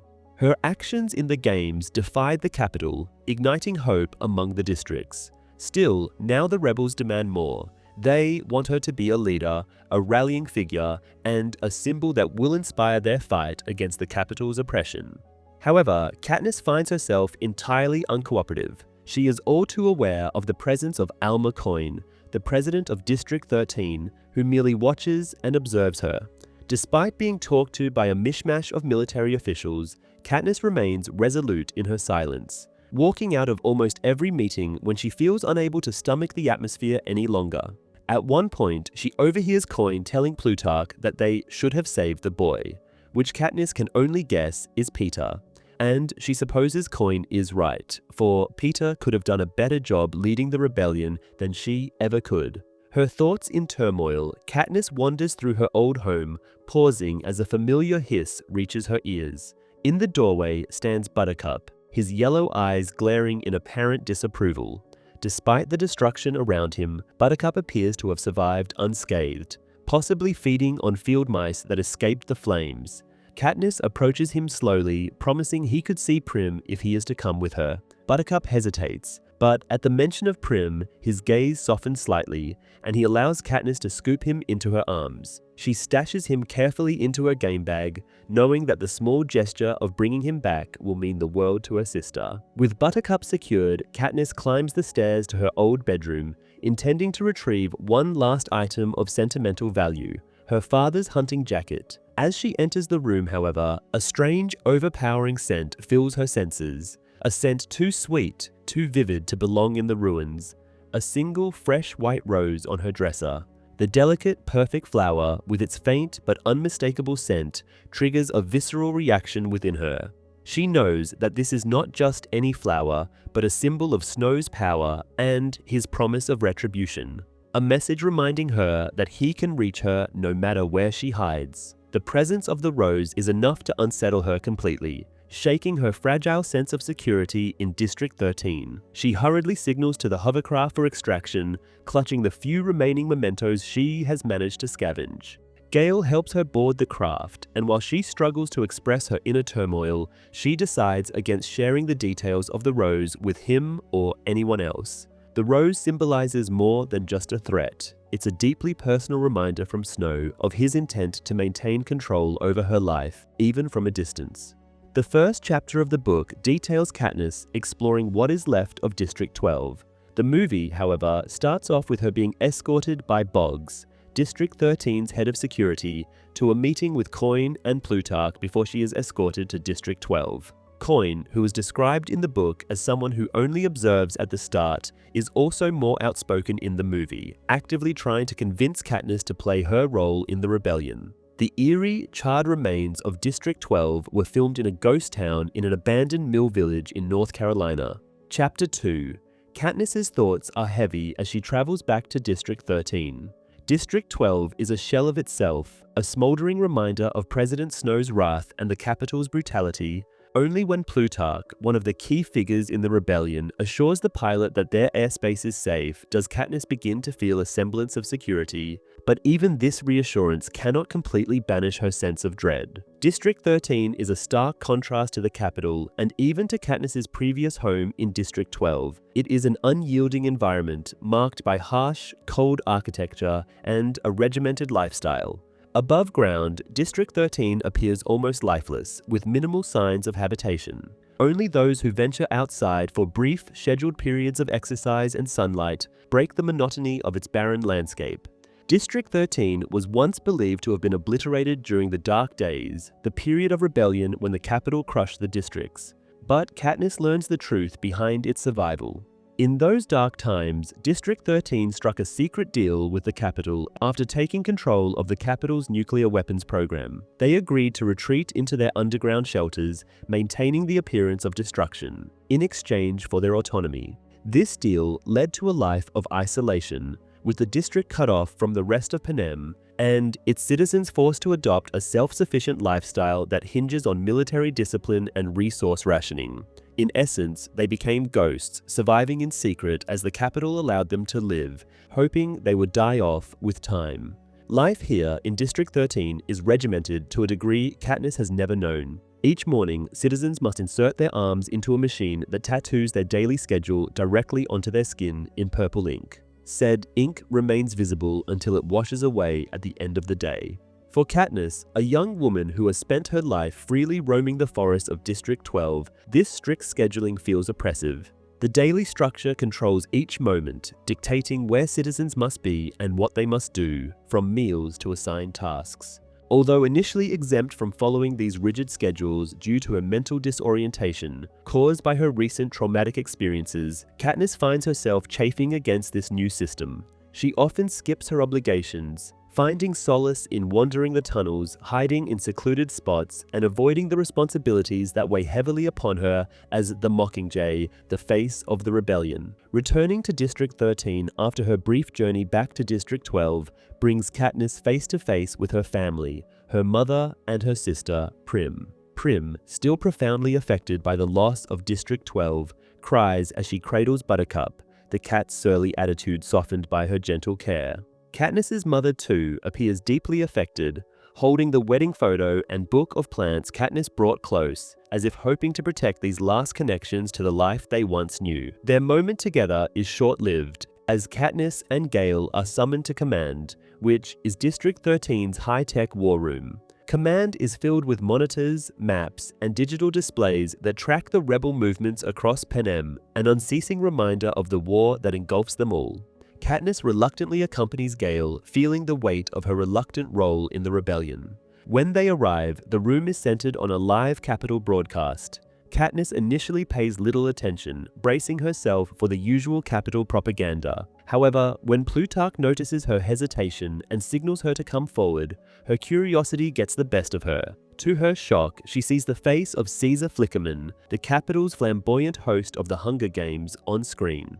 Alongside him is Peter.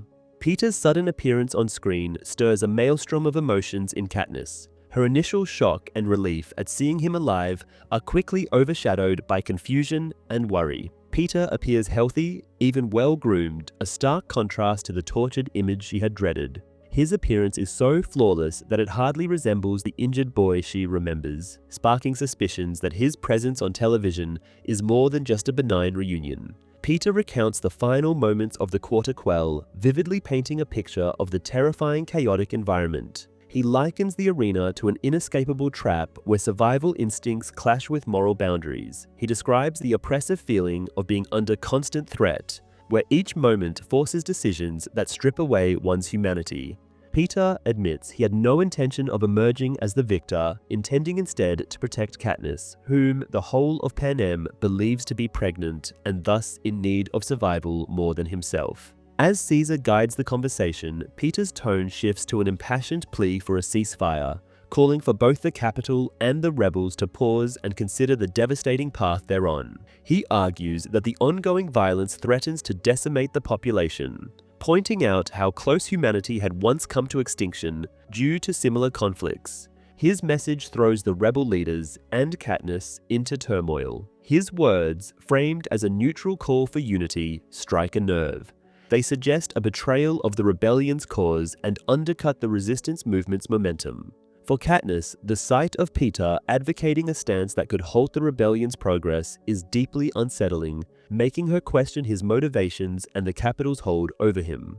The reaction in the command room is immediate. Peter's message stirs anger and distrust among the rebels, with voices rising in frustration and accusations. The words traitor and enemy circulate. His call for peace seems dangerously close to aligning with the capital's own objectives, planting seeds of doubt that could destabilize the fragile alliances among the districts. Katniss, overwhelmed by the emotional intensity of the moment, feels the accusations against Peter gnawing at her, and she cannot bear to remain in the room. Sensing her urge to leave, Coin firmly tells her that she is not yet dismissed, that she must stay. But Katniss is no longer listening. She flees, her mind racing with conflicting thoughts and emotions. Seeking refuge, she hides in a supply closet, retreating into herself as she struggles to process what she has just witnessed. Not long after, Gale finds her, blood trickling from his nose, a minor injury from attempting to block command officials who tried to stop her escape. In particular, he is elbowed by Boggs, Coin's right-hand lackey. Gale's loyalty and presence offer a brief moment of comfort as he joins her in her hiding spot. He speculates that Peter's plea for a ceasefire may be his way of protecting Katniss. Gale believes that Peter, in his public message, might have struck a deal to ensure Katniss's safety, even if it meant appearing to support the capital's agenda. Katniss realizes that Peter's actions force her to confront her own role in the rebellion. His televised plea acts as a catalyst, making her question her responsibility as the Mockingjay and to the commitment she has made to the fight. She knows that calling for peace now, as Peter has done, would not bring absolute freedom, but rather reinforce the capital's control over Panem. Memories of the violence and suffering inflicted by the capital flood her mind. The innocent lives lost in the Hunger Games, the brutality imposed on the districts, and the recent destruction of her home. She remembers Rue, her young ally from the first games, whose death sparked her resolve to defy the capital, and the lives of countless others who have suffered under its oppressive regime. In this moment, Katniss understands that the rebellion is her only path forward. And so, when Gale asks her what her next move will be, Katniss makes her decision. She will be the Mockingjay for the rebellion. The film removes the scene where Gale and Katniss talk on the hovercraft, and they are in the cafeteria when the capital broadcasts the interview on all public television. This is different from the book, where they are in the command room with the other military officials when the broadcast comes in. In addition, Katniss does not explicitly tell Gale that she will become the Mockingjay during their scene in the supply closet, as opposed to what happens in the book. Chapter 3. Katniss lies awake, unable to escape the memories that haunt her. The dim glow of a safety light casts shadows across the room, and she watches Buttercup sleeping by Prim's side, guarding her. Prim rests next to their mother, and there they lie peacefully. Katniss's own bed is separate as she continues to deal with intense nightmares and involuntary thrashing, byproducts of the trauma she endured in the games. After hours of restless tossing, she realizes sleep is a lost cause.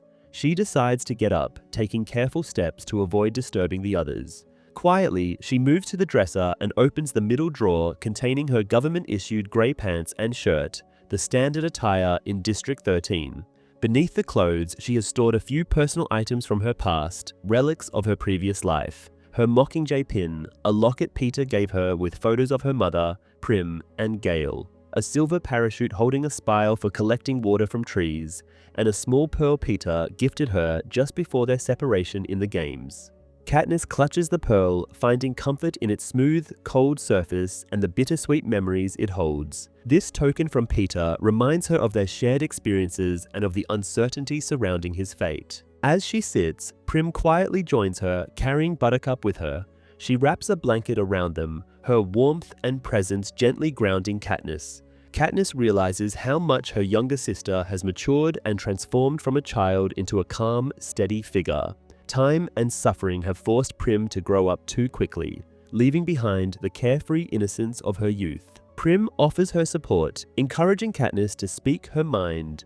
Katniss, in a moment of vulnerability, reveals her plan to take on the role of the Mockingjay to aid the rebellion against President Snow, even though it comes with her own set of fears. Prim listens carefully, offering her insights, pointing out that Katniss's influence might allow her to secure Peter's safety. She reminds Katniss just how important she is to the rebellion, which would give her leverage to make demands. Katniss acknowledges that she could demand Peter's immunity, but it would need to be a public promise to ensure its validity. The following morning, Katniss joins her family and other survivors from District 12 in the dining hall, where they follow the regimented meal system of District 13. The strict allocation of food emphasizes the district's utilitarian nature, as each person receives only enough to meet their nutritional needs, with no possibility for seconds. Katniss observes how her community from District 12 has adapted to this rigid system, and she feels the effect of being closely monitored even in matters as mundane as mealtime. Although the meals are carefully balanced for nutrition, Katniss wishes for more food, a reminder of the scarcity and hunger that characterized her life in District 12. Gale joins her, and they share an unspoken understanding of the discomfort they feel in this highly regulated environment. Gale discreetly gives Katniss part of his food, and though she insists he shouldn't, knowing the district's strict rules. Their conversation shifts to the idea of hunting, and Katniss proposes that she might request the freedom to hunt as one of her conditions for becoming the Mockingjay. The idea appeals to both of them, as hunting would provide a sense of freedom and normalcy amid the restrictions of District 13. Gale supports the idea, encouraging her to leverage her position to secure whatever bouts of freedom she can. As they finish breakfast, Katniss and Gale head to Command, where she intends to present her list of demands to President Coin and the rebel leaders. Gale's presence by her side offers her a sense of stability.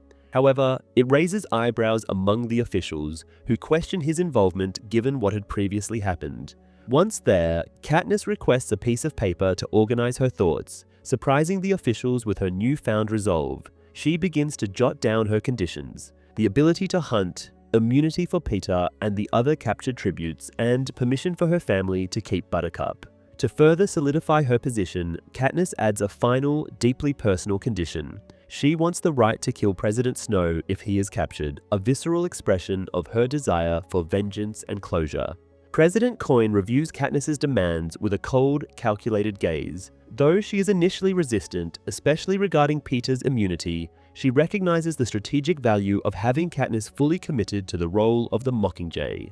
The president's lips somewhat curl into a smile at Katniss's insistence regarding killing Snow, and she promises Katniss that they will flip a coin to see who will end up delivering the fatal blow to the dictator.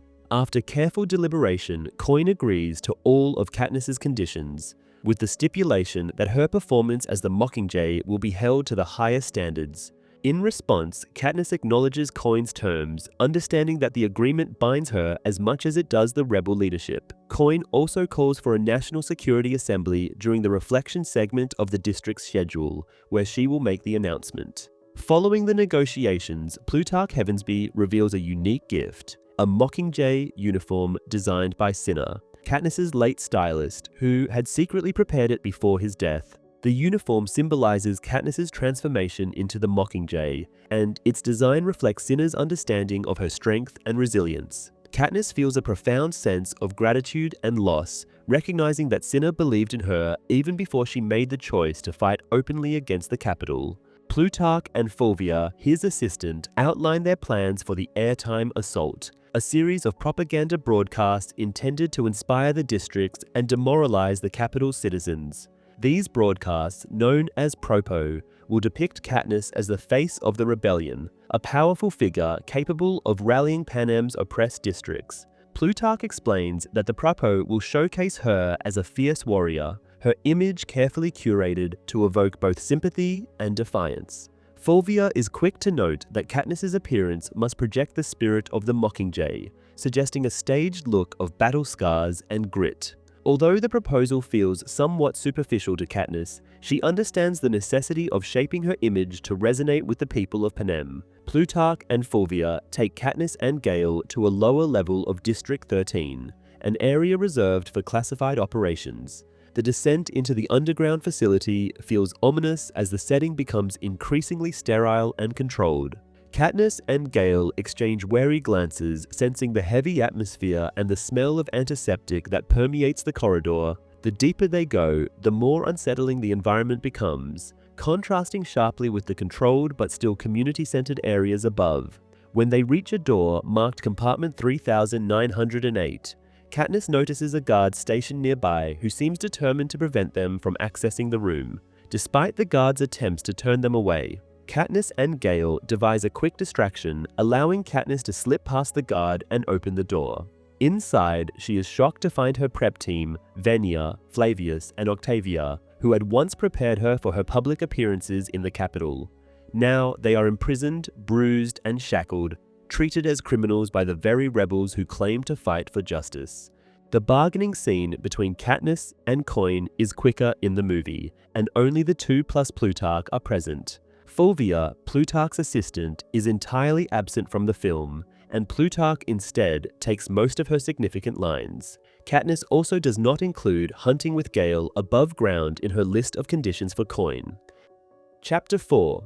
As Katniss moves through the underground facility, she is jolted by the pungent smells of confinement, unwashed bodies, antiseptics, and the metallic tang of desperation. She is led to a cell where she finds her old prep team from the Capitol, Venia, Flavius, and Octavia. Each of them appears broken, physically and mentally deteriorated from starvation and maltreatment. The sight of them, their typically polished, vibrant selves now haggard and terrified, brings Katniss a wave of sympathy and anger. District 13's punishment for minor offenses, including taking a single slice of bread, shocks Katniss, who struggles to understand how these once pampered Capitol citizens became ensnared in such a harsh system.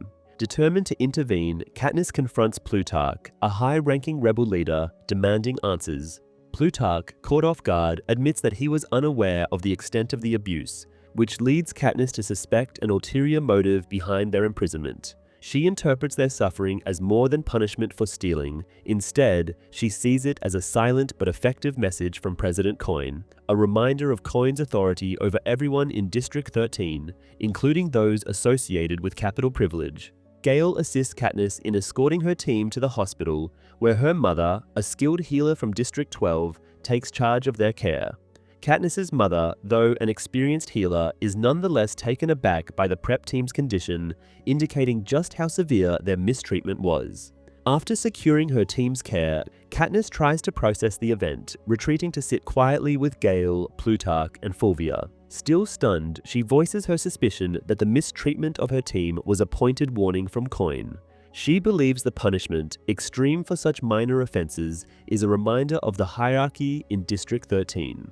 Although Fulvia dismisses her theory as overreacting, suggesting that capital backgrounds don't automatically warrant special treatment, Katniss remains unconvinced. Plutarch's silence only reinforces her sense that Coin has orchestrated the event as a reminder that in District 13, power belongs solely to its leaders, and any semblance of autonomy is strictly controlled.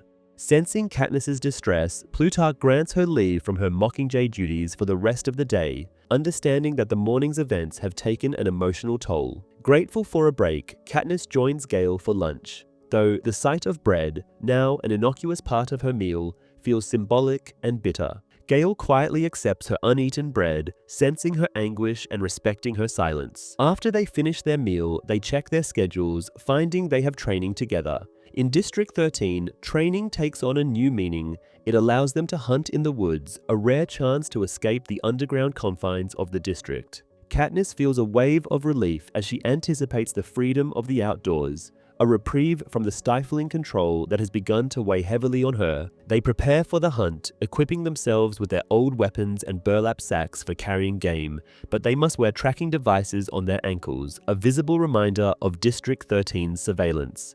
Despite the trackers, the sight of the woods fills Katniss with a fleeting sense of freedom. Once past the high electric fence, Katniss and Gale fall back into familiar roles, communicating with glances and gestures as they silently track prey.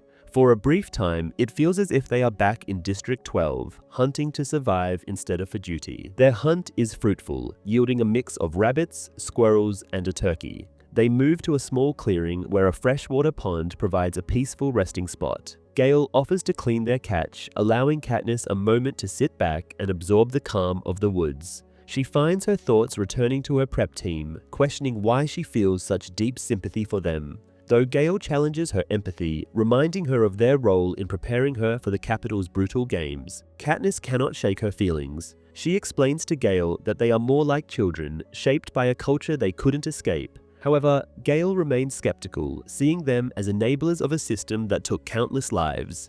The two finish up and return to District 13 and hand over their catch to Greasy Say, a former resident of District 12 now working in the kitchens. Greasy Say, who once cooked with scraps and wild game in their destroyed district, takes the game with a slight nod, quietly grateful for the extra food in a place where resources are strictly rationed. Exhausted, Katniss returns to her new compartment, which has been relocated to accommodate her sister's cat Buttercup. Her room, like everything in District 13, is bare and utilitarian. She collapses onto her bed, finally giving in to sleep as the sunlight streaming through a small, high window brings a brief sense of comfort. But her rest is interrupted when Prim wakes her for a mandatory assembly scheduled for that evening. The reflection assembly unfolds in a stark, silent environment where the entire population gathers to witness Katniss's agreement to become the Mockingjay. At the last minute, Katniss adds Annie to the list of tributes to be pardoned. Coin reluctantly agrees but dismisses the immunity request for Annie, citing her perceived frailty. With that, Coin takes the podium with an authoritative air, stating the terms of Katniss's role. The collective tension grows as Coin outlines that Katniss's agreement hinges on the immunity of the captured tributes, revealing her demand to protect Peeta, Johanna, Enobaria, and Annie should the rebels win. The crowd's reaction is a mix of anger and disapproval. They question the necessity of sparing those once perceived as enemies. Katniss, however, is unrelenting. She does not want to let any victor suffer unjustly for their circumstances. Coin openly accepts Katniss's conditions in front of everyone, but not without adding a dangerous caveat. Any deviation from Katniss's mission could nullify the immunity, leaving her and the other victors subject to District 13's laws. In other words, should Katniss Everdeen step out of line or disobey her orders, then they are all dead. The entire scene regarding Katniss's prep team is removed entirely from the film. Instead, the movie shows Plutarch visiting Effie Trinket, who has hidden herself away, to convince her to act as Katniss's prep person. In addition, the film shows less of the harsh conditions District 13 has imposed upon its citizens, while the book describes it in great detail. It was admitted that Elizabeth Banks, Effie Trinket, wasn't originally meant to appear in District 13 according to the book. Still, her portrayal was so well liked by the audience that the filmmakers wrote her into the script. Chapter 5. Katniss reflects on how different influential figures, each with their own agenda, have manipulated her, from the Capitol's game makers who cast her as a celebrity in the Hunger Games to President Snow, who sought to quell rebellion through her influence. Now, District 13's President Coin is using Katniss as a symbol of the resistance, but with little trust in her independence. Katniss's prep team, now subdued after their imprisonment, appears somber and reserved, a stark contrast to their once vibrant Capitol selves. As they do so, Katniss notes how different they appear to her now that they do not get to maintain their usual appearance as they do in the Capitol. However, she says nothing about these observations. All three prep team members set about returning her to Beauty Base Zero, a flawless yet subdued look that still mirrors Capitol ideals but is stripped down to simplicity.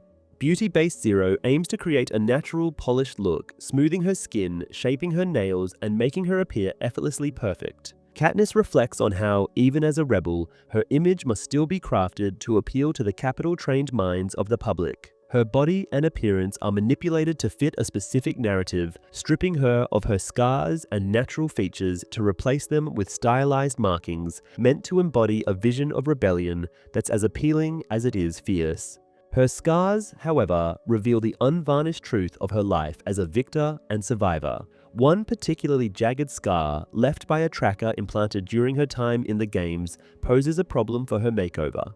Though usually concealed, the short sleeves of her Mockingjay costume expose it, leading her handlers to fret about its unattractiveness. Fulvia, one of the Capitol's minds behind her transformation, reacts with disgust. Plutarch suggests an armband to cover it, but Katniss remains frustrated by their superficial concerns. For her, the scar is a badge of survival, yet in this role, even her scars must conform to the manufactured image of rebellion. Once her transformation is complete, Katniss takes her visibly shaken prep team to the dining hall, where they receive stares and whispers from the residents of District 13. Their expressions, muted and solemn, show the trauma they have endured, and their previous brightness is reduced to an almost unrecognizable level of restraint and fear. District 13 residents view them with a mixture of curiosity and distrust, their exotic Capitol appearance marking them as outsiders. Katniss feels protective toward her prep team, aware that they are out of place in the harsh realities of the district. As the tension builds, a brief interaction with Posey, Gale's young sister, provides a glimmer of warmth. Posey innocently compliments Octavia's green skin, intended as a fashion statement, for which Octavia is grateful. After lunch, Katniss joins Gale to visit Beetee, a former victor and inventive genius, in the lower levels of District 13's Special Defense Division. Beetee's workspace is unexpected, a botanical room filled with trees, flowers, and even hummingbirds. In the bleak underground facilities, this natural sanctuary is an anomaly, a hidden refuge in stark contrast to the utilitarian design of the district. Beetee explains how District 13 has been studying hummingbirds' flight mechanics, as their ability to hover, fly backward, and reach speeds of up to 60 miles per hour could have military applications. He admits he has thought about making wings for Katniss, who, in turn, admits she would have difficulty controlling such a thing. After making their way to a highly guarded section of the compound, Beetee presents Katniss with a custom-made bow that symbolizes her growth as both a fighter and an icon. Unlike previous Capitol weapons, this bow is explicitly tailored to her needs and uniquely responsive to her voice. Beetee explains that he wants the bow to be more than just a mere accessory for Katniss and the Revolution. Its sleek design and responsive nature make it both a powerful weapon and an extension of her personality, with an understated exterior concealing a deadly interior. Katniss feels a connection to the bow that goes beyond its physical form. Meanwhile, Gale is also encouraged to pick out a weapon from Beetee's inventive array. Each arrow type, from incendiary to explosive, represents the expanding range of skills she brings to the rebellion, turning her bow into a multi-purpose tool of resistance. Gale, too, is allowed to try out a selection of weapons, signifying his increasing involvement in the armed resistance and highlighting his willingness to adopt a more militarized approach to achieve their goals. With her new weapon, Katniss returns to the upper levels, where she is once again transformed for the cameras. Dressed in a stylized combat costume, she stands on a soundstage for a propaganda shoot, her every move scrutinized by the rebellion's media team. Her handlers are focused on capturing a specific image of defiance and resilience, carefully adjusting her makeup, lighting, and even the level of smoke around her to create an idealized vision of the Mockingjay. Fulvia and Plutarch, her primary directors, orchestrate her every movement and expression, emphasizing the artificiality of her role as the rebellion's figurehead. As they arrange the scene, Katniss senses the growing disconnect between her true self and the image they wish to project. During the filming, she is asked to deliver a rehearsed line meant to inspire the people of Panem. The line, "People of Panem, we fight, we dare, we end our hunger for justice," has been carefully crafted by her handlers, likely refined over months or years.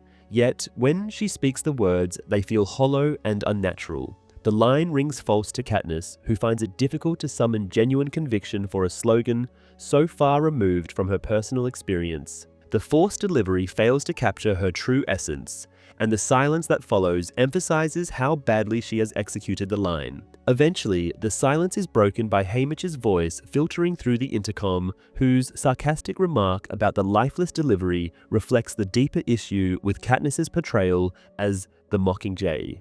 In the film, Katniss has multiple attempts at delivering her line for the Revolution promo before Haymitch appears, though in the book, Katniss only tries to deliver the line once. In addition, Katniss gets her bow from Beetee much later on in the movie. Chapter 6. Katniss grapples with her frustration toward Haymitch, who makes a sudden appearance. In the aftermath of their filming session, she sees herself on screen, trying to embody the Mockingjay under carefully controlled settings. Still, she realizes that her attempts to act and rally the districts feel forced, unconvincing, and hollow. Her resentment deepens as she understands that, without Peeta by her side, she lacks the natural conviction that once made her presence on stage powerful. Haymitch, sensing this disconnect, calls a meeting in command with Coin, Plutarch, and other influential figures. Leaders like Fulvia, Beetee, Gale, and others from District 13 gather around the table, and Katniss senses their anticipation, expecting her failure. It's Haymitch, however, who takes charge of the meeting, steering it away from a judgmental evaluation toward a constructive solution. As the others watch footage of Katniss's recent failed attempts at delivering scripted lines, Haymitch challenges the group to remember moments when Katniss genuinely moved them. This question hangs heavily in the air, with silence filling the room until Levy speaks up, recalling when Katniss volunteered in place of her sister Prim at the Reaping. That decision, made without anyone's influence or direction, stirred an authentic reaction that resonated with viewers and reminded them of Katniss's raw, unscripted nature. Encouraged, others around the table share more memories. Katniss singing for Rue as she lay dying, the defiant gesture of holding up the poison berries, taking Rue as an ally, drugging Peeta to save him. Each recollection highlights a moment where she acted instinctively and emotionally, evoking empathy, defiance, and bravery. Gale, usually quiet in these meetings, agrees that all of these defining moments came from Katniss herself. They were her genuine responses, unscripted and driven by her real emotions. Beetee adds that it's her unscripted nature that resonates with people, and the group quickly realizes that they've been approaching her role in the rebellion in the wrong way. With mounting conviction, Haymitch suggests that instead of staging scenes and directing Katniss with lines, they should send her into actual conflict, letting her naturally react to the situation she faces. This idea of deploying Katniss into combat for unscripted, authentic moments is met with resistance, particularly from Coin, who is reluctant to risk her life, knowing how much worth she is to the rebellion. Gale points out that the public still believes Katniss is pregnant, but Plutarch proposes they spread the word that she lost the baby due to the electrocution in the last arena, a story he hopes will evoke public sympathy. As the group debates the proposal, it's clear that putting Katniss into a genuine combat zone offers the best chance to inspire the districts and incite them to action. Ultimately, Coin consents, though she stipulates that Katniss be accompanied by a squad of bodyguards and a camera crew to ensure her safety and capture her reactions on film. They then decide to send her to District 8 that afternoon, which suffered intense bombing earlier in the day but has since stabilized. As the meeting adjourns, Dalton, a cattle expert from District 10, advises that Katniss present herself naturally without the overly mature, styled appearance the Capitol enforced. Katniss exits the meeting and heads to the remake room, where she scrubs off her makeup, watching as the artificial layers wash away, revealing her raw, scarred face. Haymitch intercepts her and asks to speak privately. Their conversation centers on Peter, and for the first time, Katniss allows herself to confront Haymitch with her disappointment that he didn't save Peter. Their conversation isn't about blame, but acknowledging shared guilt and broken promises. Though Haymitch had failed in his promise, so did Katniss, whose role was to not let Peter out of her sight. With a hint of regret, Haymitch reminds her that they're still in the fight and reaffirms his role as her mentor. Their reconciliation brings forth a fragile truce between them. Back in the remake room, BT outfits Katniss in armor Cinna designed for her, a symbol of both protection and remembrance. The gear, designed specifically for combat, includes a close-fitting helmet, a vest reinforced to protect her organs, a gas mask attached to her belt, and a set of specialized arrows.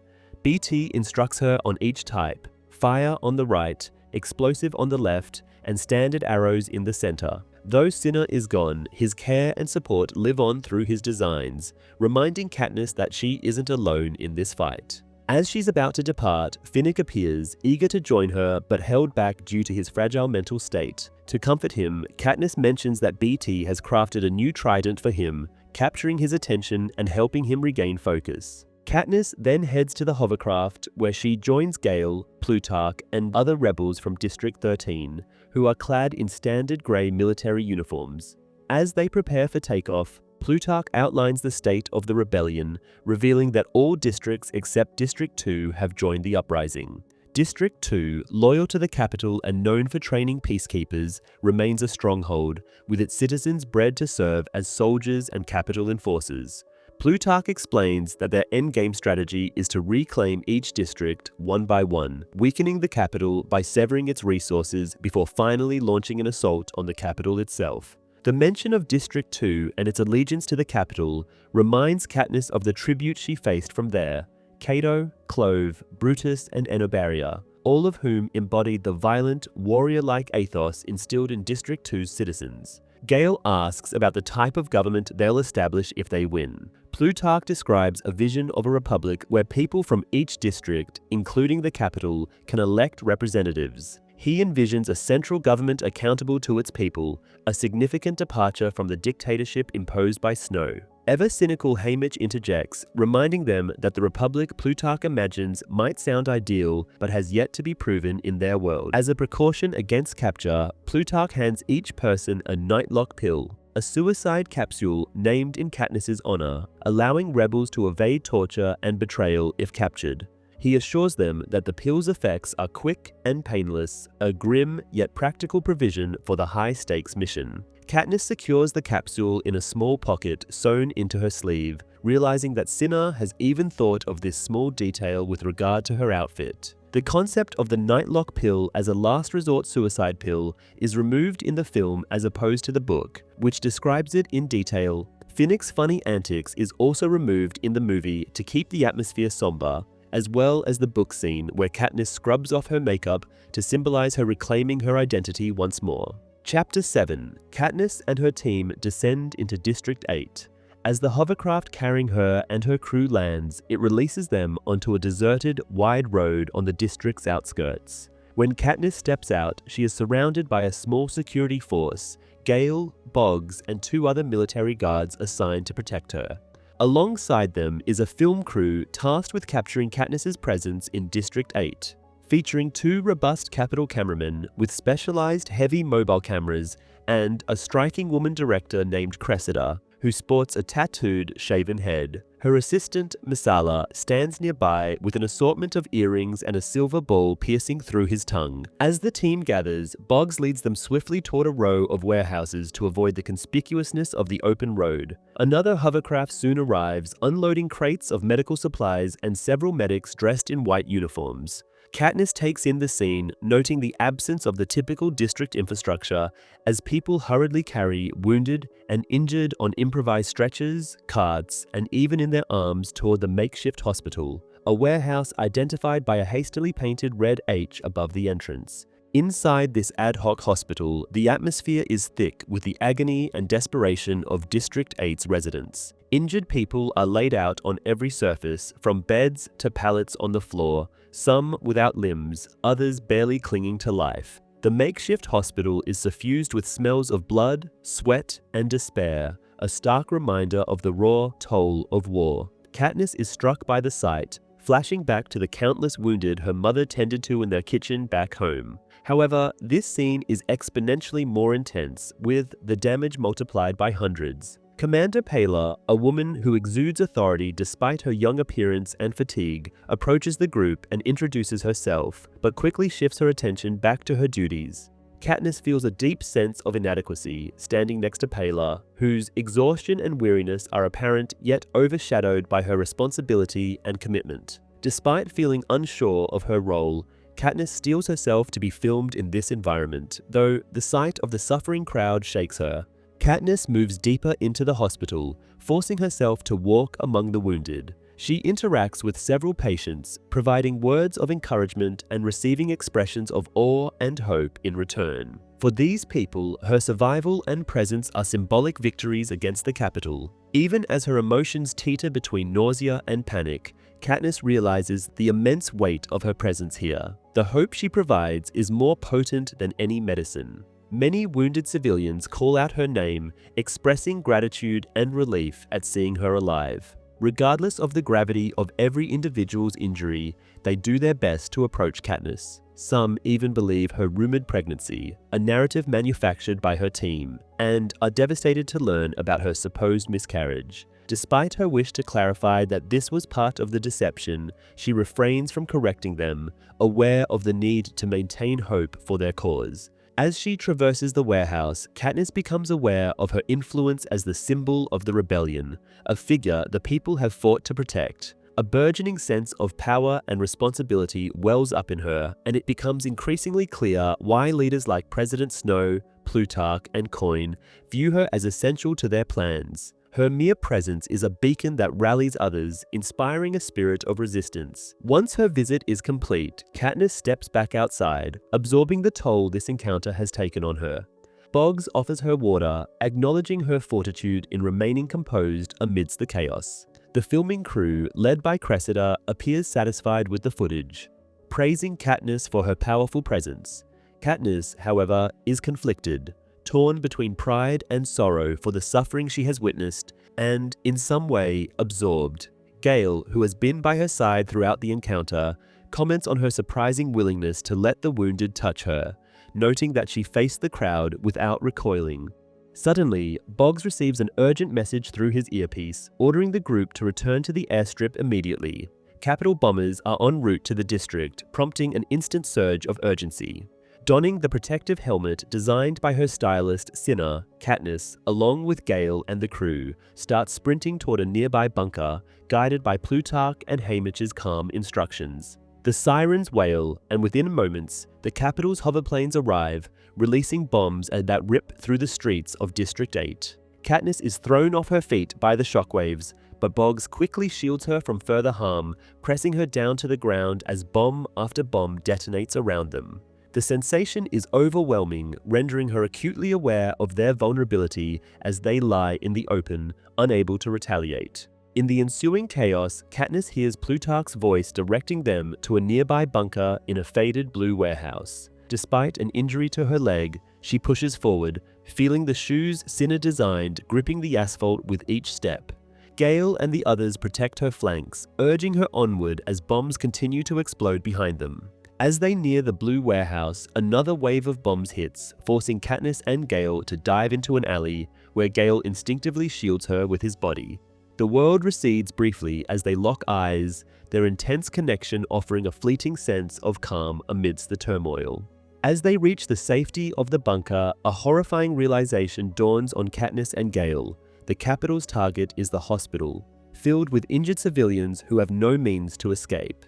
Gale's earlier doubts about the safety of gathering the wounded come rushing back as they grasp the brutal logic of the Capitol's strategy to eliminate not only potential rebels, but also the injured, people whom they deem expendable. Haymitch tries to dissuade Katniss from intervening, warning her against compromising her own safety, but Katniss disregards his voice, choosing instead to scale a ladder to a nearby rooftop, determined to act.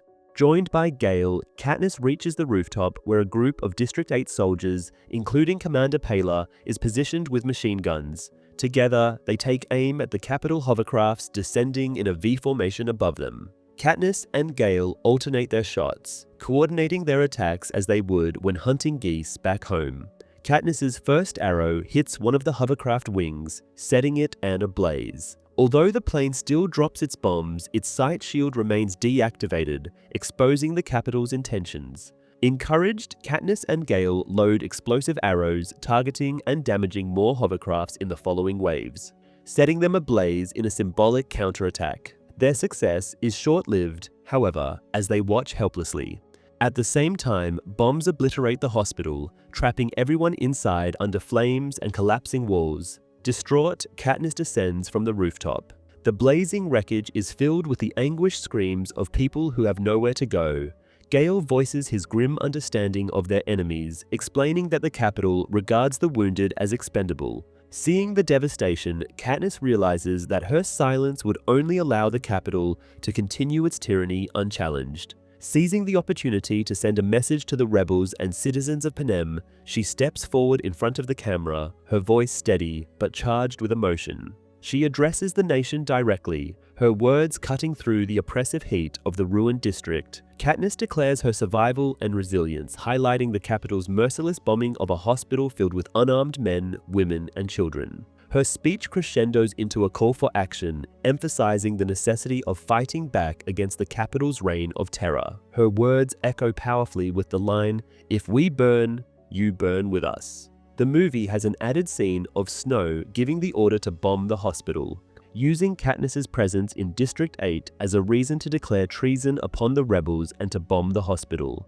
In the book, however, Haymitch and Plutarch tell Katniss that the Capitol likely didn't know she was in District 8 and that the attack was predetermined. Cressida and her crew are also more active in the film, actively encouraging Katniss to do the propos as opposed to their quieter support roles in the book. Chapter 8. The blast leaves Katniss deeply shaken and horrified as she witnesses the devastating loss of life, including wounded patients, medics, and civilians who had taken refuge there.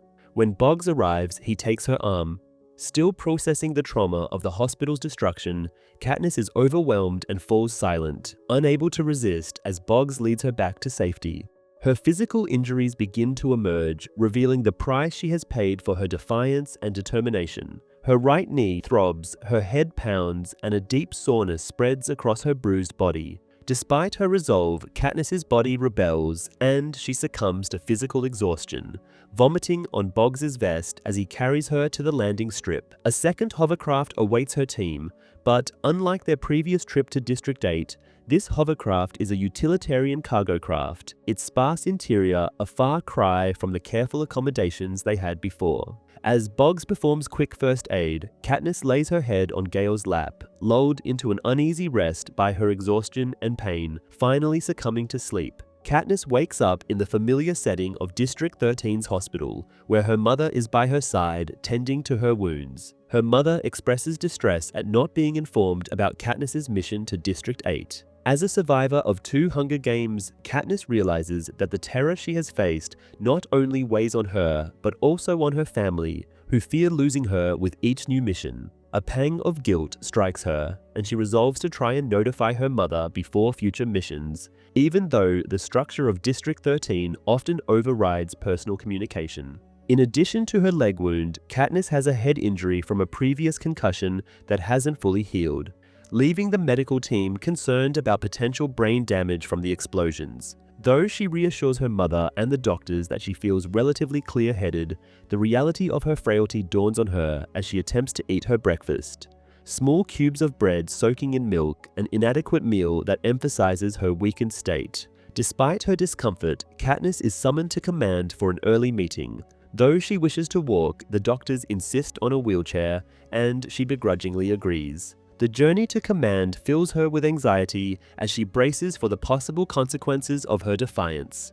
Both she and Gale had disobeyed orders in District 8, and she worries that President Coin might revoke her agreement to protect the captured victors, especially Peter, who remains under the Capitol's control. Upon arriving at command, Katniss finds some familiar faces, including Cressida, Missala, and the camera crew, who warmly greet her. Their dedication to capturing the truth of District 8's suffering is a reminder of her role's impact, and she feels a kinship with them, seeing them as allies who, like her, are risking their lives for a cause. Katniss is struck by a moment of empathy toward Pollux, one of the cameramen, who reveals himself to be an Avox, a person who has been silenced by the Capitol through the brutal removal of his tongue. This revelation adds to her sense of purpose as she feels a renewed drive to stand up against the Capitol's cruelty, knowing that there are countless others like Pollux who have suffered in silence. As the room fills with officials and strategists, Katniss becomes aware of the tension surrounding her actions in District 8. Gale joins her, choosing a seat next to her wheelchair, and a brief exchange reveals his casual camaraderie with President Coin. This unexpected friendliness unsettles Katniss, who is wary of Coin's motives and agenda. Gale, too, bears the physical scars of the mission, but he brushes off his injuries, showing a hardened resolve that contrasts with Katniss's exhaustion and lingering unease. As the command meeting begins, President Coin calls for the playback of the latest propaganda broadcast, or Propo, created from Katniss's experiences in District 8. Katniss's palms grow clammy as she realizes that footage of her, raw and unfiltered, has already been aired across Panem in a powerful message of resistance. The Propo opens with fire spreading across the screen, creating an ominous scene that encapsulates Katniss's moniker, the Girl on Fire. A familiar voice belonging to Claudius Templesmith, the announcer from the Hunger Games, narrates her emergence as a symbol of rebellion. This image of Katniss as the Mockingjay, blazing with determination amid the ruins of the hospital, strikes an emotional chord with the viewers and the members of command. The haunting scene of the hospital's destruction plays out, followed by Katniss's call to action, her words fueled by grief and anger. In a stirring sequence, the footage cuts between the battle and Katniss standing firm, challenging President Snow and warning him that if Panem burns, so will he. The screen fades to black as the words, "If we burn you burn with us," appear, a final statement underscoring the rebels' unyielding stance. The audience in command, moved by the powerful display, burst into applause, with Coin replaying the Propo for everyone to see again. Katniss is struck by the novelty of seeing herself in such a role and feels the weight of her image as an instrument of the rebellion. As the applause subsides, Coin acknowledges that the effectiveness of the footage, but also questions the decision to place Katniss in such a dangerous situation. Her tone implies a preference to minimize Katniss's exposure to active combat, stressing the importance of safeguarding the Mockingjay symbol. Plutarch Heavensby, the head of the rebel propaganda efforts, defends the choice, suggesting that confining Katniss to safe environments would likely fail to produce the raw, impactful moments captured in District 8. With some reluctance, Coin concedes, and the team shifts focus to developing new Propo themes. The meeting continues as Plutarch, Cressida, and Fulvia Cardew, another Propo director, discuss ideas for additional broadcasts. Plutarch proposes creating a montage of Katniss's heroic actions interspersed with scenes of rebel fighters, emphasizing the theme, "Fire is catching." Fulvia suggests a more personal approach with short segments titled "We Remember" that would commemorate tributes lost in the Hunger Games, such as Rue and Mags. This idea receives widespread support as it resonates with the district's shared grief and the memory of those who suffered under the Capitol's regime. Later, Haymitch Abernathy confronts Katniss about her tendency to remove her earpiece during missions, which poses a communication risk. To emphasize the seriousness of her actions, he presents a draconian solution, a headgear designed to keep the earpiece firmly in place, effectively restricting her autonomy. Reluctantly, Katniss agrees to keep the earpiece on, recognizing the necessity of communication, even if it means relinquishing some of her independence. That evening, Katniss watches a newly edited Propo alongside Finnick Odair. The footage highlights her moments of bravery in District 8 and includes interviews with other fighters who praise her actions. The scene of the hospital bombing unfolds once more, a painful reminder of the lives lost, and Katniss buries her face in her pillow, unable to escape the trauma of that day. Finnick remains by her side, offering a quiet solidarity that helps her endure the emotional weight of her role. The broadcast takes a shocking turn when it cuts to a Capitol transmission, featuring Peter Millark. Emaciated and visibly weakened, Peter's appearance jolts Katniss, who realizes the toll his captivity has taken on him. The transformation from his former healthy self is stark, and she begins to understand the extent of the Capitol's torture. Peter's words caution her to question the motives of those around her, warning her that the rebellion may be using her as a pawn in their larger scheme. His plea for her to consider the broader consequences of the war reverberates, casting doubt in her mind about who she can trust. Finnick urges Katniss to deny having seen the broadcast, understanding the need to shield her from further manipulation. When Plutarch and Fulvia enter, Katniss and Finnick successfully feign ignorance, pretending they only watch the District 8 propo. As the officials leave, Katniss is left with a profound sense of uncertainty, her trust in the rebellion fractured by Peter's warnings. Katniss does not resort to the use of a wheelchair in the film, as she does in the book when they return to District 13. She also already knows all the names of her film team before they even visit District 8, whereas in the book, Katniss has to ask them individually to remember. In addition to this, they show Katniss's propo in front of everyone in an assembly, not just in a meeting like the chapter does. Chapter 9. Katniss lies awake, unable to sleep due to harrowing nightmares that haunt her with vivid images of past traumas and anxieties about the future. When morning comes, she's released from the hospital with instructions to rest, but her mind remains preoccupied. She is asked to participate in a new propaganda film for the rebel cause. Still, the superficiality of this duty only fuels her frustration, reminding her of the widening distance between her role as a symbol and her true feelings. As the day starts, Katniss meets up with Gale in the cafeteria. Her anger flares when she notices the communicuff on Gale's wrist in the cafeteria, a stark symbol of District 13's control over him. As she watches Gale wear this device, Katniss feels a surge of resentment and suspicion. She senses that it's not just a tool for communication, but also a reminder of Gale's increasing involvement with Coin and the leadership of District 13. Seeing him so closely allied with their leaders, she can't help but feel sidelined, an outsider in a movement she once thought she was central to.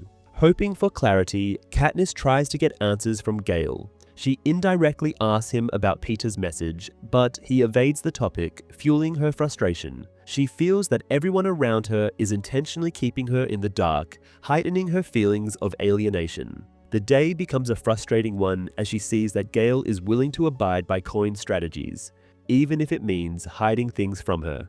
Gale's loyalty to Coin and his growing alignment with the rebellion's harsher methods create an even deeper divide between them. As Gale's communicuff rings, Katniss turns him away, and Gale responds in silent anger, leaving her alone in the cafeteria. Katniss's next task takes her to District 12, where Cressida plans to film her in unscripted moments that capture the raw destruction left by the Capitol. Returning to her decimated home is an emotional ordeal, as each step through the ruins reignites memories of her past life, now reduced to ash. Cressida's cameras capture these moments of grief, reflecting the profound impact of the Capitol's reign on the lives of ordinary people. As they continue filming, Gale's presence beside her serves as both a comfort and a source of pain. Their shared history feels fragile in the face of the rebellion's demands and their diverging ideals. Cressida asks them to recount memories of their past life, aiming to capture authentic, humanizing moments. Gale's silence speaks volumes as he sifts through the remains of his home, retrieving a bent metal poker, one of the few remnants of his old life. His silence resonates with Katniss, who understands the weight of the past and the toll of fighting a seemingly endless battle.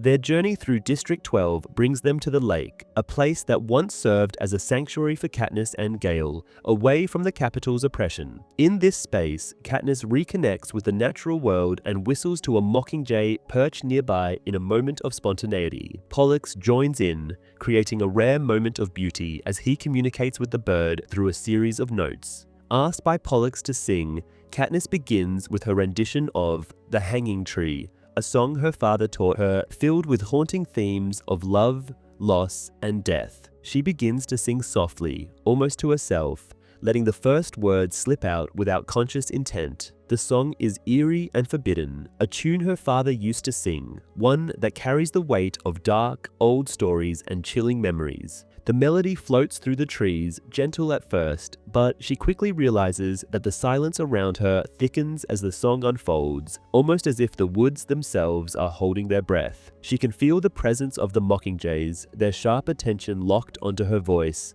waiting to mimic the song. It feels sacred, like an offering to her father's memory and to the loss that lingers heavily over her life. Katniss understands, perhaps better than ever, the layered meaning of the song. It tells of a man who was hanged for murder and calls to his lover to meet him in death, asking her to flee the misery of life to join him in peace. She recalls how her mother forbade the song, fearing its dark themes, but the melody and lyrics remained etched in her mind, a permanent memory of her father's voice. The effect on those around her is profound. Pollux, who cannot speak, watches her with a depth of understanding that transcends words. For him, the hanging tree strikes a chord, likely pulling up memories of his own suffering and loss. His silent tears fall as he listens, moved by the melancholy that Katniss's voice brings to life. Soon after, the Mockingjays take up the melody, singing back to Katniss with haunting harmony, blending the human and natural worlds in a way that feels timeless and otherworldly. Their voices echo hers, amplifying the song's sadness and creating an ethereal effect that captures the attention of everyone present. The song concludes, and Katniss realizes that Cressida's team has captured the entire moment on film. This revelation exposes her, as a deeply personal memory has now become part of the rebellion's propaganda. Gale, who has watched her sing, appears moved, and for a brief moment, they share a silent connection. But this moment is quickly overshadowed by the growing distance between them as they confront the realities of their changing relationship and the rebellion's demands. Next, standing in front of the charred remains of Peter's family bakery, Katniss feels the weight of both grief and anger settle on her shoulders. The building, once full of warmth, sweet smells, and memories of Peter, is now reduced to rubble, a hollow shell marked by capital cruelty.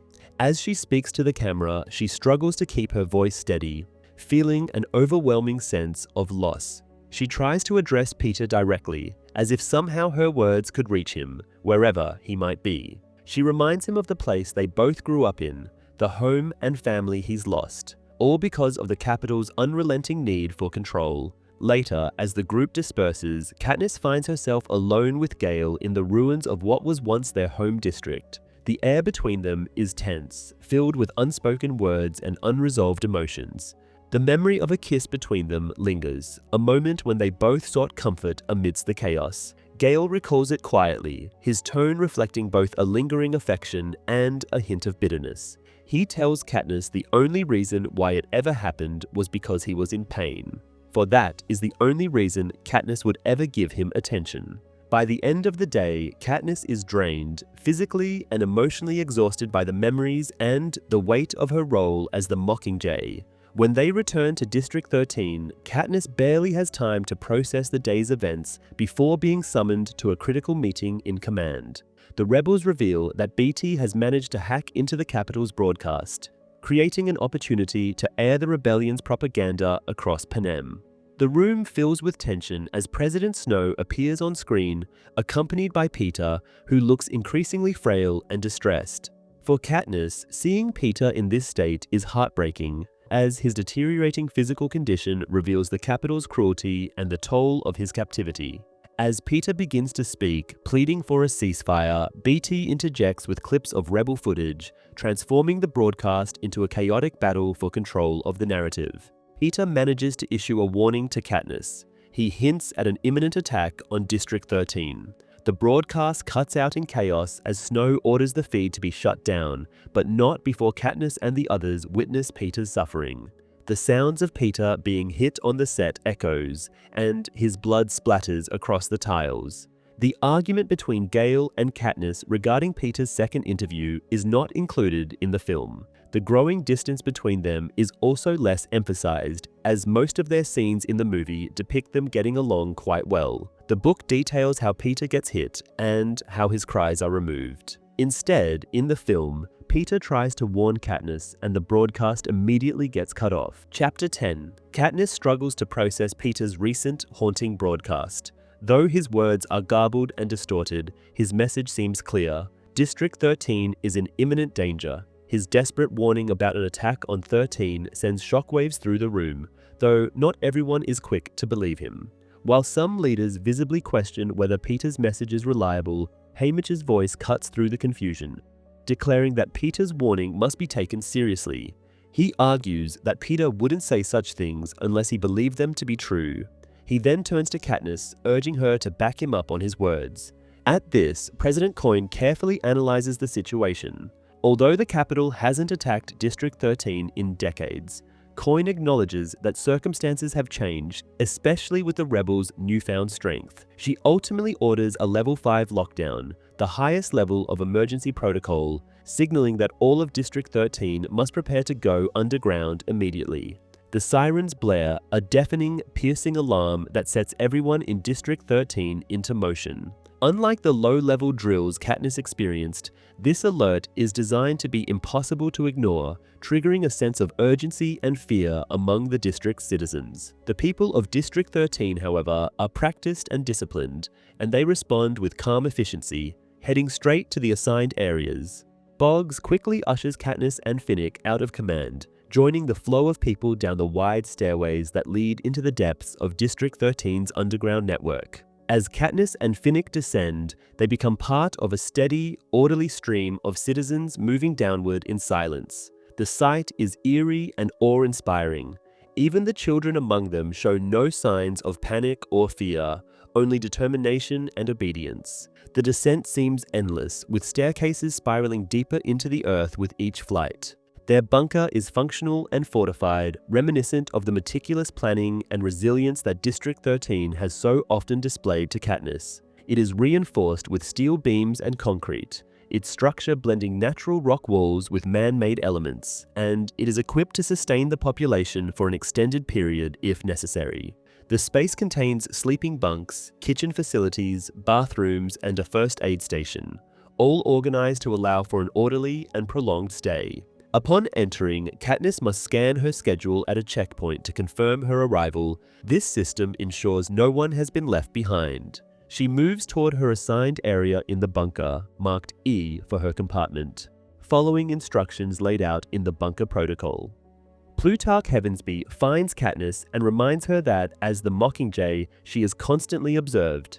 Plutarch encourages her to keep her composure, suggesting that her behavior will set an example for others. Although his tone remains calm and his words are laced with optimism, his focus on maintaining appearances irritates Katniss, who is more concerned with Peter's well-being and the potential attack than with projecting a brave expression in front of everyone. Katniss's attention soon shifts back to the immediate tasks assigned to her. She heads to the supply station, where packs containing survival essentials are distributed to each compartment.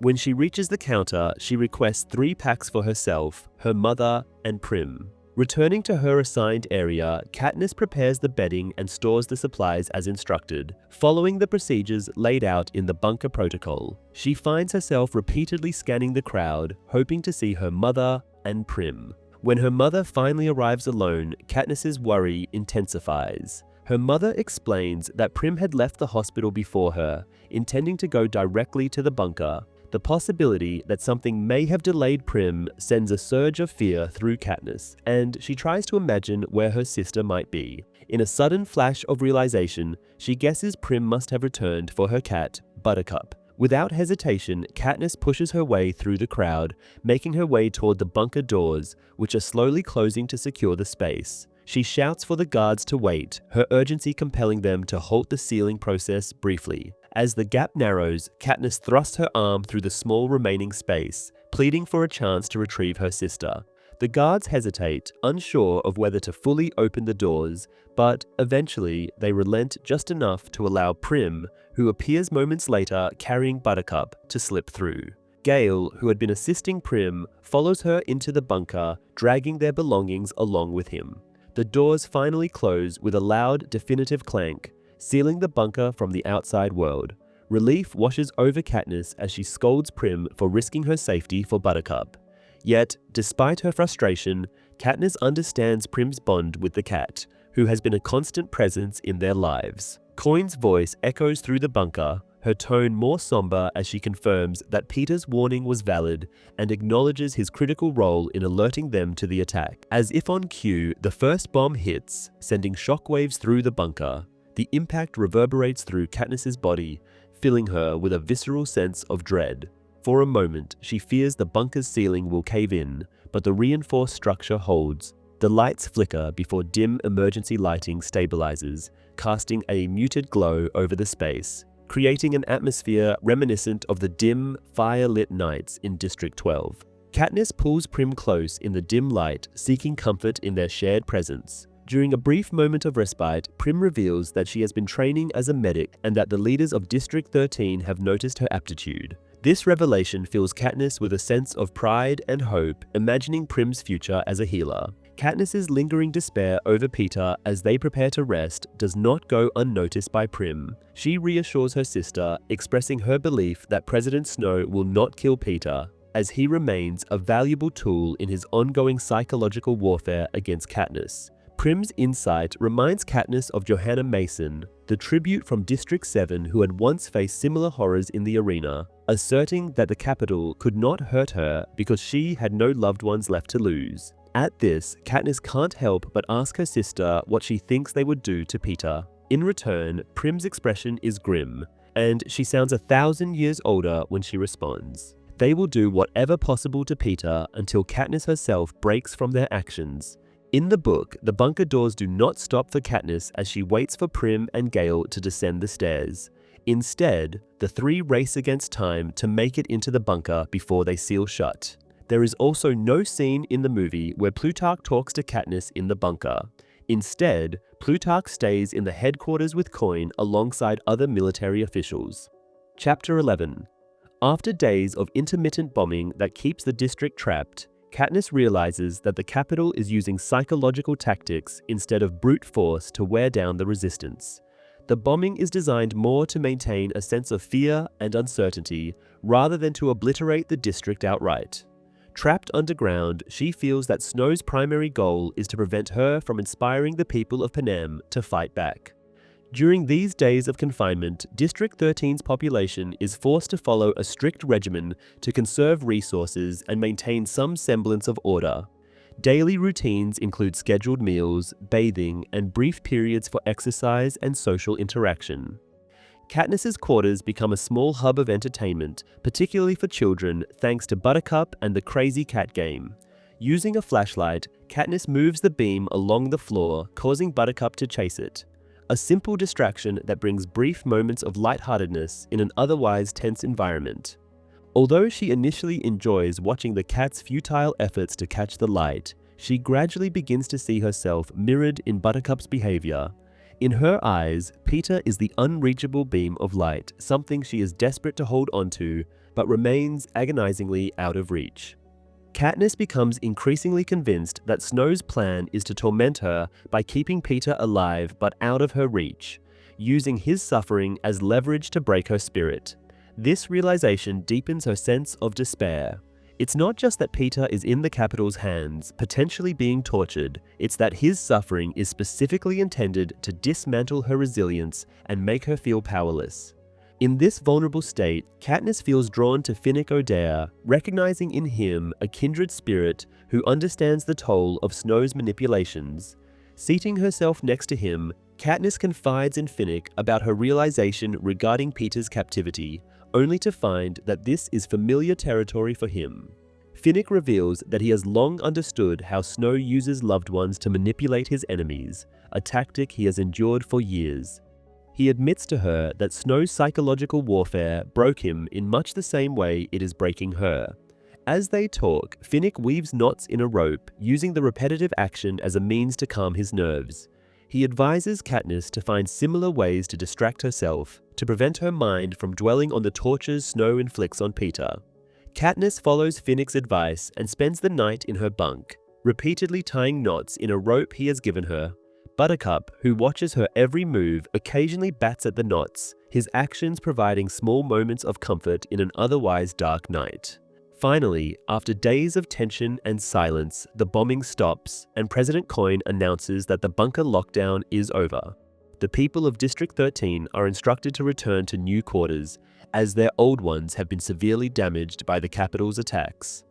As they emerge, Katniss, along with Gale and Finnick, is pulled aside by Boggs, who leads them to a meeting with Coin, Plutarch, Haymitch, and other leaders of District 13's resistance. Coin urgently informs them that they must record new footage of the Mockingjay to prove to Panem that District 13 remains functional and to show that Katniss, the Mockingjay, is still alive.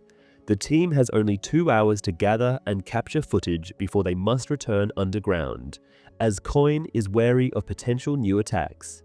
Still weary and emotionally drained from her days in the bunker, Katniss prepares to go above ground.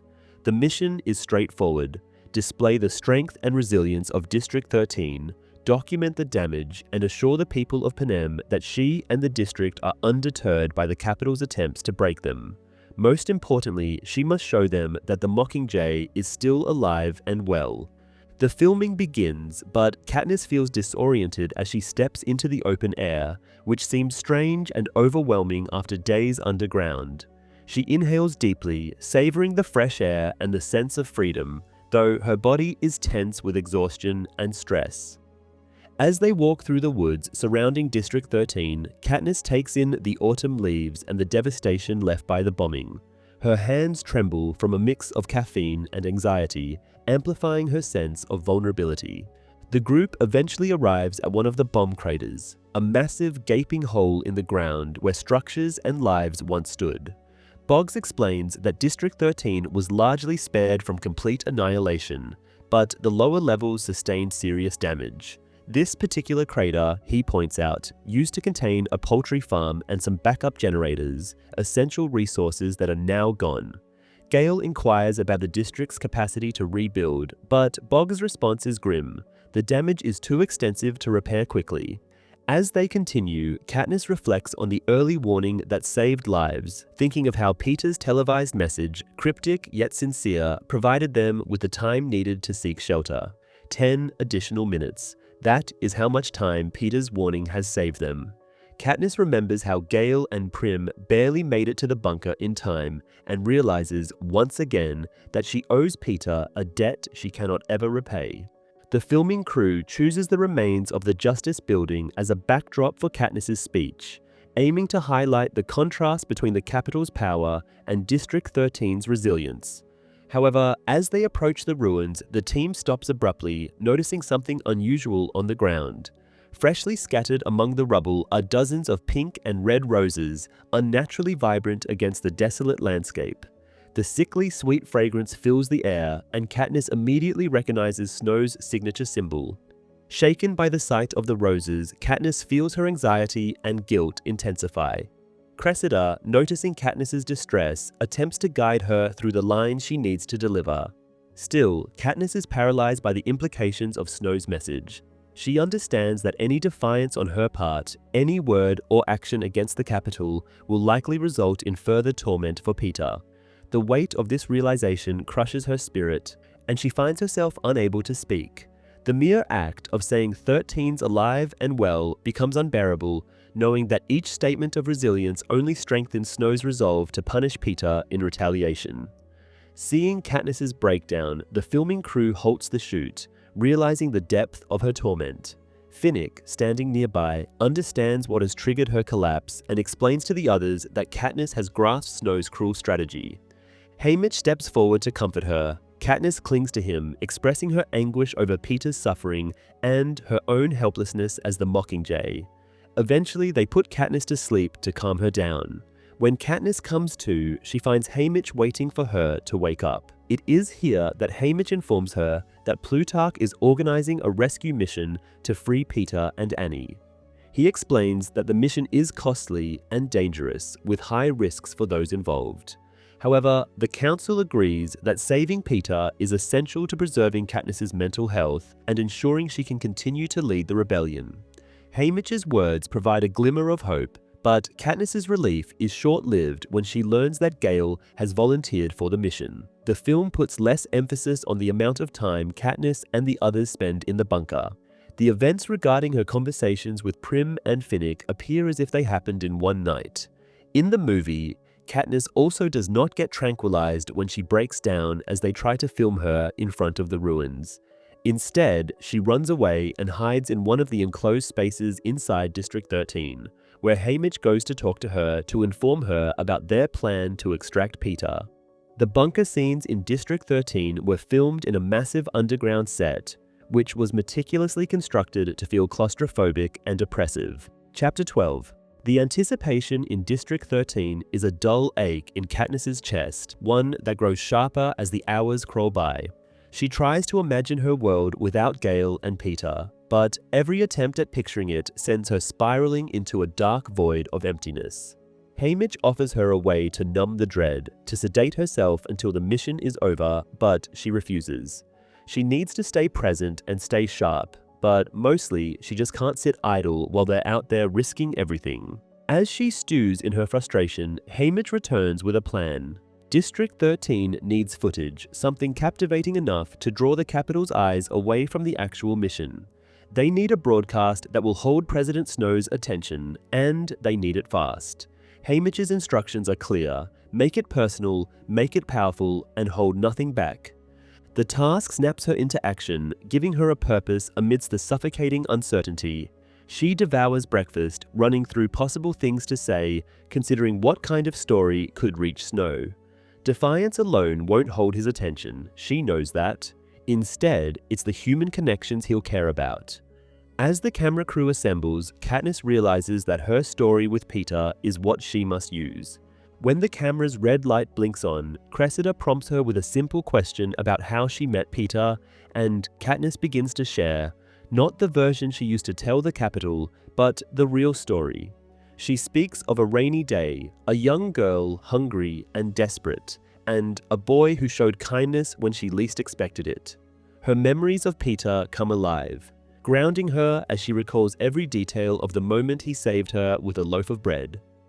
Katniss uses this story as a promise to Snow. She is ready to destroy the Capitol, and she declares her freedom to him openly. Her words linger in the air, sharp and cutting, a declaration of war wrapped in her unwavering love for Peter. The power of her message makes Plutarch turn to Finnick. There's another story to be told, one that has the potential to rattle the Capitol to its core. Finnick hesitates, but ultimately agrees, standing before the camera with a quiet resolve. As he begins to speak, Katniss realizes that what he's about to reveal is far more harrowing than anything she anticipated. Finnick, the charming victor loved by the Capitol, exposes a truth no one expected. His life was never his own. He was sold by President Snow. His beauty and allure were used as tools to satisfy the desires of the Capitol elite. His loved ones were the price he had to pay if he refused. So he complied, becoming a commodity in Snow's twisted empire. Katniss feels a pang of guilt for ever doubting Finnick and for misjudging his parade of lovers. These were not real romances, but transactions, moments of survival in a world where Snow had stripped him of choice. Finnick doesn't stop there. He goes on to tell the Capitol's secrets, each more damning than the last. He reveals the sordid affairs, betrayals, and hidden corruptions that run through the veins of those in power. Secrets were his true currency, and he amassed them over the years, learning the vulnerabilities of those who thought they controlled him. The more Finnick speaks, the more compelling his tale becomes as he weaves a chilling narrative that unravels the Capitol's carefully constructed facade. Then, Finnick turns his attention to President Snow. He describes Snow's rise to power, the bodies he left in his wake, the allies he betrayed with whispered poison. Finnick paints Snow as a serpent who wields poison as his weapon of choice, a snake who would do anything to maintain his grip on the Capitol. He shares a final, disturbing detail about Snow's infamous roses, used not just for their appearance, but to mask the scent of his own decaying body, a consequence of the poisons that he himself has ingested over the years. Katniss watches the faces of her crew as they absorb the shocking confessions, their expressions a mixture of disbelief and horror. Even Plutarch, who has seen so much of the Capitol's dark side, looks shaken, realizing just how much Finnick has endured. When the recording ends, the crew is speechless, only cutting the camera once Finnick signals that he's done. The footage is aired, dominating the Capitol's broadcast for an entire hour as Beatty and his team work tirelessly to override the Capitol's attempts to block it. Beatty's team holds control of the airwaves longer than expected, ensuring that Finnick's words reach as many ears as possible. Katniss hopes that somewhere out there, Snow himself is watching, helpless to stop the broadcast, forced to see his empire crack under the weight of truth. At last, news arrives. The rescue team has returned. Haymitch appears, ushering them to the hospital wing, where the sights and sounds of the injured and exhausted blur around them. The first person Katniss sees is Johanna, frail and nearly unrecognizable, bearing the brutal marks of the Capitol's torment. Gale, too, is there, bloodied and exhausted, but alive. A cry of joy cuts through the chaos as Annie, Finnick's beloved, rushes toward him, clad in nothing but a hospital sheet. They collide, an unstoppable force drawn together, clinging to each other as if they might vanish. Finally, Haymitch tells her that Peter is alive. The words are like a balm to her aching heart, and she races down the hall to see him, thoughts swirling as she anticipates their reunion. She imagines his smile, his laugh, the warmth of his arms, and a giddy excitement builds within her. This is the moment she's been waiting for, the end to her long, painful waiting. When she enters his room, Peter is already awake, sitting on the edge of the bed, looking disoriented. There is a strange intensity in his eyes, a look that she can't quite place. He moves toward her, arms reaching out, and she moves to meet him, expecting his familiar embrace. But as their hands meet, Peter's grip tightens around her throat, his face twisted with a fury she doesn't recognize. The reunion she had imagined shatters in an instant. Finnick's televised confession about his exploitation and capital secrets is more detailed in the book, covering his forced servitude and Snow's use of poison to eliminate rivals. In the movie, Finnick's broadcast is shorter and less descriptive. Katniss also does not talk about how Peter saved her life with the bread in front of the broadcast in the film. New scenes are also added that show the rescue mission in action, following Gale, Boggs, and others as they infiltrate the Capitol to retrieve Peter and the other captives. Chapter 13. Katniss lies in the sterile, too bright medical ward of District 13, encased in silence and stifled by the cold metal collar secured around her neck. Each breath is a struggle, her throat tender and bruised after Peter's violent assault. The memory of his hands on her throat lingers and is a terrifying reminder of how the Capitol has twisted his mind. It does not help that the collar feels very uncomfortable. Prim sits by her side, trying to comfort her, massaging warmth into her clenched fists and draping blankets over her shivering body. Her mother is not yet aware of the attack, and Katniss wonders how she'll respond once she finds out. As Prim tends to her, Katniss is briefed by Plutarch, Haymitch, and Beatty, who now grasp the extent of Peter's condition, calling it a result of hijacking. They speak clinically of fear conditioning and memory alteration, but each word claws at her. Hijacking, Beatty explains, is a form of psychological torture employed by the Capitol, a cruel manipulation of memories using Tracker-Jacker venom. This venom, targeting the parts of the brain that harbor fear, allows the Capitol to flood Peter's memories of Katniss with terror and mistrust. Every precious moment they've shared has been tainted, rewritten, and stored as distorted recollections in his mind. For Peter, her face becomes synonymous with danger, his memories of their love overwritten with a sense of survivalist revulsion. Hearing this explanation unravels something in Katniss. For Peter to have forgotten his love for her, to see her as a threat, it's a violation beyond comprehension. She tries to muster a shred of hope, asking if it's possible to reverse the hijacking and reclaim Peter from the shadows that now haunt his mind. But Plutarch's words are laced with uncertainty. They lack concrete information about whether a recovery from hijacking has ever been successful, and even Beatty, with all his scientific expertise, seems doubtful. They will try to bring Peter back, yes, but their optimism is thin and fragile under the weight of the capital's brutality. Prim voices her indignation at the thought of Peter being left to suffer. Katniss watches as Prim demands that the adults take action. BT assures her that a team is working around the clock to develop a counter-strategy. Still, he can't promise how effective it will be. Katniss allows herself to be spoon-fed bites of soft food, all while staying indifferent to her surroundings. Gale, too, is confined to the hospital with a shoulder wound. Though forbidden from visiting, he sneaks into her room one evening. He observes her injuries with a gentle touch, as if to erase the marks Peter left on her neck. He then presses a silent kiss to her forehead, and it then vanishes just as quietly. Once discharged, Katniss's days blur together in the stark grey corridors of District 13. She feels restless and adrift, each step heavy with the burden of what Peter has become. Their quarters feel just as unwelcoming. Buttercup, the family's cat, has been begrudgingly accommodated with a daily food ration and a pan of sand.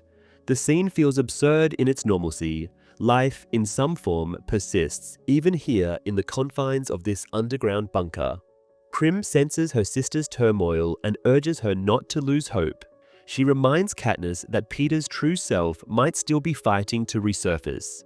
Katniss wants to believe, but the doubt gnaws at her, hollowing her out.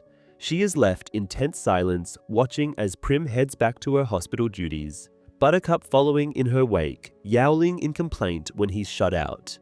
Desperate to escape, Katniss wanders aimlessly through the labyrinthine hallways until she finds herself in Special Defense, where she stumbles upon Gale and Beatty, who are deep in discussion over sketches and schematics. They reveal their project to her. Adaptations of Gale's traps from hunting, now engineered as lethal military weapons. Traps are designed to exploit human compassion and lure people toward false safety before a second, deadlier strike. Gale explains, his tone edged with a grim determination, that they are following the Capitol's rulebook now. It is a pragmatic approach, but it chills her to see how quickly they are willing to employ the same tactics they once condemned.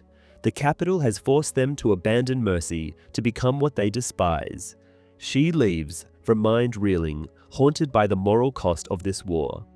Not long after, Haymitch pulls her back to the hospital. They are initiating a new approach in Peter's rehabilitation, involving a familiar face from his past. Deli Cartwright, a friend from District 12, whose presence they hope might trigger something safe in Peter's mind. Katniss watches from the observation room, her heart pounding as Deli enters. Her unassuming kindness and simple familiarity might be the key to unlocking the boy trapped within Peter's fractured psyche. At first, Peter's reaction is cautious, his fear ebbing slightly as he registers Deli's face. She speaks softly, painting a picture of their shared childhood.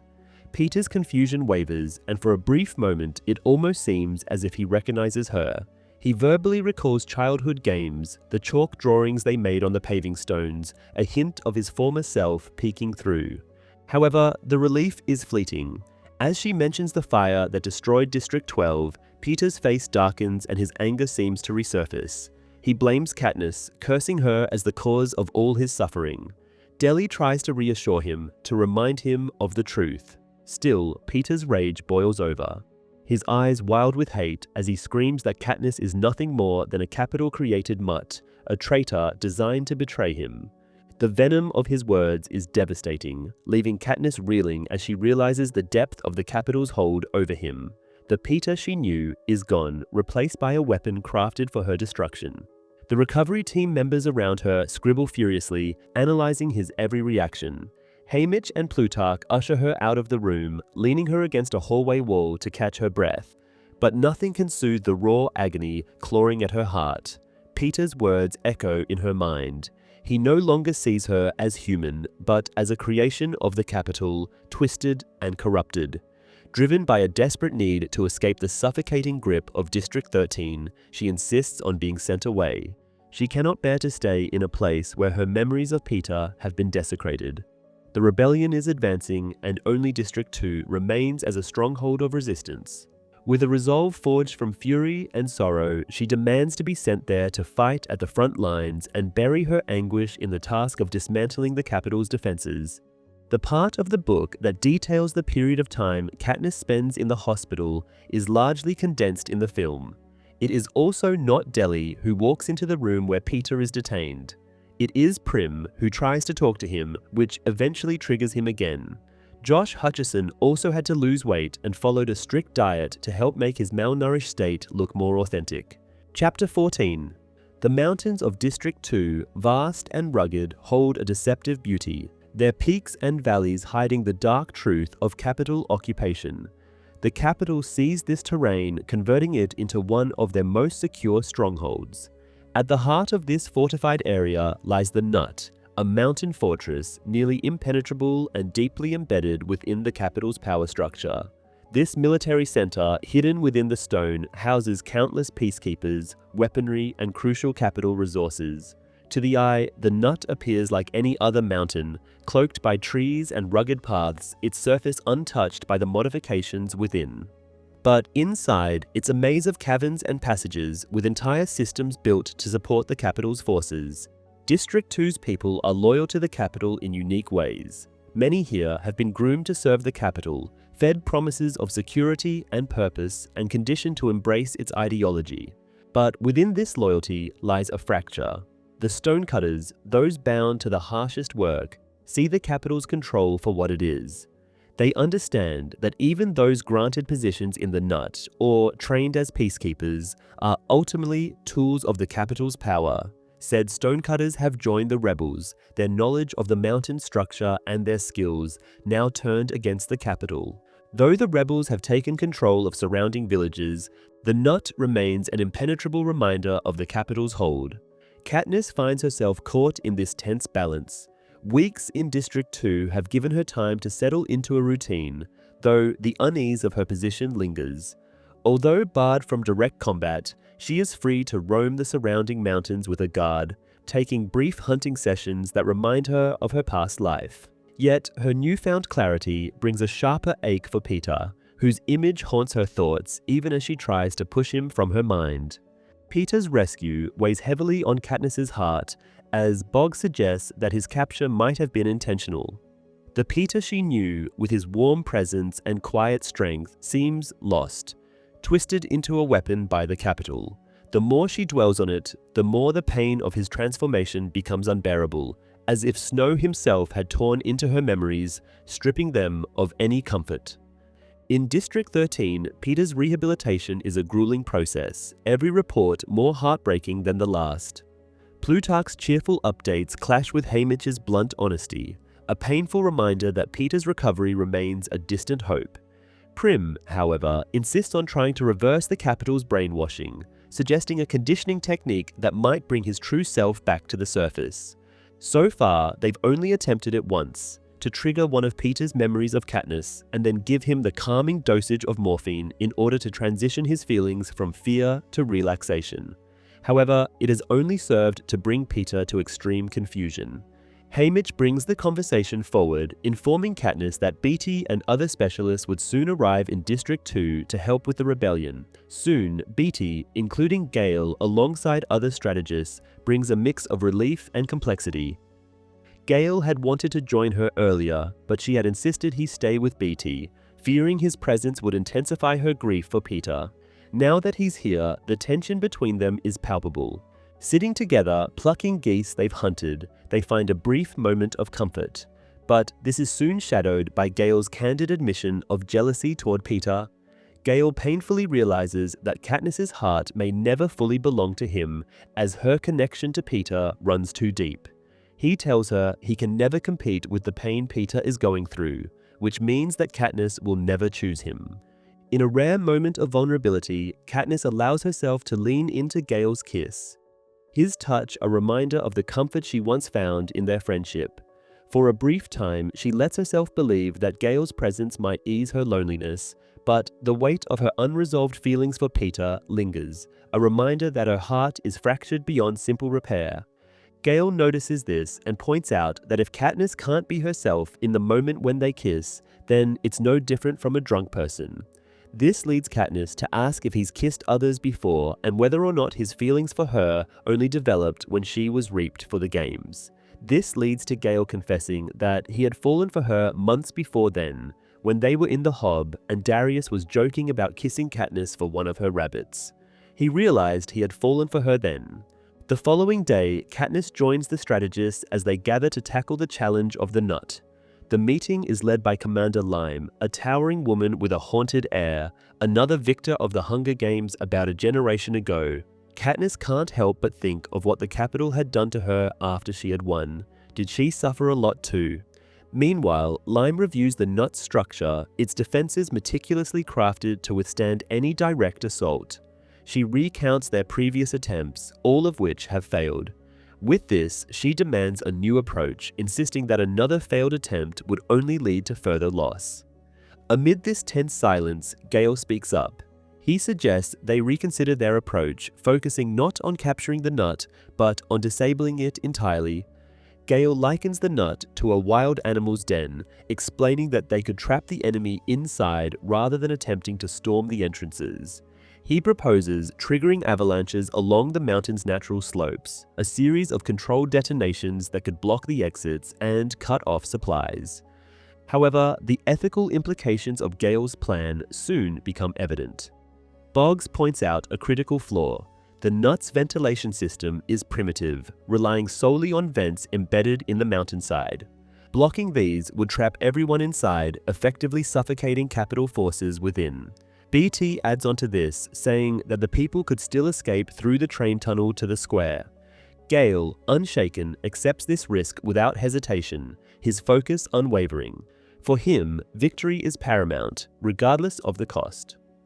With a sudden start, Katniss realizes that Gale has no intention of preserving any of the lives that would be trapped inside the nut. This is one of the death traps he has invented alongside BT. In the film, the kiss with Gale happens in one of the bunkers, not in the woods. The meeting in District 2 also happens with snow already present from the start. The calls regarding Haymitch, Plutarch, and Prim's updates on Peter's condition are also removed from the movie. Chapter 15. Katniss stands in a room filled with the leaders of the rebellion processing Gale's brutal proposal. The severity of his suggestion sends shockwaves through the room, stirring a mix of emotions: anger, fear, grim satisfaction, and hesitation. To some, it's an acceptable strategy in their war for freedom, but for others, it's a line they are unwilling to cross. Gale argues vehemently, unable to forgive the citizens of District 2 for their alliance with the Capitol. He's convinced they're beyond saving, tainted by their loyalty, and therefore deserving of his plan's ruthless punishment. Katniss finds herself caught between two worlds. She, too, feels the fire of vengeance for what the Capitol did to her home, her family, and her people, but she can't shake the feeling that this plan goes too far. The faces of those trapped in the nut blur her mind. She sees citizens under duress, coerced into service for the Capitol, even her fellow spies. Innocent people who may have had no choice but to serve. As the room becomes more divided, Boggs offers a middle ground, a plan to trigger the avalanche but leave one escape route open. This would give the Capitol forces inside a chance to surrender, perhaps sparing some lives while still achieving their goal. There's a brief sense of relief as they agree to consult President Coin and others in 13. While Katniss is unsure if this compromise will be accepted, the decision temporarily lifts the weight on her heart. She tries to escape the tension with Gale, leading him out to hunt and release his pent-up anger. But Gale is distant as they go, probably angry at her for voicing out restraint when he proposed the plan. The final decision comes soon, and by evening, Katniss finds herself suited up in her Mockingjay uniform, her bow slung over her shoulder, ready to bear witness to Gale's plan in action. From the roof of the Justice Building, she watches as the hoverplanes swoop in for the first assault on the nut. The initial bombings at the higher elevations of the mountain are almost surreal, like watching a natural disaster unfold. But the Capitol soon realizes the rebels' intentions and begins to fire back. Even with anti-aircraft artillery blazing, the damage is already done. As explosions rip through the mountainside, the weakened rock begins to give way, triggering an unstoppable chain of avalanches. The ground trembles and the mountain seems to liquefy, shifting under its own weight. Entire sections of the nut collapse as massive waves of stone and debris cascade down the slopes, consuming everything in their path. The roar of falling rock is deafening, drowning out even the sounds of gunfire and screams. Katniss watches in silent horror, transfixed by the sheer power of nature turned into a weapon. She's overwhelmed, feeling dwarfed and helpless as she witnesses the nut become a tomb for everyone inside. In that instant, memories flood back of her father's death in the mines, the day she first felt the anguish of losing someone beneath layers of rock and earth. She can almost feel the chill of that day, the blankets draped over her shoulders, the cups of warm liquid thrust into her hands, the tears she couldn't shed as she waited for news that never came. Now, as she stands on the rooftop, she wonders if she's become part of the same nightmare, a force dealing death rather than bearing witness to it. Haymitch's voice cuts through her thoughts, pulling her back to the present. He instructs her to get inside, warning that the Capitol might retaliate. As she descends the stairs, she runs her hand along the cool marble walls of the Justice Building, feeling their cold, unyielding solidity. Stone, she thinks, always wins. Stone crushes, stone traps, stone buries. People crumble, fade, and fall away, but the stone remains. Katniss sinks to the floor inside the Justice Building, resting against the pillar as her mind races. She's haunted by images of Peter, the boy who always saw the world so clearly, who might have understood the cruelty of this battle and the irony of fighting their fellow districts. For a moment, she yearns for the calm he provided, though she knows she could never get that now. Hours pass as the rebels wait for survivors to emerge from the mountain. Eventually, Haymitch's voice comes through Katniss's earpiece, pulling her from her dark reverie. He asks her to make a speech, a plea to the Capitol forces to surrender, hoping to avoid further bloodshed. Katniss hesitates, but ultimately agrees, knowing her voice might be the only way to end the standoff without more deaths. She steps out onto the Justice Building steps, surrounded by the harsh light that casts her image onto giant screens across the square. Her words echo in the emptiness, but before she can finish, her attention is drawn to a pair of trains screeching into the station, carrying the battered, wounded survivors from the nut. These are not fierce soldiers, but broken figures staggering through smoke, ash, and blood. Some carry guns, trying to project strength, but others simply collapse, too weak to stand, their faces etched with the terror of what they have survived. Katniss's instincts kick in, and she shouts for the rebels to hold their fire, desperate to spare those who are more victims than enemies. She moves down the steps, reaching out to help a young man whose face is streaked with blood, only to be met with the barrel of a gun aimed at her. The man's eyes are filled with pain, his body trembling as he grips his weapon. Katniss, understanding his desperation, raises her bow above her head in a gesture of peace, her heart pounding as she waits to see if he will pull the trigger. Katniss then begins to speak, not with rehearsed words, but with raw honesty, admitting the truth, that they are all slaves to the Capitol's cruelty, used against each other to fuel the Capitol's twisted entertainment. Her words aren't just for the young man before her, but for everyone watching, everyone caught in the web of the Capitol's power. She implores them to see that the real enemy is not one another, but the Capitol itself. For a moment, hope flickers in the stillness as her plea reaches out across the square, her words hanging in the air like fragile threads of unity. She dares to believe that perhaps they might all see past their hatred and anger, that they might recognize the Capitol's lies. With this, Katniss turns to the screen being broadcast, hoping to see some of the crowds try to reconcile. Instead, she watches herself get shot on camera. In the movie, Katniss reminiscing memories of her father is not shown. She also does not have to wait long before she is called down to give a speech. In addition, Haymitch is present on the scene instead of talking to Katniss through a microphone. The scenes in District 2 were also shot in a limestone quarry in the south of France, chosen to mimic the mountainous terrain around the nut. Chapter 16. Katniss drifts in and out of consciousness, wrapped in the surreal haze of morphling, a drug that dulls her pain but leaves her mind wandering in strange, ethereal dreams.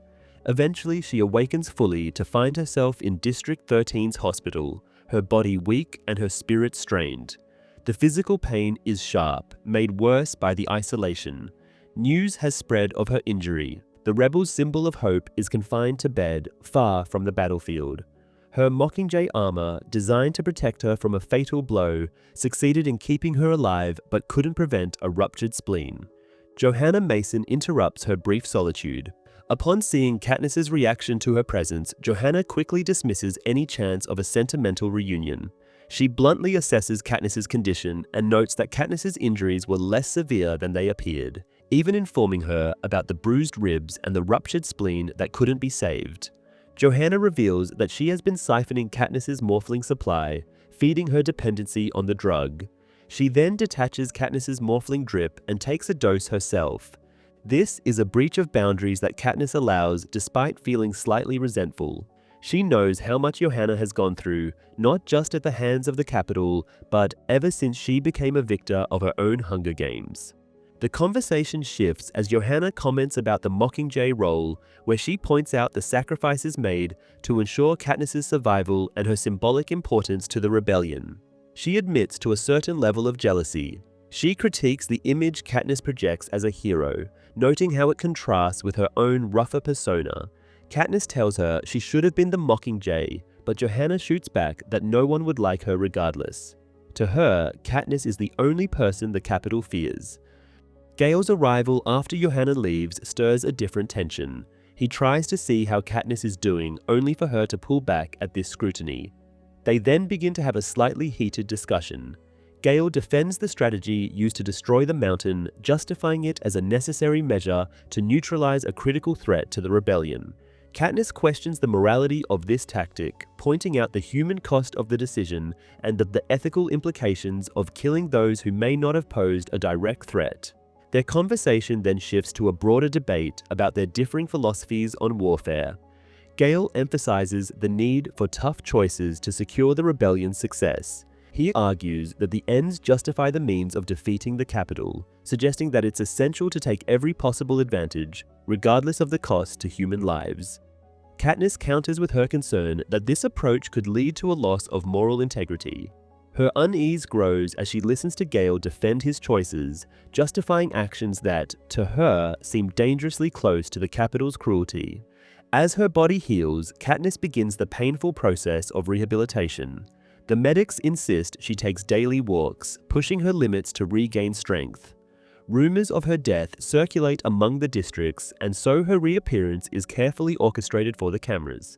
She's filmed in her hospital bed, battered and bruised, but resolute. The message is clear.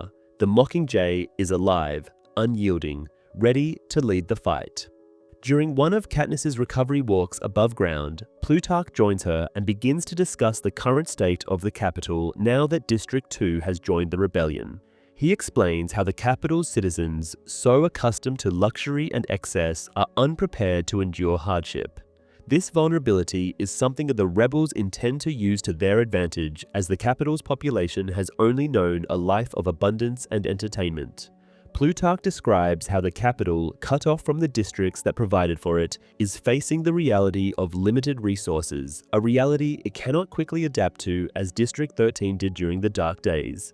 Plutarch introduces an ancient phrase, panem et circenses, Latin for bread and circuses. He explains that in ancient times, a leader used this concept to describe how easily a population could be controlled if its basic needs and desires for entertainment were met.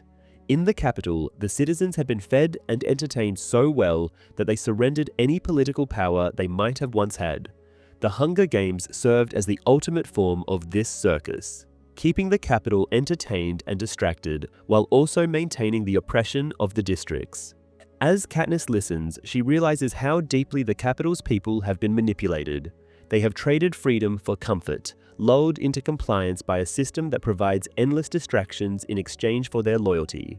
Amid this bleak reality, Plutarch proposes an unexpected event, a wedding for Finnick and Annie. In the depths of war, the idea of celebrating love seems almost ludicrous. However, the wedding offers a rare, bittersweet escape. The ceremony is simple, stripped of the Capitol's extravagance, yet rich with meaning. Katniss accompanies Annie to District 12 to find a dress, a trip that stirs memories of her life before the rebellion, before the Hunger Games, changed her forever. The wedding is modest, a stark contrast to the capital's lavish displays, but its simplicity makes it all the more poignant. The children of District 13 sing. A grass-woven net, a tradition from District 4, covers Finnick and Annie as they exchange vows, binding them together in a ritual older than Panem. As the fiddler begins a tune familiar to the people of District 12, a spontaneous dance breaks out. Katniss joins the crowd, moving in step with her sister Prim. The music, the laughter, the shared joy, a defiant act of normalcy in the face of chaos. As she dances, Katniss feels a renewed sense of purpose. The final surprise of the wedding is a cake. Its intricate frosting is a work of art that Katniss instantly recognizes as Peter's. The delicate flowers, waves, and sea creatures reflect his skill. The cake is proof that Peter is still in there somewhere, struggling against the capital's brainwashing. Katniss stares at the cake, overwhelmed by the realization that Peter, despite everything, has not entirely succumbed. Seeing the cake leaves Katniss shaken. She thought she had prepared herself to face the consequences of Peter's hijacking, but this tangible reminder of his suffering cuts through her defenses. Haymitch's quiet invitation to speak with Peter stirs a storm of emotions within her. He says that Peter has stated wanting to talk to her. Katniss enters Peter's hospital room, where he is restrained and guarded. As soon as he sees her, he studies her with a look that seems both intense and skeptical. He appears to regard her not as a friend or lover, but as an enemy. Peter then initiates a line of questioning, reflecting on their past interactions, memories, and recent experiences under the capital's influence. He recounts various events, such as when she appeared to have threatened him in the arena and instances where they shared affectionate moments. All the while, Peter's probing is laced with doubt. The conversation shifts when Peter begins to question her relationships, especially her connection with Gale. His questioning remains clinical and analytical, yet it exposes his inner conflict between what he remembers and what he has been led to believe. Katniss attempts to answer his questions, but as the conversation continues, she senses the tension between them growing. His harsh judgment forces her to confront the parts of herself she has tried to bury. He accuses her of doing everything as an act, of her kissing both him and Gale, of her not being able to be truthful. As she leaves the room, Katniss feels a hollow ache. Peter's rejection strips away her illusions, leaving her exposed and vulnerable. For the first time, she thinks that Peter has seen her for who she is: deadly, manipulative, and violent. The book scenes where they film Katniss getting better in the hospital is absent from the film. The scene with the wedding cake and Katniss's realization regarding Peter being the creator is absent, which cuts off significant highlights of his development. In addition, the movie also adds a scene where Katniss and Johanna talk during Finnick and Annie's wedding, where Katniss confesses that she aims to kill Snow once and for all. Chapter 17. Katniss feels blindsided and infuriated. Haymitch's announcement that she won't be joining the capital mission shakes her to her core, propelling her into a desperate sprint to command. Bursting into a war meeting, she confronts President Coin, protesting that she has to be in the capital as the Mockingjay.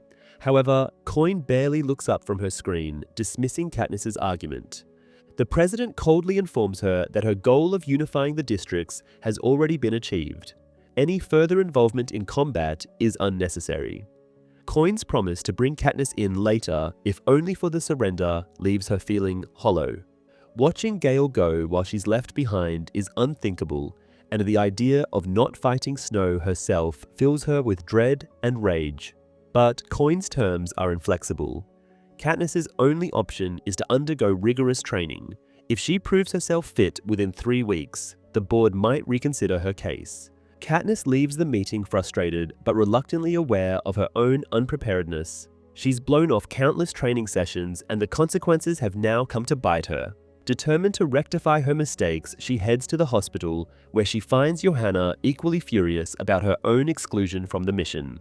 They make a pact to train hard, agreeing that, no matter the cost, they'll reach the capital. The following morning, Katniss and Johanna report for training, but the reality is harsher than anticipated. They're grouped with younger, inexperienced soldiers. Katniss initially feels insulted until she realizes that even the 14 and 15-year-olds outperform her. Gale and the other soldiers already selected for the capital mission are in advanced training, a sharp reminder of how far behind she is. Stretching exercises bring immediate pain to Katniss's injured ribs, and strength drills leave her sore and exhausted. The 5-mile run that follows is brutal. Katniss barely makes it a mile before she has to stop, breathless and clutching her bruised ribs. Soldier York, the no-nonsense instructor, notes her struggle and advises her to see a doctor for faster healing methods. Although Katniss worries about missing more training, the pain in her ribs drives her to accept York's advice. She endures 24 injections around her ribcage, each one intensifying her agony, but she grits her teeth and refuses to give up. That night, the effects of the treatment keep her from any hope of sleep. Her ribcage feels as if it's burning from within, and she curls up in bed, unable to escape the pain. Meanwhile, Johanna, stripped of her morphling, faces her own torturous night of withdrawal symptoms. At first, she waves off Katniss's apology for cutting off her supply, recognizing it as a necessary step, but as the hours pass, she becomes irritable, unleashing a stream of profanity. Despite their condition, the two drag themselves to training the following day. The weather greets them with pouring rain, and Johanna turns pale. Katniss realizes Johanna's aversion to water runs deep, perhaps linked to memories from her time in the arena. She tries to encourage Johanna, reminding her that it's only water. Still, the dampness is far more than that to her fellow victor. Together, they slog through the rain, every step a reminder of their weakened bodies and enduring trauma. Katniss has to stop running after another mile, and Johanna too falters, her body barely able to withstand the cold. Lunch consists of a soggy meal of fish and beet stew, which Johanna barely holds down before she's sick, adding another layer of humiliation to the day. The afternoon's gun assembly class provides some relief. Katniss is adept with weaponry, but Johanna's shaking hands make the exercise difficult for her. When the instructor's back is turned, Katniss quietly helps her, silently reinforcing their unspoken alliance. By the time they reach the shooting range, Katniss finds herself in her element, and she's gratified to see her accuracy translating well to firearms. The two limp back to the hospital, soaked and exhausted, and Johanna voices what Katniss has been thinking. They can't continue living as patients if they want to be seen as soldiers. While Katniss has the option of moving in with her family, Johanna lacks that stability, and the hospital staff is reluctant to let her live on her own, suspecting her fragility. Katniss steps in, insisting that they room together. Haymitch supports their decision, and by the evening they settle into a compartment across from Katniss's mother and sister, with Prim and Mrs. Everdeen promising to look out for them. That night, they unpack in silence, and Katniss observes the emptiness of Johanna's drawer, a bleak reminder of everything Johanna has lost. Unlike Katniss, who has keepsakes, Johanna has nothing left to hold on to. Katniss offers her the chance to explore her own few possessions. Johanna studies Katniss's locket, her spile, and the tiny pearl Peeta once gave her, each item holding a painful memory. The week wears on, with Katniss and Johanna enduring their punishing training schedule. The physical demands force them to dig deep into their reserves of resilience, reminding them of the brutal endurance required to survive the Hunger Games. By the end of the week, they've regained some strength and skill, and Soldier York gives them a rare nod of approval. The compliment is small, but it reminds Katniss of her past victories, bolstering her resolve to fight for a place on the capital mission. Johanna mutters that surviving the games might have been easier, but the faint smile on her face hints at her satisfaction. That evening, the entire base is energized by the arrival of food shipments from District 10. The dining hall hums with renewed life as soldiers and staff savor beef stew, a luxury that lifts everyone's spirits. Katniss joins Gale, Deli, Finnick, and Annie, reveling in the warmth of shared stories and laughter. Finnick, transformed by his recent marriage, exudes happiness, and his devotion to Annie is evident in every gesture. Deli, always gentle and supportive, has become a rare friend to Katniss. But this moment of peace is shattered when Peeta arrives, escorted by guards, his wrists shackled. Seeing him sends a chill through Katniss, and the easy mood around the table dissolves. Peeta's presence is like a jagged scar, raw and unresolved, as he struggles to interact with the group. His rage simmers beneath his polite words, especially when he notices the connection between Katniss and Gale. Gale finally leads Katniss away from the table, but the exchange with Peter lingers in her mind. Gale confesses that he understands the twisted hatred Peter feels, admitting he's harbored similar jealousy. His words force Katniss to confront a difficult question. Does Peter's anger reveal something true about her, something she's tried to hide from herself? Back in her compartment, Johanna returns with news of Deli's unexpected outburst at Peter. Her defense of Katniss, fierce and uncharacteristic, briefly brought Peter to a standstill, forcing him to confront his own inner thoughts. Katniss appreciates Deli's loyalty, but Peter's fragmented state remains a constant source of anguish. His duality haunts her as she tries to focus on her training materials. Katniss and Johanna spend the night exchanging stories of their past traumas, the horrors they endured in the arena, and the scars they carry. As sleep claims them, Katniss's dreams twist into nightmares, memories of past arenas blending with her unresolved fears. The Mockingjay herself feels torn, facing a future as uncertain as the one she survived in the games. The scenes depicting Katniss and Johanna's training sessions in an effort to storm the Capitol is not in the movie. Instead, Katniss sneaks into a shipment aircraft in order to join the soldiers.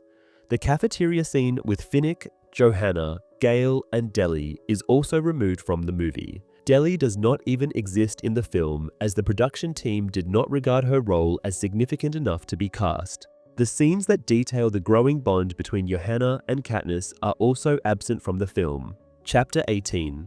Katniss drives herself relentlessly into the routine of training, immersing herself with a fervor that leaves no room for distraction. She lets each drill consume her thoughts and actions. The exercises are exhausting, yet they offer a form of distraction from the tension building as the rebellion prepares to invade the capital. Therefore, it isn't long before Katniss is selected for an advanced training class, an elite simulation exercise known as SSC, or Simulated Street Combat. This special training space lies hidden within the depths of District 13, where an entire capital block has been painstakingly recreated.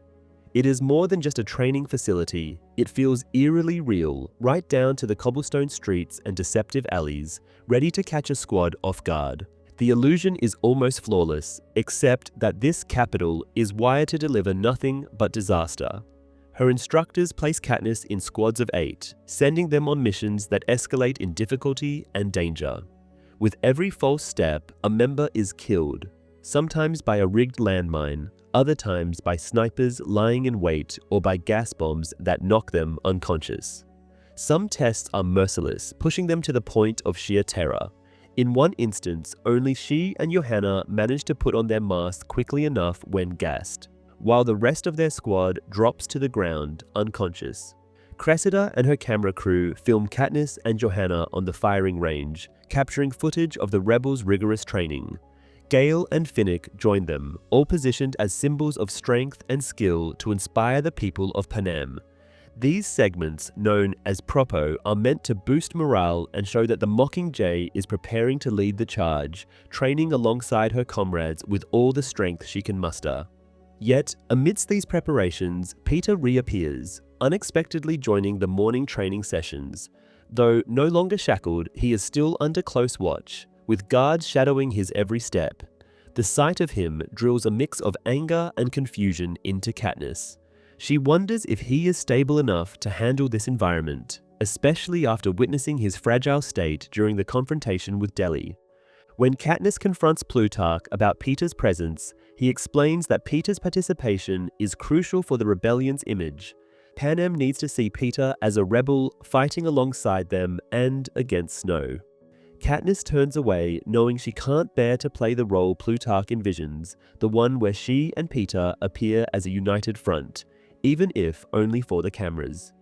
Despite her aversion to the pomp and spectacle surrounding her as the Mockingjay, Katniss monitors the preparations for the invasion with silent intensity. Supplies and equipment accumulate, and she observes soldiers receiving orders with solemn expressions as they prepare for the fight that will define Panem's future. Katniss's quiet commitment pays off when she and Johanna are selected to undergo the combat assessment.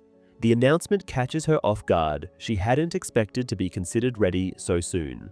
With only a brief window to gather her composure, Katniss dives headfirst into the 4-stage exam. The tests are brutal, crafted to push each participant to their limits. First, she navigates an obstacle course that tests her physical prowess. Then, she completes a tactics exam and a weapons proficiency test. Each part is demanding, requiring her full concentration and energy, but she manages to keep up, her movements sharp and precise. However, a delay in the 4th segment leaves her with time to anticipate the worst. Rumors whisper of how the simulation targets each soldier's specific weaknesses, an unsettling thought that gnaws at her as she waits. When it's finally her turn, Katniss is thrust into a chaotic, ambush-heavy environment where she must stealthily reach a designated meeting point, fending off peacekeepers positioned at strategic points. She weaves through the streets, eliminating peacekeepers on rooftops and in doorways, her instincts and training guiding her every step. Just when she begins to sense she has a handle on the situation, a massive group of peacekeepers charges into view, their numbers overwhelming. Scanning her surroundings, she spots a gasoline drum lying nearby and realizes that detonating it is her only chance. At that moment, however, her squad leader urges her to hit the ground and breaks through her thoughts. Katniss feels every fiber in her body scream to ignore the command, to act on her own impulse. This is when Katniss realizes her weakness that the exam is targeting. She has always acted on instinct rather than orders, a trait that has saved her life before, but one that could jeopardize her future in the ranks. Pushing down her instinct to disobey, she drops to the ground, suppressing the urge to take control. The gas drum explodes, the peacekeepers are eliminated, and she reaches her destination. Emerging from the simulation, she receives her stamp of approval along with her squad assignment, 451. Buoyed by a sense of accomplishment, she races to her assigned station, her energy spilling over as she realizes she's not only made it, but will be placed under Boggs's command. Seeing familiar faces like Gale and Finnick by her side adds to the thrill, though she reins in her emotions, careful to maintain her composure. In the command center, Plutarch unveils the holographic map of the capital, showing Katniss and the others the complex network of traps, or pods, that litter the city's landscape. Each pod is a deadly obstacle designed to kill or capture intruders, and Snow has armed the capital with them to defend against the rebels. To Finnick and Katniss, this array of deadly traps mirrors the sadistic arena setup, turning their mission into a perverse version of the Hunger Games. Just as they're absorbing this information, Haymitch arrives with grave news. Johanna has been hospitalized. She experienced a flashback during her own assessment, a traumatic reaction triggered by water flooding the simulated street, a memory that resurfaced from her time under torture in the capital. The episode leaves her vulnerable, sedated under medical care, and Katniss realizes just how deep Johanna's trauma runs. Spurred by an urge to help, Katniss brings Johanna a small bundle of pine needles, a simple yet sentimental gift to remind her of home. Watching Johanna's reaction, she sees a softer side of her, a vulnerability that lies beneath her usually fierce exterior. Johanna makes Katniss promise to bring down Snow once and for all. It's a solemn vow that Katniss holds close, fueling her motivation as the days slip by in a haze of preparation. Training continues, but now with a new focus on her combat skills, including her trademark Mockingjay bow and arrows. Finally, Plutarch assigns Squad 451 to a special mission, appointing them as the Star Squad, meant to be the public face of the invasion. The announcement sends waves of disappointment through the squad, especially Gale, who had hoped for a more active combat role. Plutarch reassures them that while their primary role may be for show, they will still face real combat situations. The squad's mixed reactions simmer, but Katniss remains outwardly calm, all the while concealing her intentions to break free from this controlled narrative if she can reach the capital. As departure day arrives, Katniss shares heartfelt goodbyes with her family. She clings to the idea of her family's safety, convincing herself that they will be secure in District 13 while she heads into the storm. She chooses not to visit Peter, fearing that it would only deepen the emotional rift that has formed between them. Instead, she slips the small pearl he once gave her into her pocket, keeping it as a silent token of their bond. The squad is flown to a makeshift transportation hub outside District 12, where they board a cargo train crammed with soldiers. Finally, they disembark in the mountain tunnels leading to the capital, traversing the last leg on foot as they carefully follow a narrow path marked by glowing paint. Emerging into the rebel encampment just outside the capital, they set up tents amidst the remnants of battle, surrounded by soldiers and the marks of recent conflict. In the days that follow, the squad finds itself plunged into tedious routines, intercut with staged footage for the propos. They spent hours firing at inanimate objects, destroying buildings and sculptures for effect, creating the illusion of a relentless assault against capital targets. Katniss's patience wears thin as the monotony stretches on, though she feigns frustration publicly to avoid suspicion. Meanwhile, she keeps her true motives hidden, using every free moment to study a map of the capital, memorizing streets and intersections with meticulous attention. The squad is introduced to the Holo, a special device carried by each squad commander that displays the capital's pods in real time. The Holo is voice-activated and holds vital information about the traps awaiting them. Katniss covets it, seeing it as her key to advancing her mission, though she realizes it would be nearly impossible to steal. Tragedy strikes when a mislabeled pod unleashes a deadly spray of metal darts, claiming the life of League 2. The squad mourns her loss amidst the ever-present threat of danger. Yet, before they can regain their footing, Peter appears at the camp, unguarded, his presence both unsettling and surreal. Seeing him, Katniss senses a sinister purpose behind his arrival, suspecting that Coin has brought him here as a deadly insurance policy, a tool to ensure Katniss's compliance, or worse. The entire segment with Johanna and Katniss's training is removed from the film. So is Johanna's mental state. In the movie, the last she is seen is during Finnick and Annie's wedding, and her hospitalization was never shown. In addition, Peter arrives to join the squadron without League 2 having to die as a reason. Part 3. The Assassin, Chapter 19. Boggs storms back from his phone call with President Coin, radiating an anger Katniss hasn't seen before. Though he's always been firm, even coldly professional, she never thought of him as the type to take a call personally. Without a word to anyone, he immediately assigns Soldier Jackson to organize a two-person guard for Peter around the clock. Then he gestures for Katniss to follow, and they walk away from the squad, weaving through the military camp until they are alone. As they walk, Katniss tries to gauge what's brewing in Boggs' mind. He tells her Coin is wary of her influence, even suggesting that Katniss could sway people toward a different leader in the aftermath of the war. Coin has always resented her position as the face of the rebellion and might not see any need for her once her purpose is served. The realization makes Katniss's blood run cold. Boggs hints that Coin might even find more value in her death than her life now, as her martyrdom could fuel the rebellion. But Boggs' loyalty holds firm. He assures her that he'll do everything in his power to keep her safe. At the squad's camp, Katniss's simmering distrust shifts toward Peter. With Peter's fragile state and erratic behavior, she fears what he might do if left unchecked. She demands to know why she isn't scheduled for a watch, insisting she would do what's necessary to protect the squad, even if it meant shooting Peter.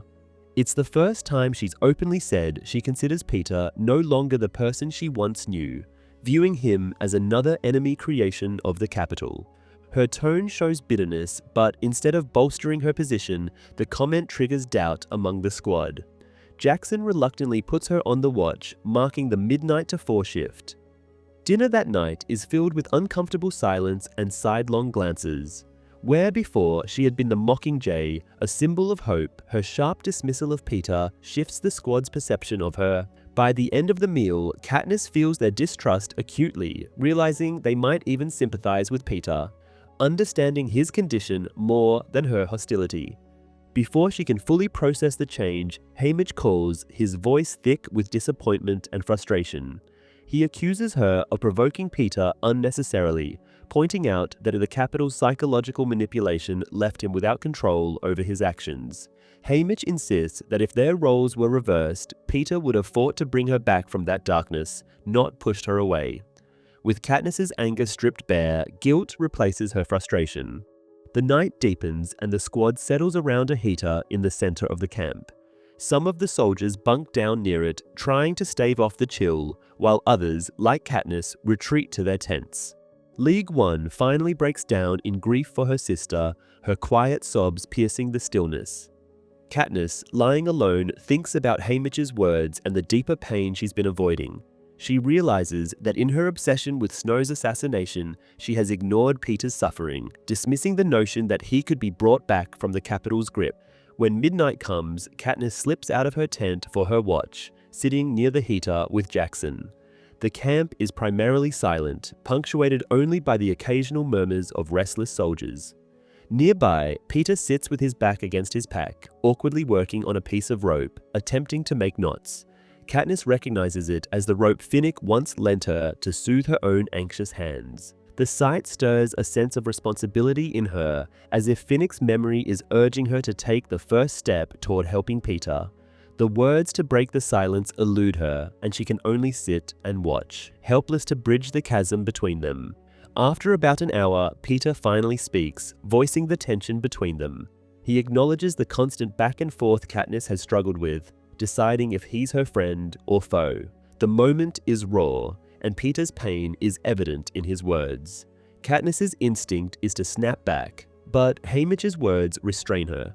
She tells him she once considered him an ally, a safe word devoid of emotional weight, yet respectful enough to bridge the gap.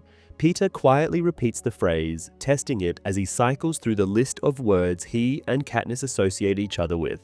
Lover, friend, enemy, fiancé, mutt, tribute. Their hushed exchange draws the squad's attention. Finnick, lying in the shadows, breaks the silence, urging Peter to question his memories. Jackson supports the idea, telling Peter he can start by asking them, his squad, as a first step to reclaiming his reality. Though Peter is skeptical, Jackson's reassurance chips away at his defenses. The notion that he could still be part of something and still have people who support him eases his agitation. Katniss watches, her heart heavy as she imagines how distorted Peter's world must feel. Unable to distinguish memory from implanted lies, she wonders if she could handle that nightmare, unsure if she could even cling to herself under such horror. As dawn creeps in, Peter turns to her once more, asking if her favorite color is green. When she confirms it, she adds that his is orange, recalling a moment when he described the color of the sunset. Peter seems lost, struggling to remember, but grateful for her words. Katniss can't seem to stop herself. She reminds him of other small details, his love for painting, his habit of leaving the windows open, his penchant for double knotting his shoelaces. Overwhelmed, she retreats into her tent before her emotions betray her. The following day, the squad gathers for breakfast, and Peter sits in a circle with soldiers who arm themselves, not against him, but to support him. Jackson leads him through the game of real or not real, helping him test his memories.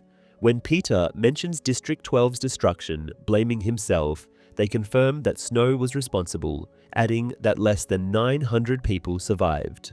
Later, the squad receives orders to film a propo on a block equipped with real traps, an attempt by Coin and Plutarch to inject excitement into their footage. They don protective gear, each soldier armed and ready, though Katniss notes the farce behind their mission.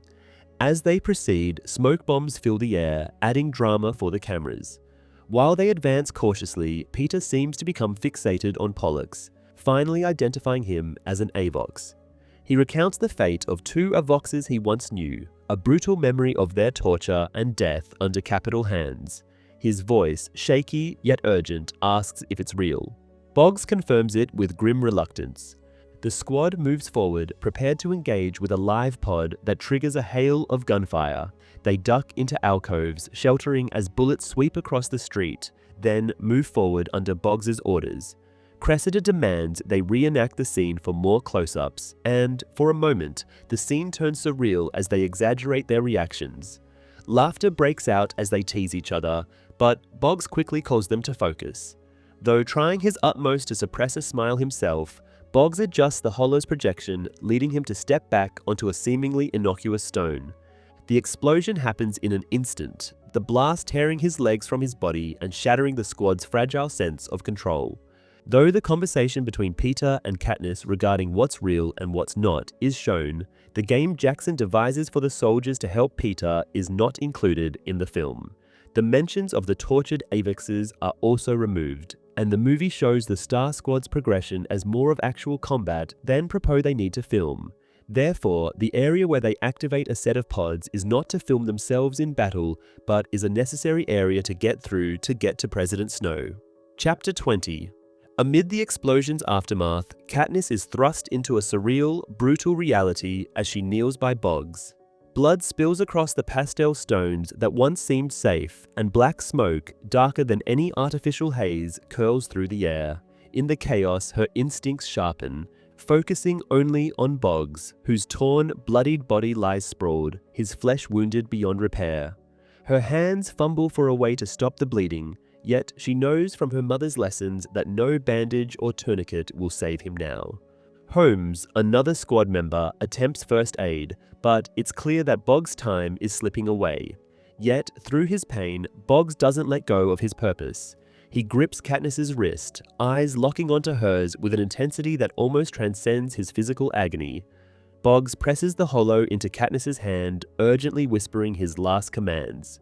With his final breaths, Boggs assigns her the holo security clearance, making her the new official leader of Squad 451.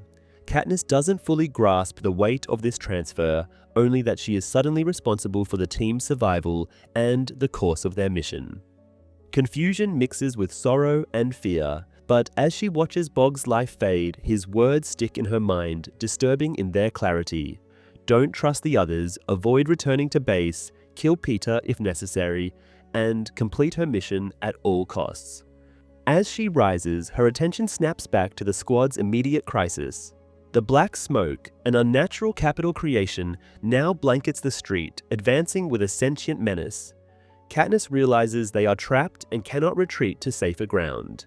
Gale and League one take the lead, using gunfire to detonate hidden mines and create a path forward. Their desperation grows as more explosions shake the street, each step precarious. Suddenly, Katniss senses something shift nearby. Peter, succumbing to another bout of mental manipulation, lashes out violently, his hijacked mind a weapon aimed at her. He lifts his gun to strike her.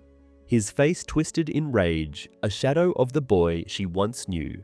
In a moment of fierce survival, she rolls out of his path, but Mitchell, another squad member, intervenes, tackling Peter to the ground. In their struggle, a nearby capital pod activates, releasing a deadly net lined with barbed wire. Mitchell is ensnared, his body mangled and bleeding as he is hoisted into the air. Katniss recognizes the barbed wire design from the fence surrounding her district, a cruel reminder of her past. Helpless, she watches as Mitchell's life slips away, his futile attempts to escape the net only deepening his wounds. The scent of the black smoke intensifies, a choking, tar-like stench that fills her lungs. The Capitol's traps feel infinite, each one more merciless than the last, designed not just to kill, but to terrorize. Desperation drives the squad to seek refuge in a nearby apartment. They stumble through a stranger's home, the walls lined with faded family portraits. Katniss and Holmes manage to drag Boggs into the kitchen, their movements a mix of urgency and futility, while Castor and Pollux wrestle Peter, now uncontrollable, into a closet, locking him inside for everyone's safety. The squad assembles in the kitchen, reeling from the last few minutes, their breaths ragged as they listen to the black wave roar past outside. The windows shatter under its pressure and the toxic fumes seep in, filling the air with a nauseating odor that sticks to their skin and clothes. In the confined space, Boggs's final moments are tense, his voice a faint whisper as he speaks directly to Katniss. He reiterates his warnings, imploring her to trust no one and to follow her mission independently. With his death, Katniss feels the weight of his expectations bearing down on her, the holo sticky with his blood pressed into her palm. As Katniss clings to the device, she feels a mixture of loyalty to Boggs and a need to prove herself despite her own self-doubt. Jackson's skepticism reflects a deeper mistrust that Katniss knows won't dissipate quickly. Her mind races for a way to justify Boggs's choice, landing on a bold claim. Her orders come directly from President Coin herself, She insists that she is on a covert mission to assassinate President Snow, framing the mission as one of necessity to prevent further bloodshed. Jackson remains doubtful, but Cressida surprisingly steps in to support Katniss's story. She suggests that the assassination's real value lies in its propaganda potential, a message that could broadcast the capital's vulnerability to all watching. The squad, despite lingering suspicion, ultimately agrees to follow Katniss, knowing that it is impossible to turn back. Katniss takes the lead, her mind racing as she navigates through the unfamiliar streets of the capital. The squad makes their way through the gel, careful to avoid making noise that might alert unseen peacekeepers. Along the way, they see the bodies of tracker jackers, capital-engineered insects, suffocated in the gel. Even a nearby apartment building has collapsed under the weight of the wave, leaving only a mound of rubble and remnants of lives destroyed. As they continue, the black gel thins and signs of the undamaged city reappear ahead. Katniss realizes they need to find another temporary shelter before darkness fully envelops them. She chooses an apartment a few blocks away, which appears intact despite the destruction surrounding it. Once inside, they gather in a spacious living room lined with mirrors, each reflection amplifying the weariness and anxiety on their faces. Gale secures the windows, confirming the absence of immediate threats, and the squad removes their masks, savoring the relief of clean air. The kitchen, dimly lit by residual daylight, becomes their brief sanctuary. They settle in, each member visibly exhausted, their minds still grappling with the day's trauma. Peeta, now unconscious, lies restrained on a couch. Katniss feels the weight of the holo in her hands. Jackson's gaze remains fixed on Peeta, her mistrust clear. Meanwhile, Katniss questions her ability to lead them through the capital, recognizing that each decision she makes carries life or death consequences. Suddenly, a tremor ripples through the room as distant explosions echo from the direction they came. Jackson reassures the squad that the blasts are far off, likely where they left Boggs, but the unease lingers. The room's silence shatters again as a television flickers to life, automatically displaying an emergency broadcast from the capital. The screen shows their squad from earlier, the images replaying the bomb's devastating impact. A calm yet triumphant voice narrates the footage, detailing each squad member's supposed demise with clinical detachment. The broadcast lingers on the chaos, highlighting the moment the black wave engulfs their location, emphasizing their struggle as proof of the capital's control. Watching their own near-deaths played back fills the squad with a disturbing sense of vulnerability, but also an odd relief. The capital believes them dead. For now, they are hidden in plain sight. However, the broadcast triggers an ache within each of them. Katniss's thoughts drift to her family, to Prim and her mother, who are likely watching in agony, believing her gone. League One quietly reflects on her father, already grieving a sister he lost in the rebellion, now burdened by the news of her supposed death. The broadcast then shifts into a montage, portraying Katniss's journey from reluctant tribute to the face of the rebellion. The Capitol clearly prepared this segment in advance, with polished editing and a calculated move to declare a final victory over the Mockingjay. It feels almost surreal to watch herself on the screen, her moments of defiance and pain transformed into a twisted celebration of her downfall. As the screen fades back to static, they realize the Capitol's intentions. Broadcasting their deaths not only crushes hope among the rebels, but also denies Katniss the role she's meant to play. Peeta, now awake, speaks up. In his pained state, he offers a grim solution. He suggests that they consider killing him. In the movie, Boggs dies before the black liquid runs over the area, and they do not have to carry him into the nearby apartment. It is also here that League 2 gets severely injured, but she dies way before that in the book. Their time inside the apartment is also shortened in the film, with the scene primarily focusing on the Capitol's emergency broadcast. Chapter 21. The apartment grows silent as the weight of Peeta's plea sinks into the room. Peeta urges the others to abandon him, believing himself to be a threat to their survival. He pleads to be left behind or even killed if necessary. The idea twists Katniss's heart. Katniss remembers the poison pill she carries, a grim reminder of the choice they might have to make if capture is imminent.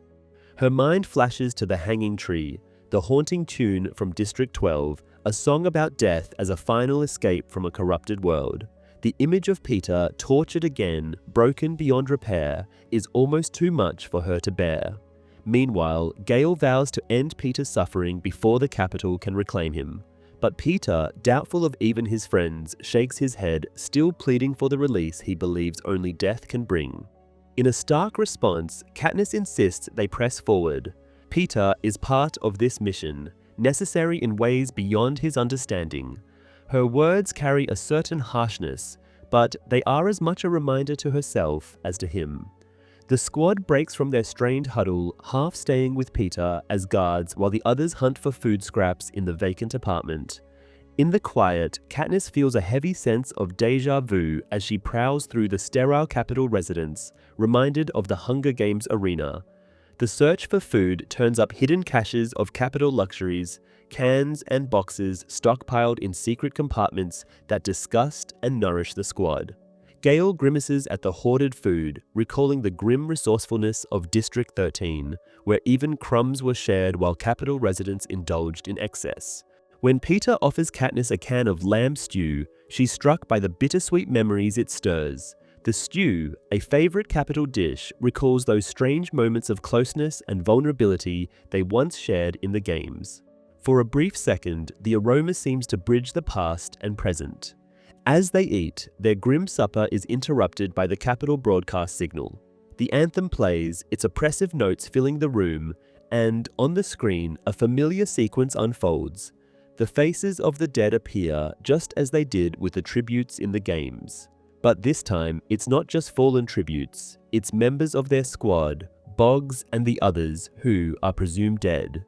The capital seems confident of its victory, casting its faces across the nation. President Snow appears, a carefully crafted image of twisted authority, addressing Panem with renewed confidence. His face is an unsettling mask of elegance and power. He mocks Katniss, reducing her to an unstable girl, a tool that has served her purpose in this game. Snow implies that her worth was never in her strength, but merely in her convenience as a face for the rebellion. With her presumed death, Snow predicts the rebellion will crumble without its figurehead, revealing a truth he believes is unshakable. Katniss is, in his eyes, nothing more than a face. But suddenly, Snow's broadcast falters, the screen flickering to reveal a new face, President Coin. In the brief takeover, Coin speaks directly to Panem, seizing the chance to reaffirm the strength of the rebellion. Her message, polished and potent, paints Katniss as a symbol of defiance and hope. Coin's projection of Katniss is idealized, devoid of Katniss's insecurities, and a stark contrast to Snow's dismissal. The screen returns to Snow, his composure visibly shaken. Katniss feels a brief thrill at his reaction, a crack in the capital's polished facade. This breach is a reminder that even the capital's power has limits. For once, Snow's authority is subverted. Katniss snaps back to the present as the group evaluates their options, the cramped apartment no longer a safe hideout. With their enemies closing in, Gale proposes going underground despite the foreboding dangers that come with it.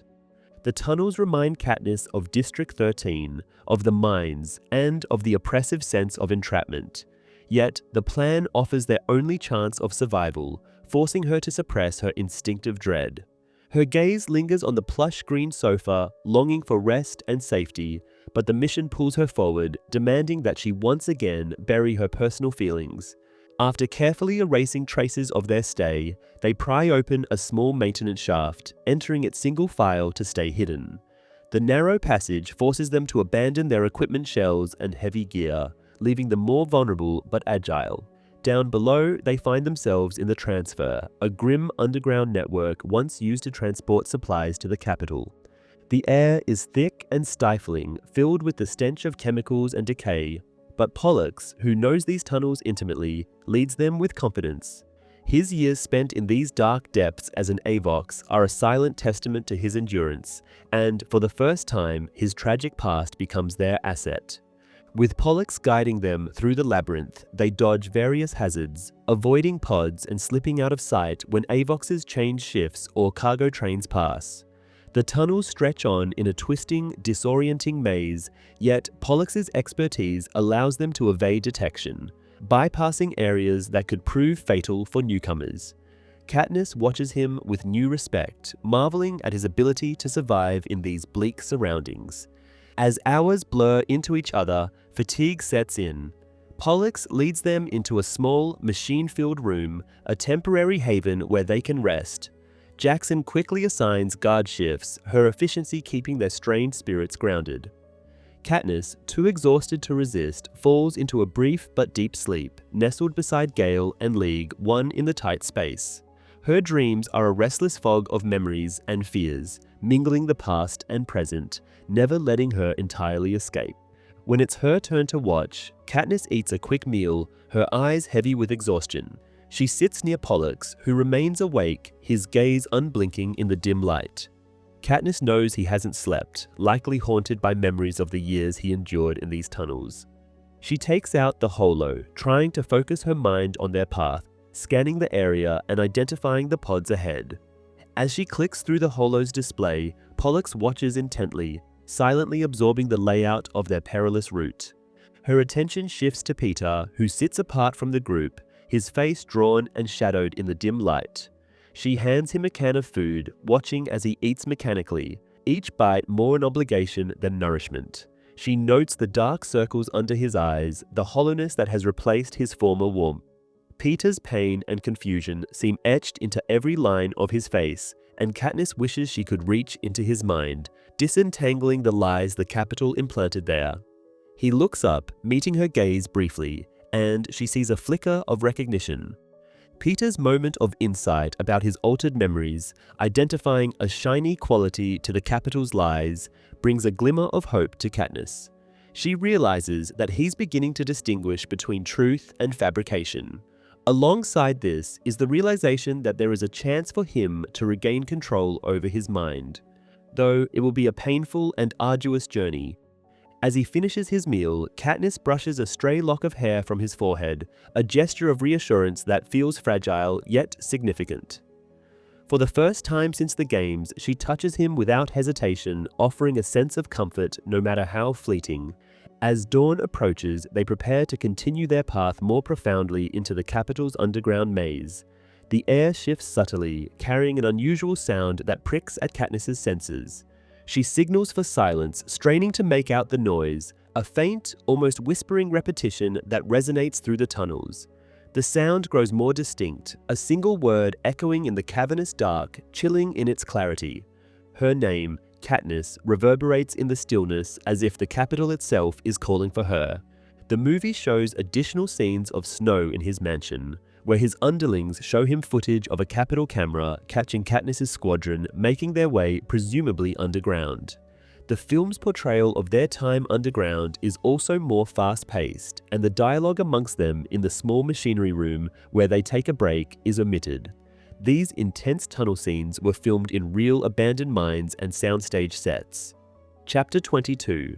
The claustrophobic darkness of the Capitol's underground stretches before the squad, laden with the heavy silence accompanying dread. When the grace period ends, the squad's short break from pursuit vanishes, as President Snow's vengeance is back on track. The constant whispering of Katniss's name draws her to Peter, who appears to be the culprit. Thinking that he is about to go crazy once more, she trains her arrow on him when he suddenly sits up, alert and urgently telling her that they have to move. It appears that Snow has unleashed Mutts, hybridized beasts bred with one sole intent, to hunt down Katniss. As the hissing sounds echo closer, the squad readies itself. As they prepare, it becomes apparent that no one is truly equipped for what lies ahead. Though the squad is armed with assorted weapons, guns, a trident, cameras hastily repurposed for defense, the sense of impending doom lingers. Katniss wonders what terror Snow has chosen for her this time, recalling the Capitol's history of genetic manipulations that turned common animals into fearsome, human-hunting predators. The scent of roses drifts faintly in the air. Snow's signature fragrance clings to their environment like a curse. The squad moves forward, each step infused with tension, their footsteps amplified as they journey deeper into the Capitol's underbelly. Their movements become a symphony of survival, marked by the sound of boots striking metal and the occasional clang of a gun against the wall, a sloppiness born of necessity and haste. There is no time for quiet or caution, only forward motion. As they press onward, screams suddenly reverberate through the tunnels, raw, guttural sounds that freeze the group in their tracks. Katniss's mind flashes to past horrors, memories of those captured and tortured. They recognize the cries as those of Avoxes, victims whose tongues were removed and whose humanity was stripped for defying the capital. The Mutts have discovered other prey, and the realization hits with a jarring impact. These creatures won't stop with Katniss. They'll kill anyone in their path. With this, the squad quickens their pace, each member grappling with the horror of what they're leaving behind. Their minds haunted by the cries that echo in the distance as they push through narrow pipes and grimy passageways drawn toward the faint hope of daylight. As they emerge into an area with a smoother path, Messala becomes ensnared in a trap, a deadly pod hidden beneath the sterile capital floors. A beam of golden light catches him, freezing him in a horrific stance. His skin begins to melt, his figure turning into a waxen, melting statue before the squad's eyes. Powerless to help, they're forced to witness his death. As Messala's scream fades into silence, the rest of the squad stumbles forward, each of them numbed by shock. Gunfire erupts from behind as a squad of peacekeepers charges, their numbers overwhelming.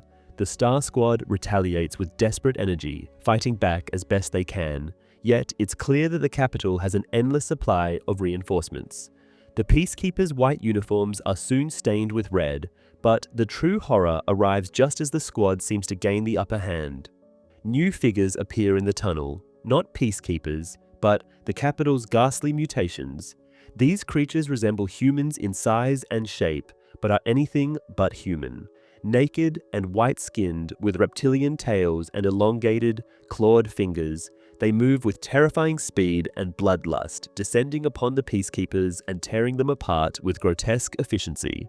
Realizing the urgency, Katniss directs the squad into the next intersection, where she triggers the meat grinder pod, a hidden mechanism that erupts from the ground with gnashing metal teeth, devouring anything in its path. The pod's mechanical jaws create a temporary barrier between the squad and their pursuers, but Katniss knows it won't last.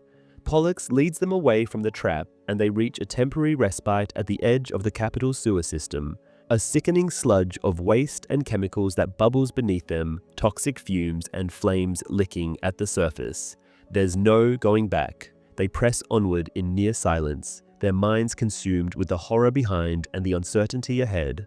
Gale's explosive-tipped arrows bring down part of the bridge they've crossed, slowing the relentless Mutts. The tension tightens, and as Katniss glances back, she catches her first real glimpse of the beasts. Their faces contort in a mindless rage, features stretched and smeared with gore, teeth bared in hunger for her blood. Katniss's fingers tremble as she fires arrows, explosive arrows, fire-tipped arrows. She uses everything at her disposal, but the Mutts are unnaturally resilient, shrugging off wounds that would kill any natural creature. She soon realizes that Jackson and League One are no longer with them, having stayed to delay the onset of the Mutts and are now believed to have died.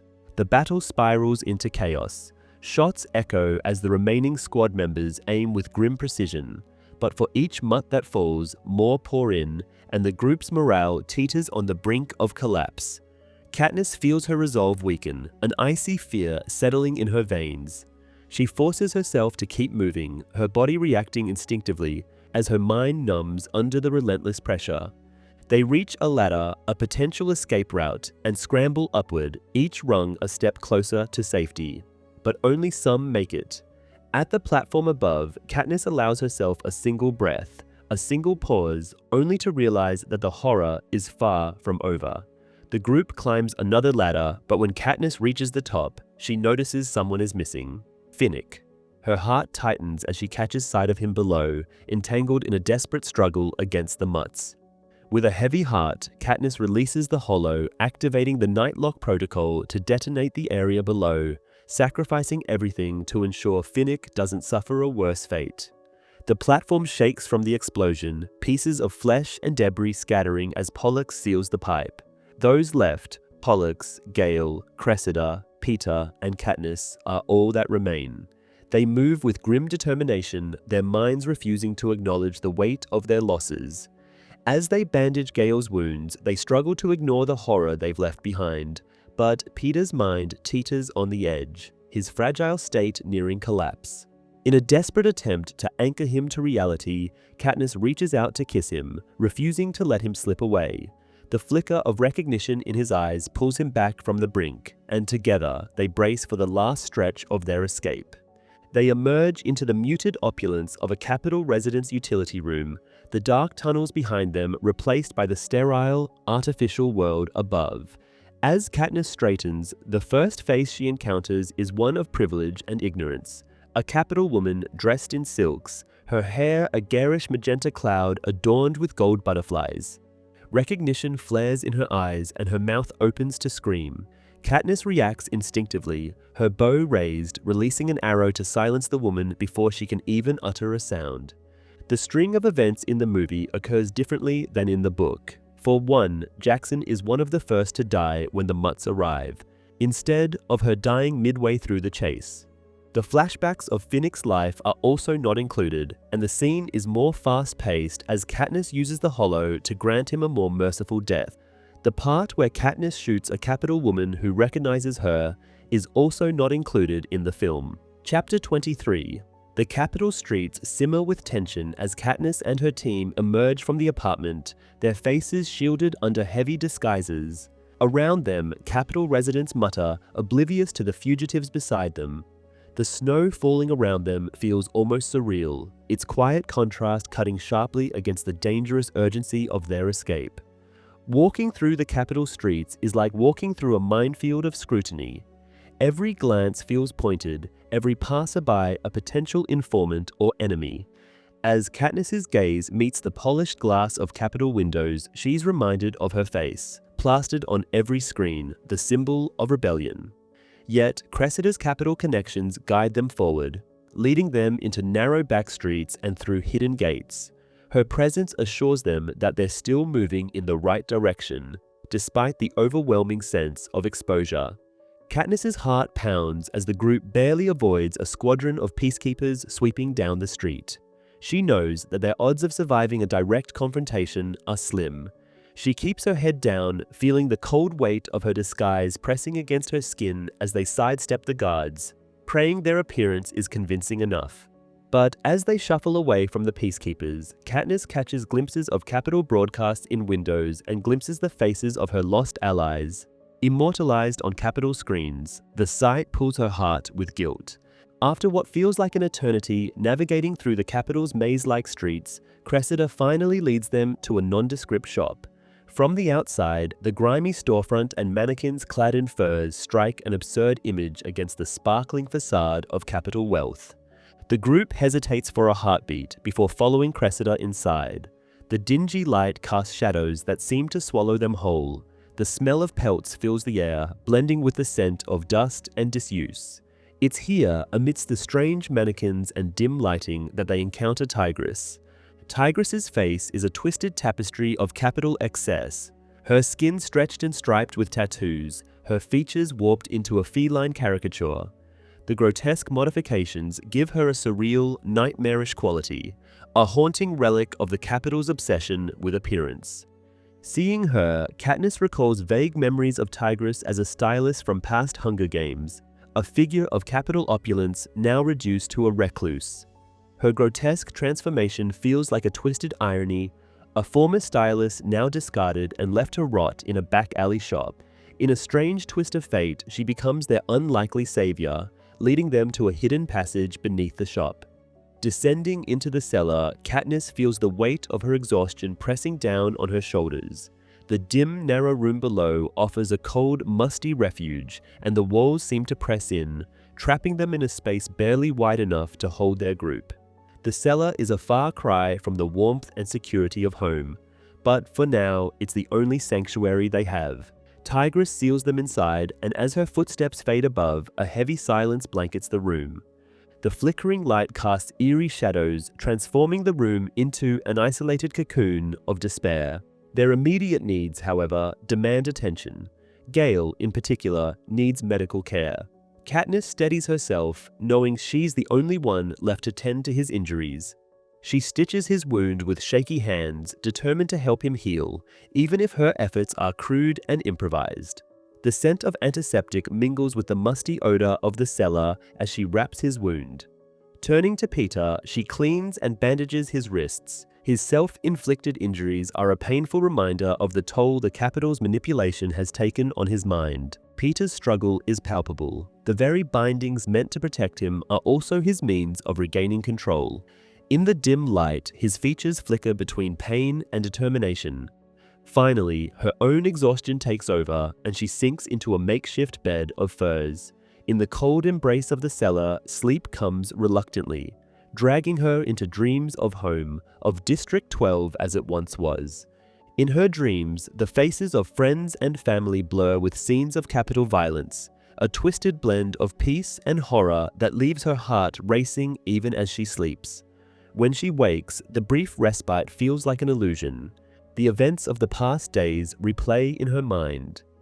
Mitchell and Boggs were lost in the heat of battle. Masala melted in a Capitol trap. League won, and Jackson sacrificed themselves in an attempt to save others, and Castor, Holmes, and Finnick met grisly ends at the hands of the Capitol's monstrous creations.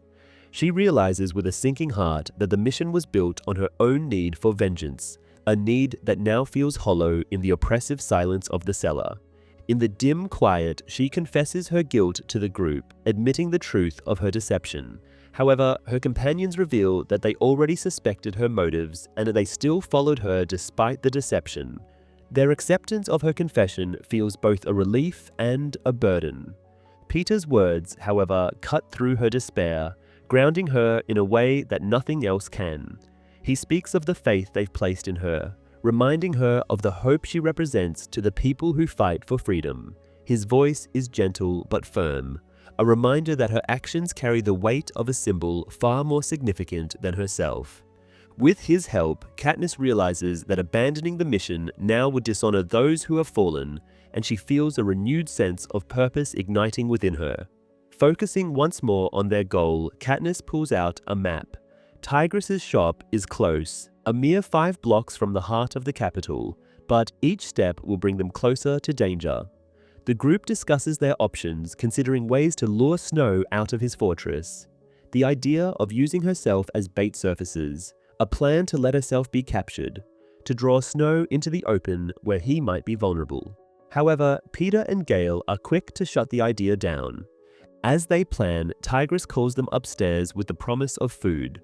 The sight of the meager rations, a wedge of moldy cheese, stale bread, and mustard, makes Katniss realize that the Capitol's abundance doesn't extend to everyone. The group eats in silence, watching a Capitol broadcast that distorts the truth of their mission.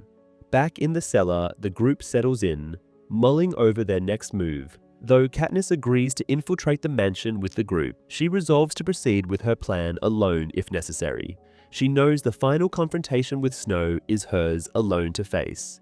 In the dead of night, Katniss overhears a quiet exchange between Peter and Gale. Their voices are calm, almost friendly, and they speak of her with a mixture of affection and resignation. Peter speaks of his feelings for her, voicing his doubts and hopes, while Gale's words reveal a deep respect for the girl he has known since childhood. Ultimately, the two agree that it is unlikely for all 3 of them to stay alive once the rebellion is over. However, if they all do survive, then it will be up to Katniss to choose between the 2 of them. The last thing Katniss hears is Gale stating that Katniss will choose the one person she can't see herself surviving without. The entire scene where the rest of the squad hides in an unknown Capitol woman's apartment is omitted from the film. Instead, Cressida leads the others directly to Tigress's shop, after the chase with the mutts. The scene where Tigress feeds them is also removed, as is most of their dialogue. Tigress' prosthetic makeup took several hours of hard work to make each time before filming. Chapter 24. Katniss awakens in Tigress's shop alongside Peter, Gale, and their remaining allies, surrounded by remnants of the Capitol's glamorous past. Even as they draw closer to President Snow's stronghold, their objective feels distant. The day begins in an early, strained silence. Katniss knows they are trapped, both physically and psychologically, in Tigress's cellar because of the weight of their circumstances. She's haunted by Gale's recent words that when it comes time for her to choose between him and Peter, she'll decide based on survival, not love or desire. Gale's brutal honesty cuts deeply. It gnaws at her sense of identity. Knowing that Peter and Gale's lives hinge on her cold calculus of survival, Katniss wonders if there is anything human left inside her, or if the rebellion really has changed her. While this emotional storm brews within her, she and her team crowd around Tigris's television to witness the rebellion's newest strategy. Rebel commanders, inspired by previous tactics, have begun sending unmanned cars through the capital streets to trigger deadly pods and clear a path. Each car becomes a sacrifice. Katniss watches the cars hurtle into the streets, causing one pod after another to detonate. Explosions shake the capital as buildings crumble and lethal traps spring into action. The screens show glimpses of rebel soldiers creeping behind the path cleared by the vehicles, desperately trying to make it closer to the heart of the city. Despite the rebel efforts, the capital adapts swiftly. Katniss watches in horrified silence as Capitol forces manually trigger unactivated pods once rebels enter the cleared zones. Each step forward is a death trap, claiming more lives in the grisly stalemate. She sees lives reduced to numbers on a screen, soldiers collapsing in heaps, and it only strengthens her resolve to end Snow's tyranny. Peeking through the shutters, Katniss sees the refugees flooding into the Capitol's core as district soldiers close in on the city's perimeter. People who once lived lives of privilege are now reduced to clutching tiny treasures, blankets, and pets. Their faces are contorted with confusion, fear, and exhaustion. An old man with a limp and a toddler holding a chipped porcelain doll stumble past, lost and bewildered, their fear almost tangible. Capitol civilians, who once reveled in the death games played by the districts, are now caught in a similar nightmare, and Katniss feels a grim sense of irony. These people, conditioned to view others' suffering as entertainment, now face their own destruction. Anxiety festers among the group, with the crowd of refugees in the streets and Tigris's absence stretching longer than expected. Katniss cannot shake the feeling that staying hidden in Tigris's shop will accomplish nothing. They have only a limited supply of food, and hiding will not bring them any closer to their mission. When Tigris finally returns that evening, she treats them to a hearty meal for once. One of cooked meat whose scent has the squad's mouths watering. They are allowed a brief respite to nourish themselves once more before the stylist delivers the grim news. Tigris describes the capital in turmoil, its once grand structures filled with cowering citizens and locked doors. The head peacekeeper's televised address mandates that all citizens accommodate displaced families, painting a brittle image of forced generosity. The capital, Tigris explains, is essentially holding its citizens hostage to Snow's crumbling power, ensuring loyalty through fear and compliance. As Tigris recounts her experiences, Katniss's attention sharpens when Tigris mentions an alarming incident. A man who bore a vague resemblance to Peter was mistaken for him and savagely beaten by Capitol residents. The man's brutal death was found to be quite a useless spectacle, as aside from similar wisps of hair, the man looks as similar as Katniss would look to Peter. Katniss exchanges a dark look with Gale, and they come to an unspoken agreement. Peter can't come with them. His presence endangers them all. The trauma Snow inflicted on him has made him unstable. And even if he isn't directly a threat, the Capitol's hatred for him as a symbol of rebellion is enough to incite a mob. Peter accepts their decision with surprising calm, though the knowledge pains him visibly. There's a sense of finality when Gale hands him a nightlock capsule, a small, lethal pill, a last resort choice if capture becomes unavoidable. Katniss looks away, unable to confront the implication of Peter's potential death by his own hand. Yet, she understands that this measure is necessary. Before they're set to leave, the group decides to leave Tigris with a can of salmon, which seems to touch her deeply. In return, Tigris uses her stylist skills to prepare them for their mission. She obscures their military gear under layers of shabby civilian clothing, painting weary, shadowed expressions on their faces. Their camouflage is meticulous, each detail designed to blend them into the throngs of refugees. Katniss finds herself looking in the mirror, barely recognizing the hardened, hollow-eyed stranger who stares back.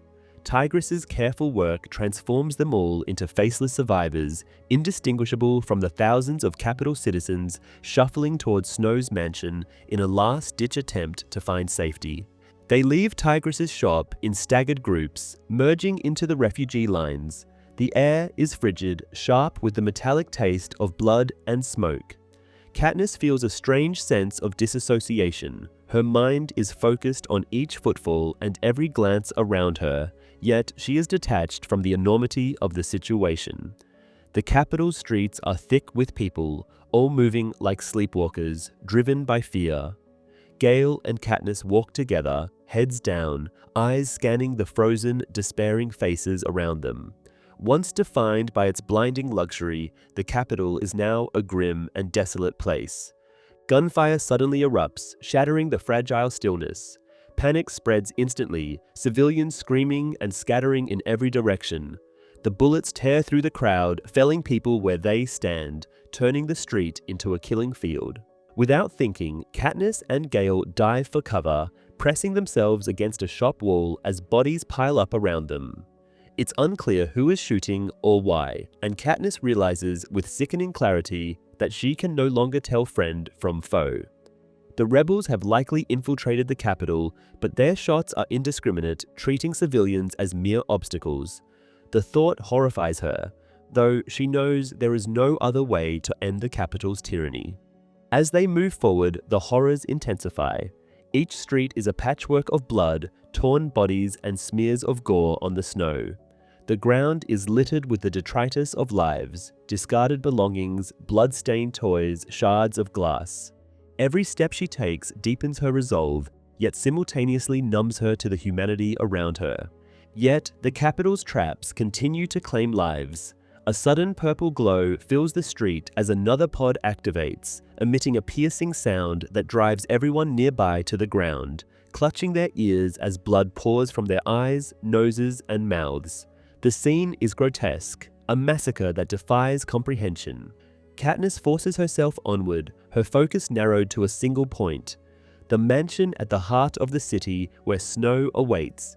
She imagines him sitting in comfort, watching the destruction unfold with a detached smile, reveling in the suffering of his enemies and his own people alike.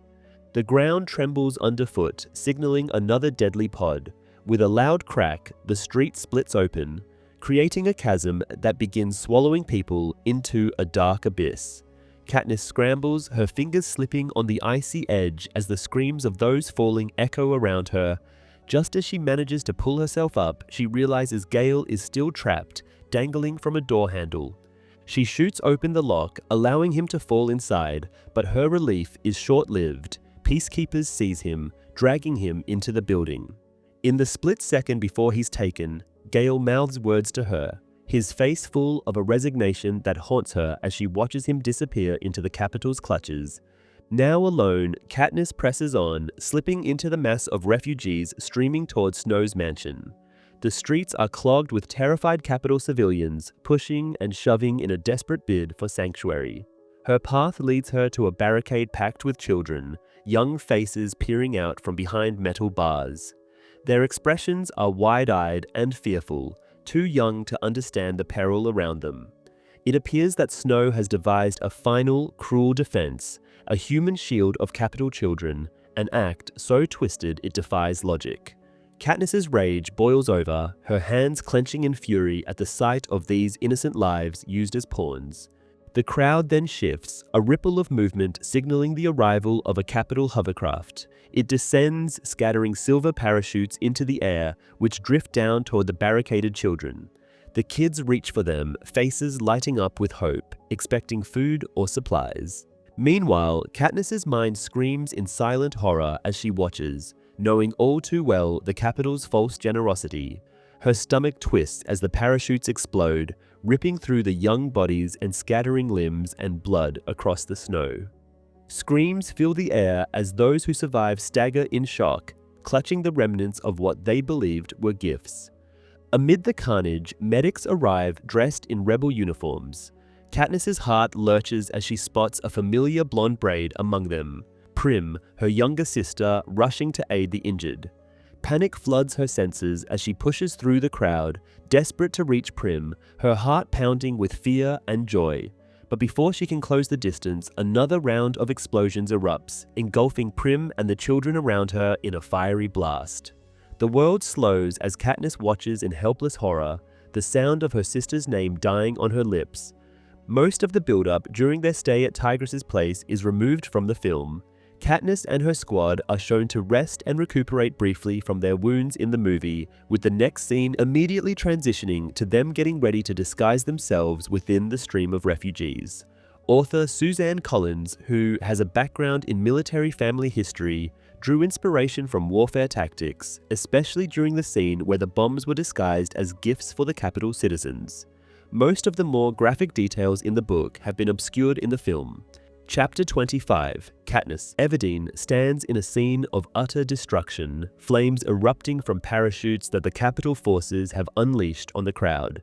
She tries to turn away, but it's too late. One of the flames catches her, spreading across her body with searing intensity, transforming her into something barely human, a creature of unyielding fire. She fights to escape the inescapable flames, but they consume her completely, throwing her into a feverish, dreamlike state where she feels trapped between life and death. In this altered state, Katniss is adrift in a boundless sea, surrounded by ghostly figures of people she has loved and lost. They circle above her like birds, calling her to join them, but she feels herself sinking, weighed down by grief and guilt. She reaches out for her sister, Prim, who tries to pull her up from the depths, but even Prim's presence fades. With nothing left to hold on to, she succumbs to the dark until Morphling, a potent painkiller, brings her back to the harsh light of reality, where the agony of her burns continues to echo in her skin. She awakens in a capital hospital, her body mended by skilled doctors who attempt to reconstruct her shattered skin. They wrap her in layers of new flesh, working tirelessly to replace what was lost, coaxing her cells to accept the grafts as their own. Each procedure leaves her feeling more like a patchwork of raw, painful memories. She's told repeatedly how lucky she is that her injury spared her eyes and most of her face, but the sight of herself in this state, fragile, scarred, and broken, strikes at her core. She exists in a limbo, neither dead nor truly alive, haunted by grief and loss, tethered to a world that now feels foreign and hostile. As she heals, visitors come to her bedside, their faces a blur of memory and reality. Her mother, steadfast in her care, stays by her side, tending to her with quiet resilience. Friends and allies drift in and out, appearing as if summoned from a different life, one that now seems distant. Katniss feels herself slipping into an emotional void, trapped between the horrific past and a future she can't envision. Panem has changed drastically. The capital has fallen, and Coin has assumed leadership, positioning herself as the new figurehead of Panem. President Snow is held prisoner, awaiting trial and certain execution. Her old team has dispersed. Cressida and Pollux are documenting the devastation in the districts. Gale, wounded, is helping secure peace in District 2, and Peter, scarred and burned, is undergoing treatment nearby. Katniss's only motivation comes from Coin's promise that she will be the one to execute Snow, giving her the closure she craves. But even this purpose feels hollow as her thoughts return, again and again, to Prim.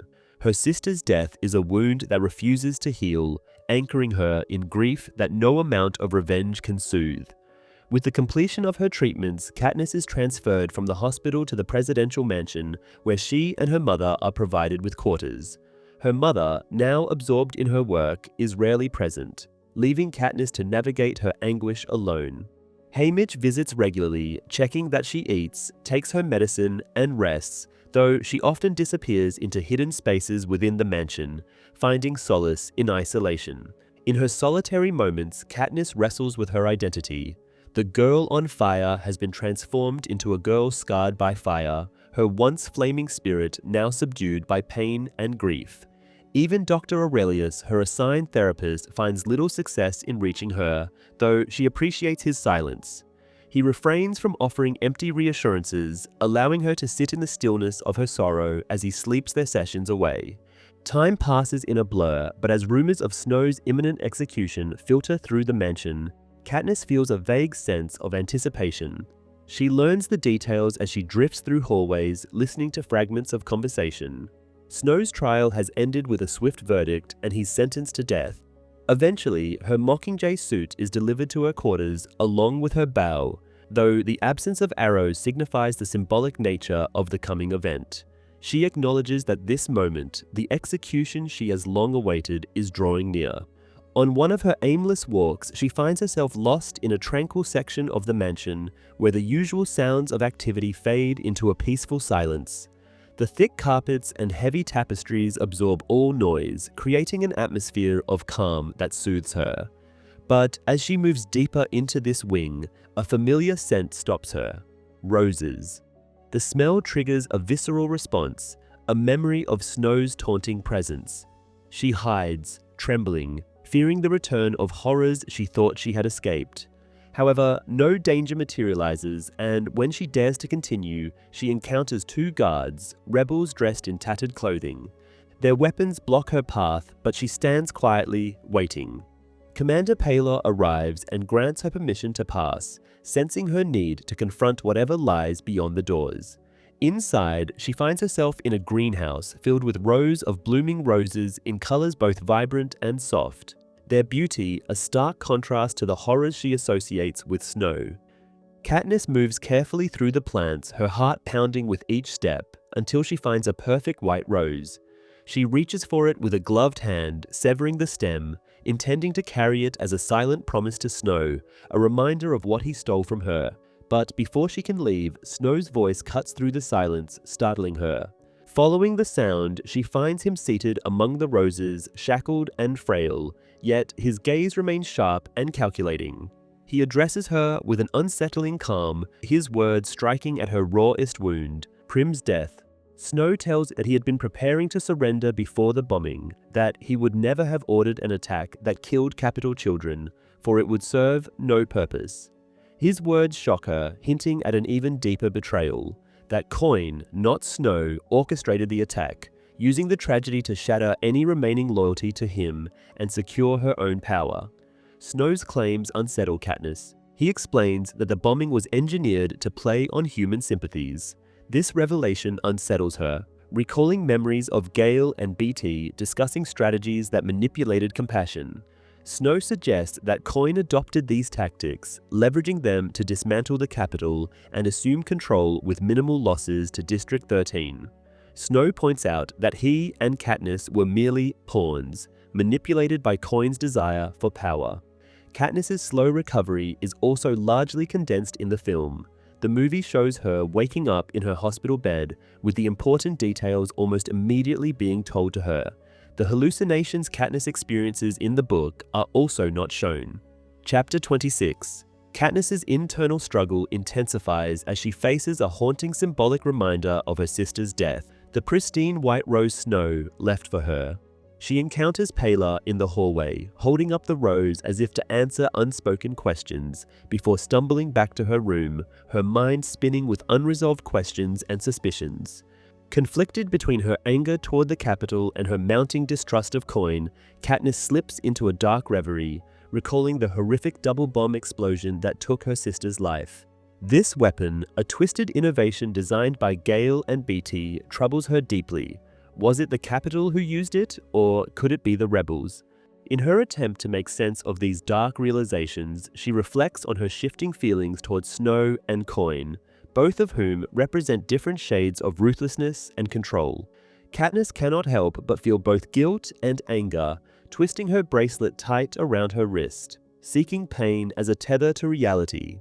Desperate to confide in someone who might understand, Katniss seeks out Haymitch, who lies unconscious, a disheveled figure tangled in the remnants of his own battle.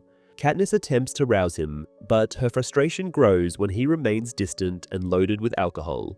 When his mocking tone surfaces, brushing her troubles aside with a crude joke about boy problems, Katniss feels betrayed and alone. Hurt, she flees the room, spiraling into a state of growing paranoia and confusion, despite Haymitch's remorseful calls for her to come back. She finds refuge in a hidden wardrobe, burying herself among silken fabrics as if seeking escape from the crushing reality of her grief and to the burden of being the Mockingjay. In the darkness, she swallows a morphling tablet, numbing herself to the pain and anguish churning within her. Katniss drifts into a dreamlike state, grappling with memories of those she lost: Finnick, Boggs, Cinna, and Prim. Hours later, guards find her curled in a tangled mess of silk, her screams piercing the silence. They peel the choking garments from her, coaxing her back to her room. When morning comes, the grey light of dawn drifts across the capital's snowy streets. Haymitch, now sober and looking just as broken as she feels, meets her with a tray of untouched food and a handful of pills. Despite his efforts to reach out, an unspoken barrier separates them, and he eventually leaves her to bathe and prepare herself for what's to come. As she slips into the warm water, Katniss's gaze falls on the rose, now fully bloomed, its sickly sweet scent filling the room. She rises, unsettled by its presence, and finds herself faced with three familiar yet haggard faces: Venia, Octavia, and Flavius, her old prep team. All three appear stripped of their usual flamboyant cheer. The war really has spared no one. Even Effie Trinket returns, unchanged yet with a vacant look that betrays her trauma. She makes an effort to sound like her usual self, similar to how she was when the news of the Quarter Quell had just been announced. Together, they set about transforming Katniss back into the image of the Mockingjay. However, they do so tentatively, barely touching her scarred skin. As they work, Katniss reflects on the irony of her outward transformation. While her face, framed by smoothed hair and adorned in Cinna's iconic Mockingjay suit, looks close to her original self, her inner landscape is a ravaged wasteland. With visible scars on her neck, forearms, and hands, she feels like a hollow echo of the symbol she represents. Octavia carefully pins the Mockingjay symbol over her heart, a final touch that feels both comforting and heavy. She cannot believe her stylists have been able to make her look vibrant and presentable when she just feels dead on the inside. As the preparations finish, Gale steps in, a quiet tension between them. He brings her a sheath with a single arrow, a symbolic gesture for her to deliver the last shot of the war. They stand silently, facing their fractured reflections in the mirror. The unspoken accusation regarding Prim's death hangs in the air, and Katniss finally confronts him, her pain evident. Gale admits uncertainty, revealing that he and Beetee don't know if it was their bomb. The possibility lingers, painful and unresolved, and Katniss realizes that she may never see Gale without associating him with that tragic moment. He touches her cheek briefly before leaving, a gesture that feels both final and tender. The day continues with Effie ushering Katniss to a meeting of the remaining Hunger Games victors, called together by Coin. Around the table sit familiar faces: Peeta, Johanna, Beetee, Haymitch, Annie, and Enobaria, all wearing the simple grey uniforms of District 13. The meeting's purpose is clear. Coin wants them to decide whether to hold a symbolic final Hunger Games, using the capital's children as tributes. This proposal shocks the victors, each wounded by their own memories of the games. Coin frames it as a means of satisfying the desire for revenge without risking further lives. The victors are visibly divided. Some favor vengeance, while others resist perpetuating the horrors they fought to end. Peeta, for one, is visibly against such a notion, while others, such as Johanna and Enobaria, are all for it, wanting to exact their vengeance for all the abuse they had gone through. Johanna specifically has Snow's granddaughter in mind. Katniss finds herself faced with an impossible choice that stirs a deep internal conflict. She considers the past, imagining whether those who initiated the first Hunger Games made their decision with as much anguish. She votes to agree with the Hunger Games, and after watching her carefully, Haymitch goes along with her decision. As they leave for the execution, Coin assures Katniss that Snow will wear the rose, cementing the symbolism of this day. The streets are filled with cheering crowds as Katniss steps into the cold morning air, the Mockingjay image complete. She approaches Snow, bound and awaiting his fate, and senses the collective anticipation radiating from the people of Panem. Snow, frail and sickly, meets her gaze, but rather than fear, he regards her with an expression of faint amusement. Katniss feels the bow hum in her grip, her hand steady as she notches the symbolic arrow aimed squarely at his heart. Yet, in a final moment of clarity, Katniss's aim shifts. Her gaze travels upward to the balcony where Coin watches. Her choice is stark but precise, and with a single decisive release, Katniss's arrow finds its true mark. In the book, Katniss sees Effie again for the first time in a long while, indicating Effie was a prisoner of the Capitol. In the film, however, she has been by Katniss's side since her time in District 13. Movie Katniss also portrays her anger towards Gale instead of silently acknowledging his words like book Katniss does. Katniss also has to make killing Snow a condition for her to agree to the Hunger Games in the movie, whereas in the book it is already decided early on that she would do the execution. Chapter 27. In the dim aftermath of Katniss's impulsive act of rebellion, a profound and unsettling silence falls over the crowd. Snow's laughter, wet with blood and gurgling in his throat, is the only sound Katniss hears as her surroundings blur. The laughter cuts off abruptly as his guards shield him from view, and Katniss, trapped within her own dread, is left to consider her uncertain future. Her mind races through her fate, imagining a brutal interrogation, public disgrace, and a swift but painful execution by Panem's new rulers. Though she longs to take control of her end, pulling out the Nightlock as a means for her own salvation, her attempt is immediately interrupted by Peeta, who intervenes in a desperate bid to save her. The guards close in, seizing her, and her mind flickers to her mother, who would be left entirely alone. Her spirit falters as her last escape is crushed under a soldier's boot. Dragged from the chaos, Katniss's senses dull, surrendering her to a dazed state as she's pulled through the familiar halls of the Capitol's mansion. She is blindfolded, her arms bound, and every twist and turn in the path back to confinement grows indistinct in her mind. Her destination reveals itself when the guards finally remove her blindfold. Her old room in the training center, stripped bare, nothing like the place that held her during the preparatory days before her first Hunger Games and the Quarter Quell. The empty bed and closet, the barrenness of the space, remind her of how much she has lost and endured. Here, she sits down, willing herself to bleed out on the stark mattress. But death evades her once again. She awakens hours later, sticky with dried blood, her injuries throbbing, yet still alive. Resigned to this half-existence, she staggers to the bathroom, setting the shower to the gentlest setting she can manage, hoping to rinse away the weight of her actions and the stains of betrayal. Alone under the warm water, she finds herself wishing that death would come quickly and that the suffering would finally stop. Yet her mind returns to memories of her family, and she wonders why she has been spared, what reason there could be for her continued existence. Exhausted, she lies down again, clutching at the bare mattress. In her fragile state, she contemplates starvation, envisioning it as the quiet, passive end she seeks. But as the days drag on, her body's dependency on morphling pulls her back to consciousness. Driven to her knees, she scratches at the carpet for pills she had tossed aside, desperate to numb the pain tearing through her. For her, at this moment, death is truly out of reach. Time passes, marked only by her own voice. She begins singing soft ballads, mountain songs, and every melody her father once taught her. The music transports her briefly to simpler days in District 12, and these songs become her lifeline. As the snow piles outside her window, days turn into weeks, and she loses count of how long she's been imprisoned. The Capitol remains silent, and its anticipated judgment has been withheld. Her body weakens, her morphling tablets dwindle, and she realizes that even this quiet form of rebellion is slipping from her grasp. She suspects the Capitol is weaning her off the drug, cruelly preserving her strength for some other purpose. Fear grips her at the thought that they may have plans to use her again, to reforge her as a weapon against her will. Without warning, her captivity ends.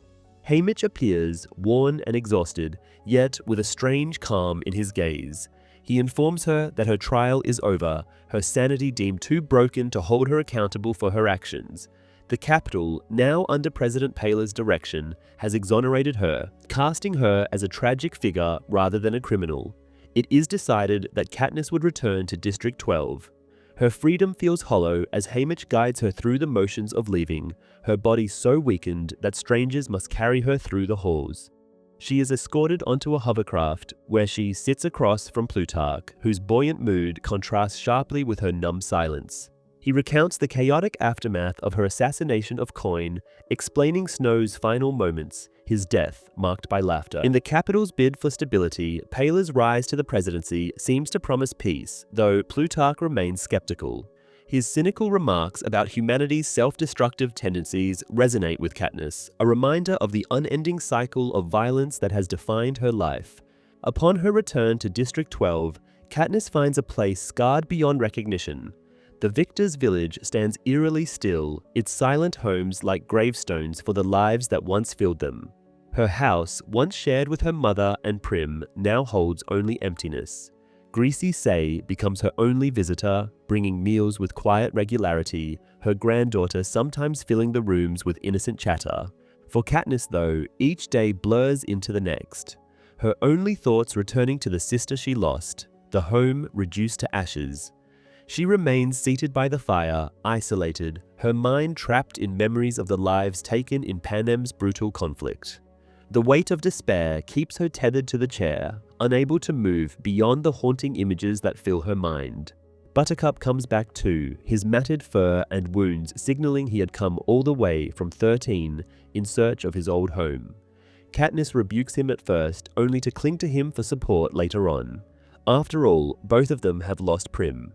Weeks pass in this silent routine until, unexpectedly, Peter returns. Thin and scarred, he carries evening primrose plants, a quiet, painful tribute to Prim. He plants the flowers outside her home. Watching him tend to the flowers, Katniss feels the first stirrings of something other than grief. She isn't sure if it's hope or merely a sense of acceptance, but Peter's presence, steady and gentle, begins to soothe the raw edges of her pain.